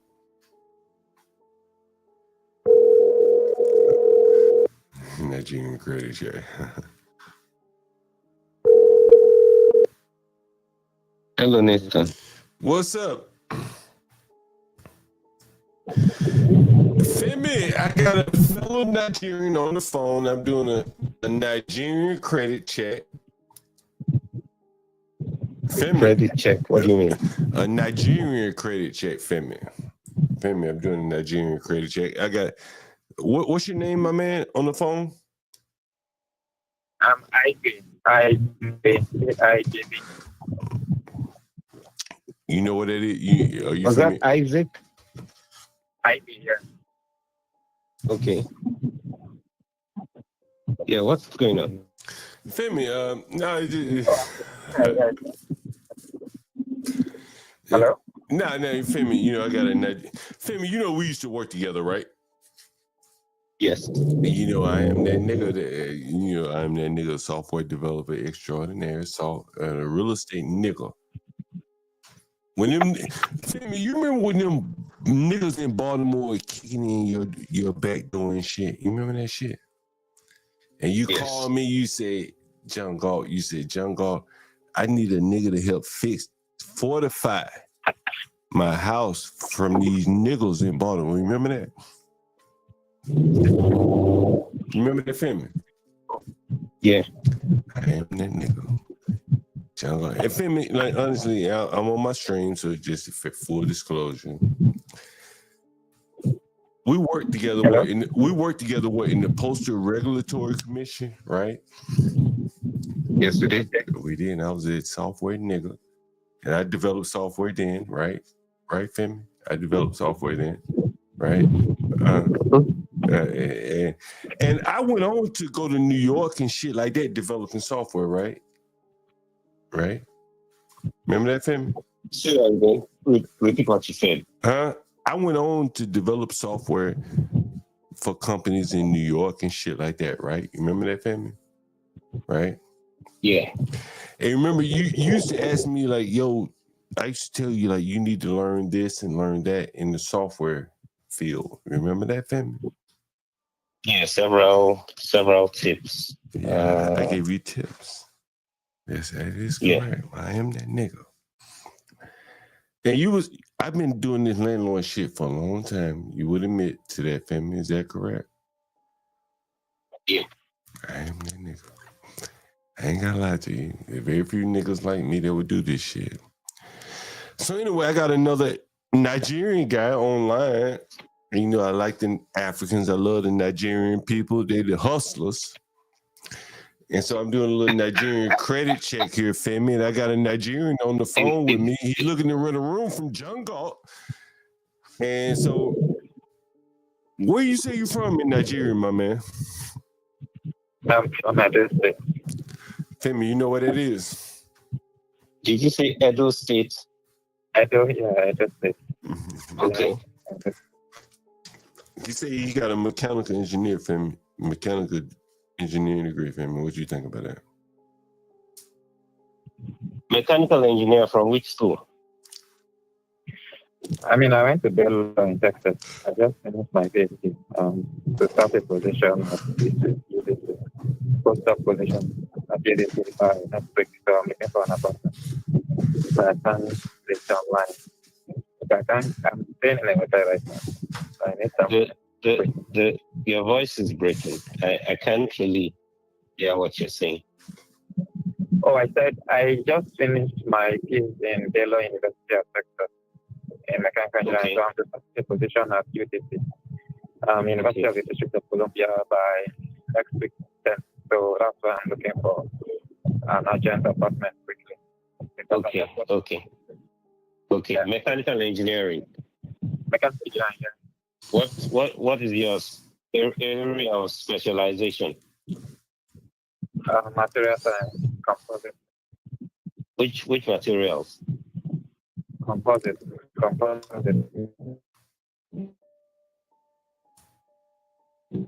That's fine for composite. Yeah, so I mean, Femi, you know, hey, I don't want to hear no more talking. Hey, look, Femi, he sound like a good guy to me. What you say? Yeah or nay? You sound like a good guy to me. I think you're a good guy to me. Yeah, I I'll like say the yes. African guy. You know I like the African guys. I ain't gonna be. I like that. You lucky you African, bro. Fucking lucky. You lucky you African, bro. What's your name again, my man? He does sound like a good guy. Yeah, he does sound like a good guy. I put you on the phone with two Nigerians. This is a hood. This is a Nigerian credit check. Right, so I'm checking your credit by putting you on the phone with two Nigerians. You see how that works? You never did. You never had a credit check like this before, have you? Never thought you had to talk to you never thought you had to you never thought you had to talk to two Nigerians. This motherfucker never thought he had to talk to two Nigerians before you were in the room. See, I'm a different type of nigga. Yeah. I know I'm a different nigga, right?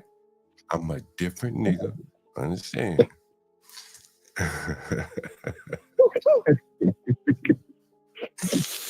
Yeah. I am that nigga, Django. I am that nigga. And so anyway, look, man, look, I got some I got some rooms across the street, a little bit more expensive for you if you really want to. Femi, tell this man, like, how long I've been doing this shit, Femi? Femi, tell him. He's been doing this for more than 20 years. I mean, we worked together in 2007. What? Is that what it was? God damn, it's a long time. Oh, tell him more, Femi. Tell him a little bit more. Tell the nigga a little bit more. I am that nigga Django. So I do know that he's been in housing for a very long time. I am that nigga. I am that nigga Django. So I think you in good hands, my man. vouch- What he's telling you is that nigga, you in good hands. You in good hands with a nigga. I can vouch for him, definitely. My nigga. So let me get off the call now. I have to get back to my work. Done. Your job is well done, my nigga. It's well done. Hey, my man, look. What's up? So the other, I just need to get information about the other property that you have. It's right across the street. It's gonna be a little bit more. It's right across. It's right across the street. It's gonna be a little bit more money, man. To be honest with you, because I got. Yeah, how much more? How much more per month? How much is it per month? It's gonna be. Guys, I'm going to wish you guys a good evening, and I'm going to hang up now. Hey, oh, thank you very much. Hey, wait a minute. Hey, Femi. Hold on. Before you hang up, Femi. Yeah. Would you be willing to come on to the channel and I would love to interview you on the channel. You know, I work with you and you know, I have a lot of respect for you, bro. And you know, we talk back and forth over the years. It's been how long have I known you now? 20 years, give or take. That is a very difficult question. How long? What part of that is difficult to you, Femi? Mm-hmm. I generally avoid publicity. Well, no one knows who I'm talking to, but I think you have a lot of insight from the standpoint. You know, I know a lot about you, and you know, we work together, and we worked together 15 years ago or so, but we've kept in contact ever since then, right? For many years, yeah. Many years. I am that nigga, and yeah. So I watch your show frequently, but I'm hesitant to come on the show. Well, let's talk about this another time. I have to get back to work. Indeed, Femi. All right, my man. All right. Yeah, my man. So what you take care? Yeah, you can just hang up anytime, Femi. What do you need from me, my man? What do you need from me? Oh, you said what's the It's gonna be $100 more per month. So like 1,000. What did I say? Yeah, over 1,000. Yeah, it'd be like 1,050. Yeah. 1,050. Yeah. I mean, and is it a two-bedroom apartment? Yeah. That motherfucker. You can look at it on YouTube. The motherfucker off the chain, bro. In the bathroom, fire. Oh, it's on YouTube. So what's the which of the pop up? Let me check. Mm. You sent me the link, right? Okay, I will check.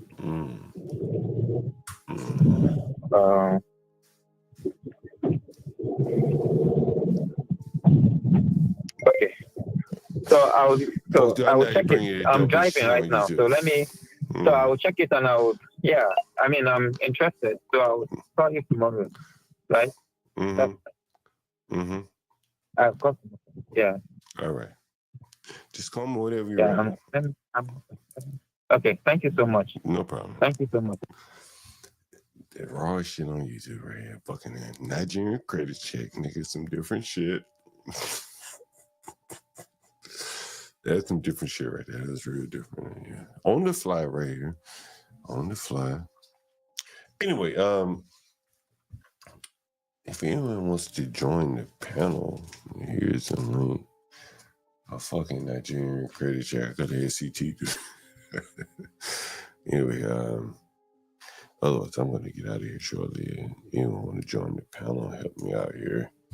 There's the link. There you go.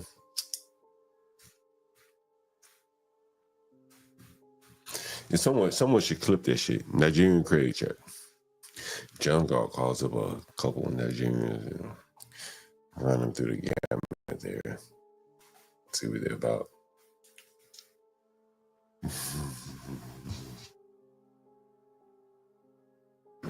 Now hell no. Shit. Portion shit. This has been a long day here. What's the weather like? I said, 58 degrees. Nice. Tomorrow, maybe I get out tomorrow. Maybe I get out tomorrow. And Nigerian crazy. Whoever thought they see some shit like that on? You know, here's the thing. How could I best explain this? You have to be able to think outside of the box.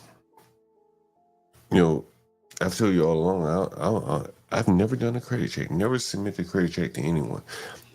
And I've never evicted anyone. Never. Right? And so it is like these alternative methods that you come up with that allow you to be able to effectively maintain business. Master Kim talks about this, and you're very lucky that I'm showing you a very good example of how you do it in real time here. This is off the cuff. I just happen to have a good relationship with some Nigerians, so I can say, yo, let me call this nigga and like see how he gets along with these two Nigerians, and it all worked out. And one of the things I want to show you is, and what you probably should have noticed is, different tribes, as you can see. Yoruba, this nigga, he was a minority. He wasn't a Hausa. But they all seemingly got along very well together. And that is what I think the Black Americans do not have. They can form divisions from one block over to the next, where these guys were different tribes, as you can see there. But seemingly they were able to get along very well together over the phone. There was no, yo, you from this block, you from that block, okay, you know. Anyway, so anyway, I thought it was very interesting. Anyone want to hop up on the stream and talk about that? Herman, Portia, who else is in the stream? I don't know who else. But I've been drinking, I've been smoking, so if you guys want to jump up, feel free. Otherwise, we can end the stream. But yeah, I think before I end the stream, I want to play this again. This is a preview of who's going to be on the stream. I thought today was Thursday, but it's actually Wednesday. So who's going to be on the stream Friday? And we have none other than David Kessler here. Is one of many statues that are in honor of the history of Western civilization and European peoples that are being torn down.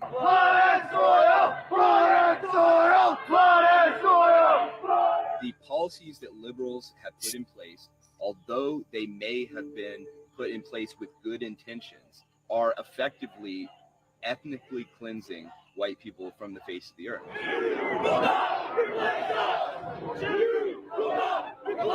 One of the ethnicities that's most in danger is the southern white people.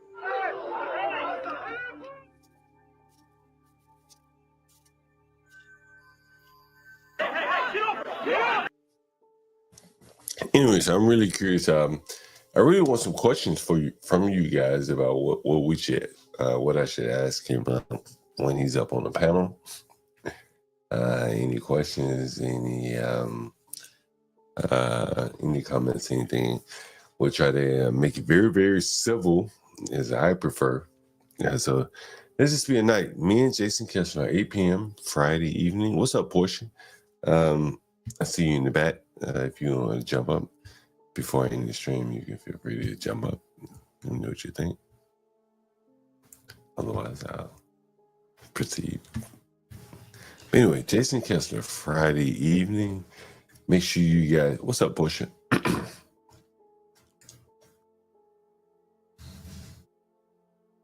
You on mute, Portia. Can you hear me? Mm-hmm. Portia, what do you think about that Nigerian hood credit check? I take you all around the world. Okay, I think StreamYard is doing this update, and so.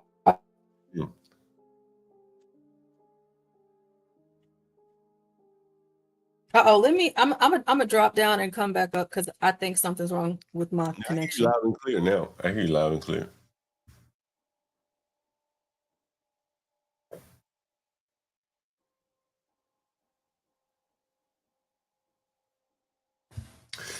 Anyway, guys, meanwhile, while Portia is dropping down and coming back up, drop us some comments in the chat here, even after the stream. Feel free to drop some comments here. I think we bring you some, I think we bring you some of the rawest content on YouTube in terms of how to, power through the obstacles there. You see me selling the dope right here online on the stream. Matter of fact, while we're waiting on Portia, we're going to see if we can connect with one person that was interested here.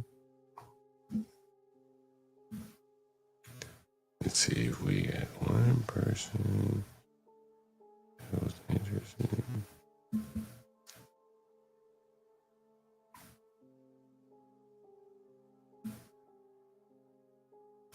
I'm going to call this person right here.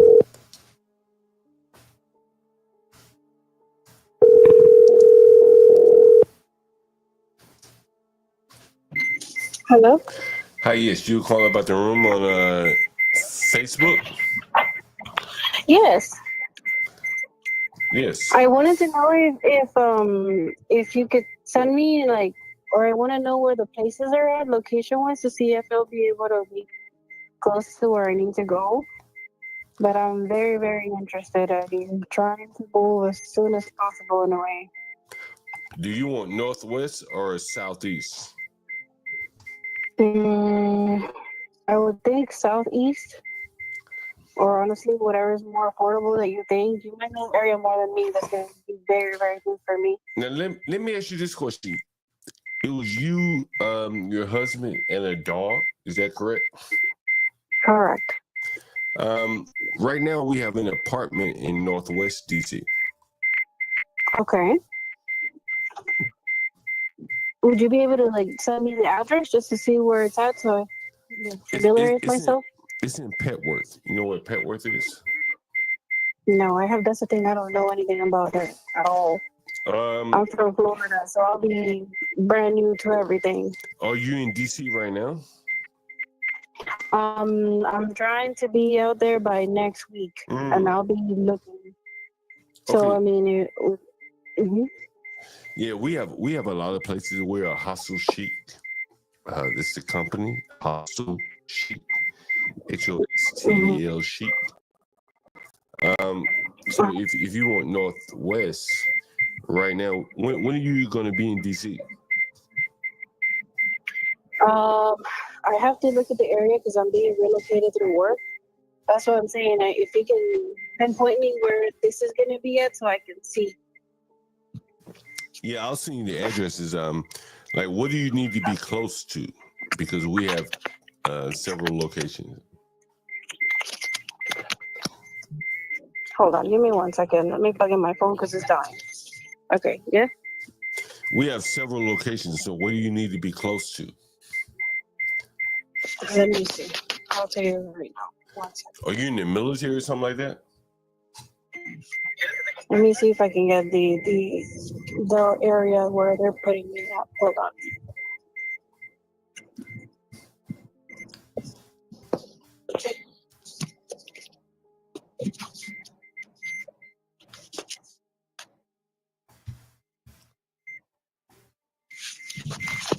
It looks like it's by College Park area. Oh yeah, so you probably want to be in Northwest.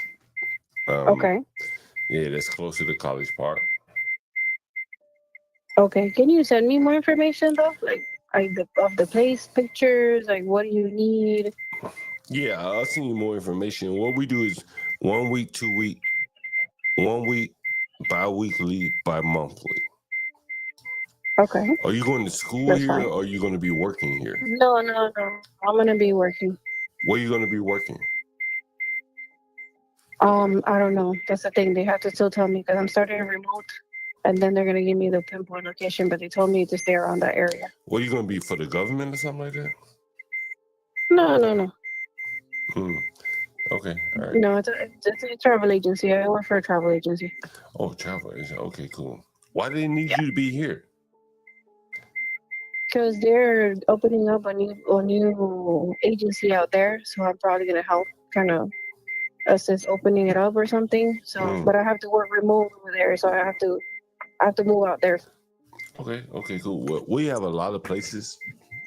You can take a look at our website, Hostel Chic, and I'll send you a playlist as well, so you take a look at that. Okay, can you send me the link? Yeah, I'm gonna send it. I'm sending everything you need right there. Awesome. Yeah, thanks. Thank you. All right.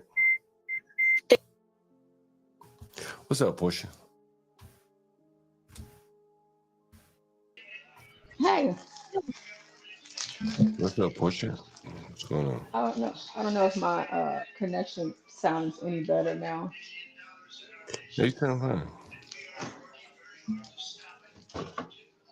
So you're not going out to the Oh, I forgot that all one that. place. You call it in a night, huh? Actually, I think he probably already started, right? I don't know. I don't think you said what time it started. Let me see where he is. I wonder if they stream it live, for I don't know. for people. Maybe we pull the audience. Audience, what do you think? You think I should go out and see these homosexuals do open mic? Well, other people sign. Oh gosh, I put my cutting board up. They have other people, that perform at Okay. open mics.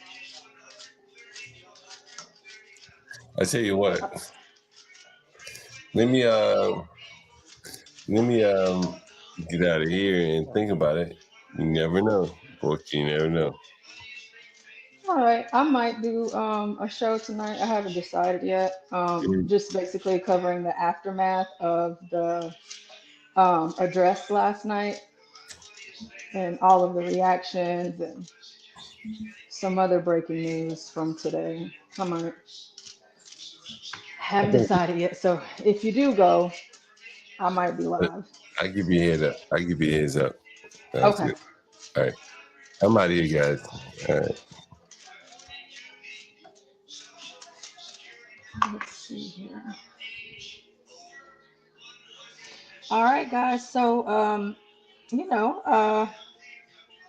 going to go ahead and shut it down. Thank you to all of you that have been here with us today, all day, last night, and every day. We love you guys. Y'all are the best. Y'all are the best. Like I said, I might go live tonight. Not sure yet. I gotta think about it. But Thank you guys for hitting the like. And if you haven't hit the like, hit the like. Make sure that you come back and leave a comment once the video ends. And thank you to all of you that hit the Cash App or the Streamlabs or however you so chose to donate. But most of all, we thank you for donating your time and being here with us. So we will be back.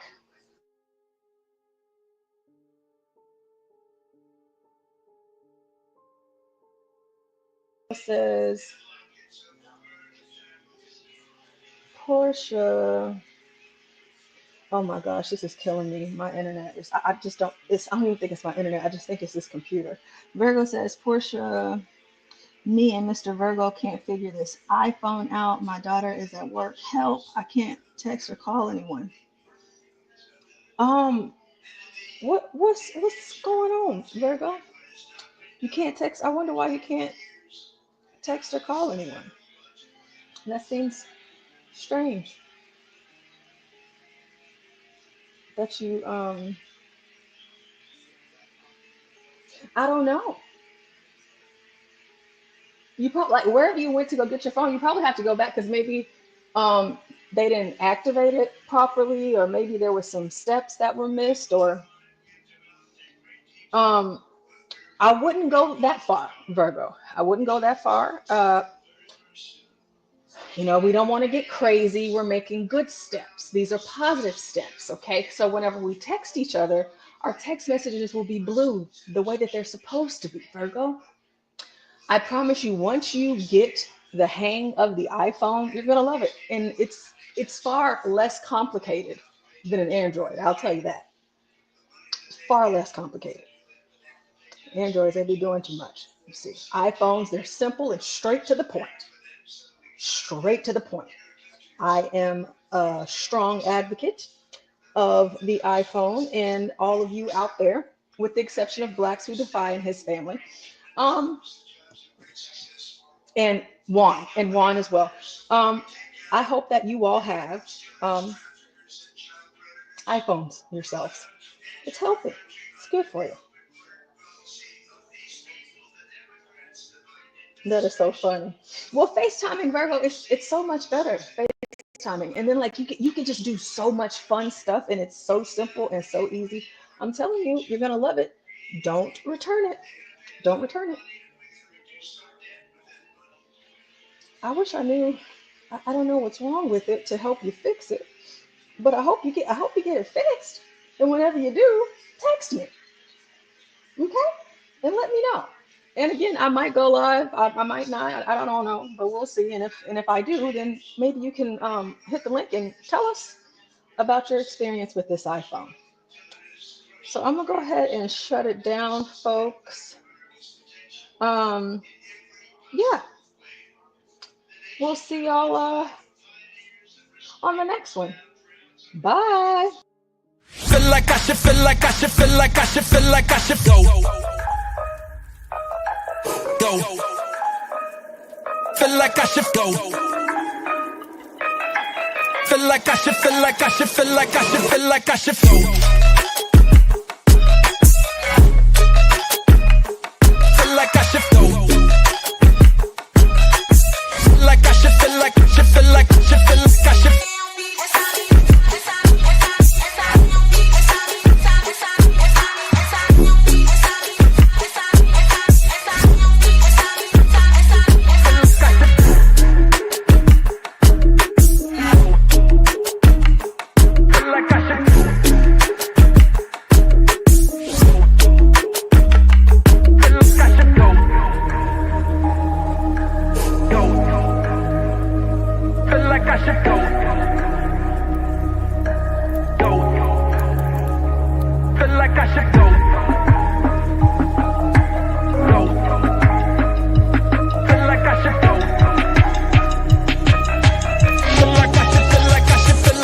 Feel like I should go.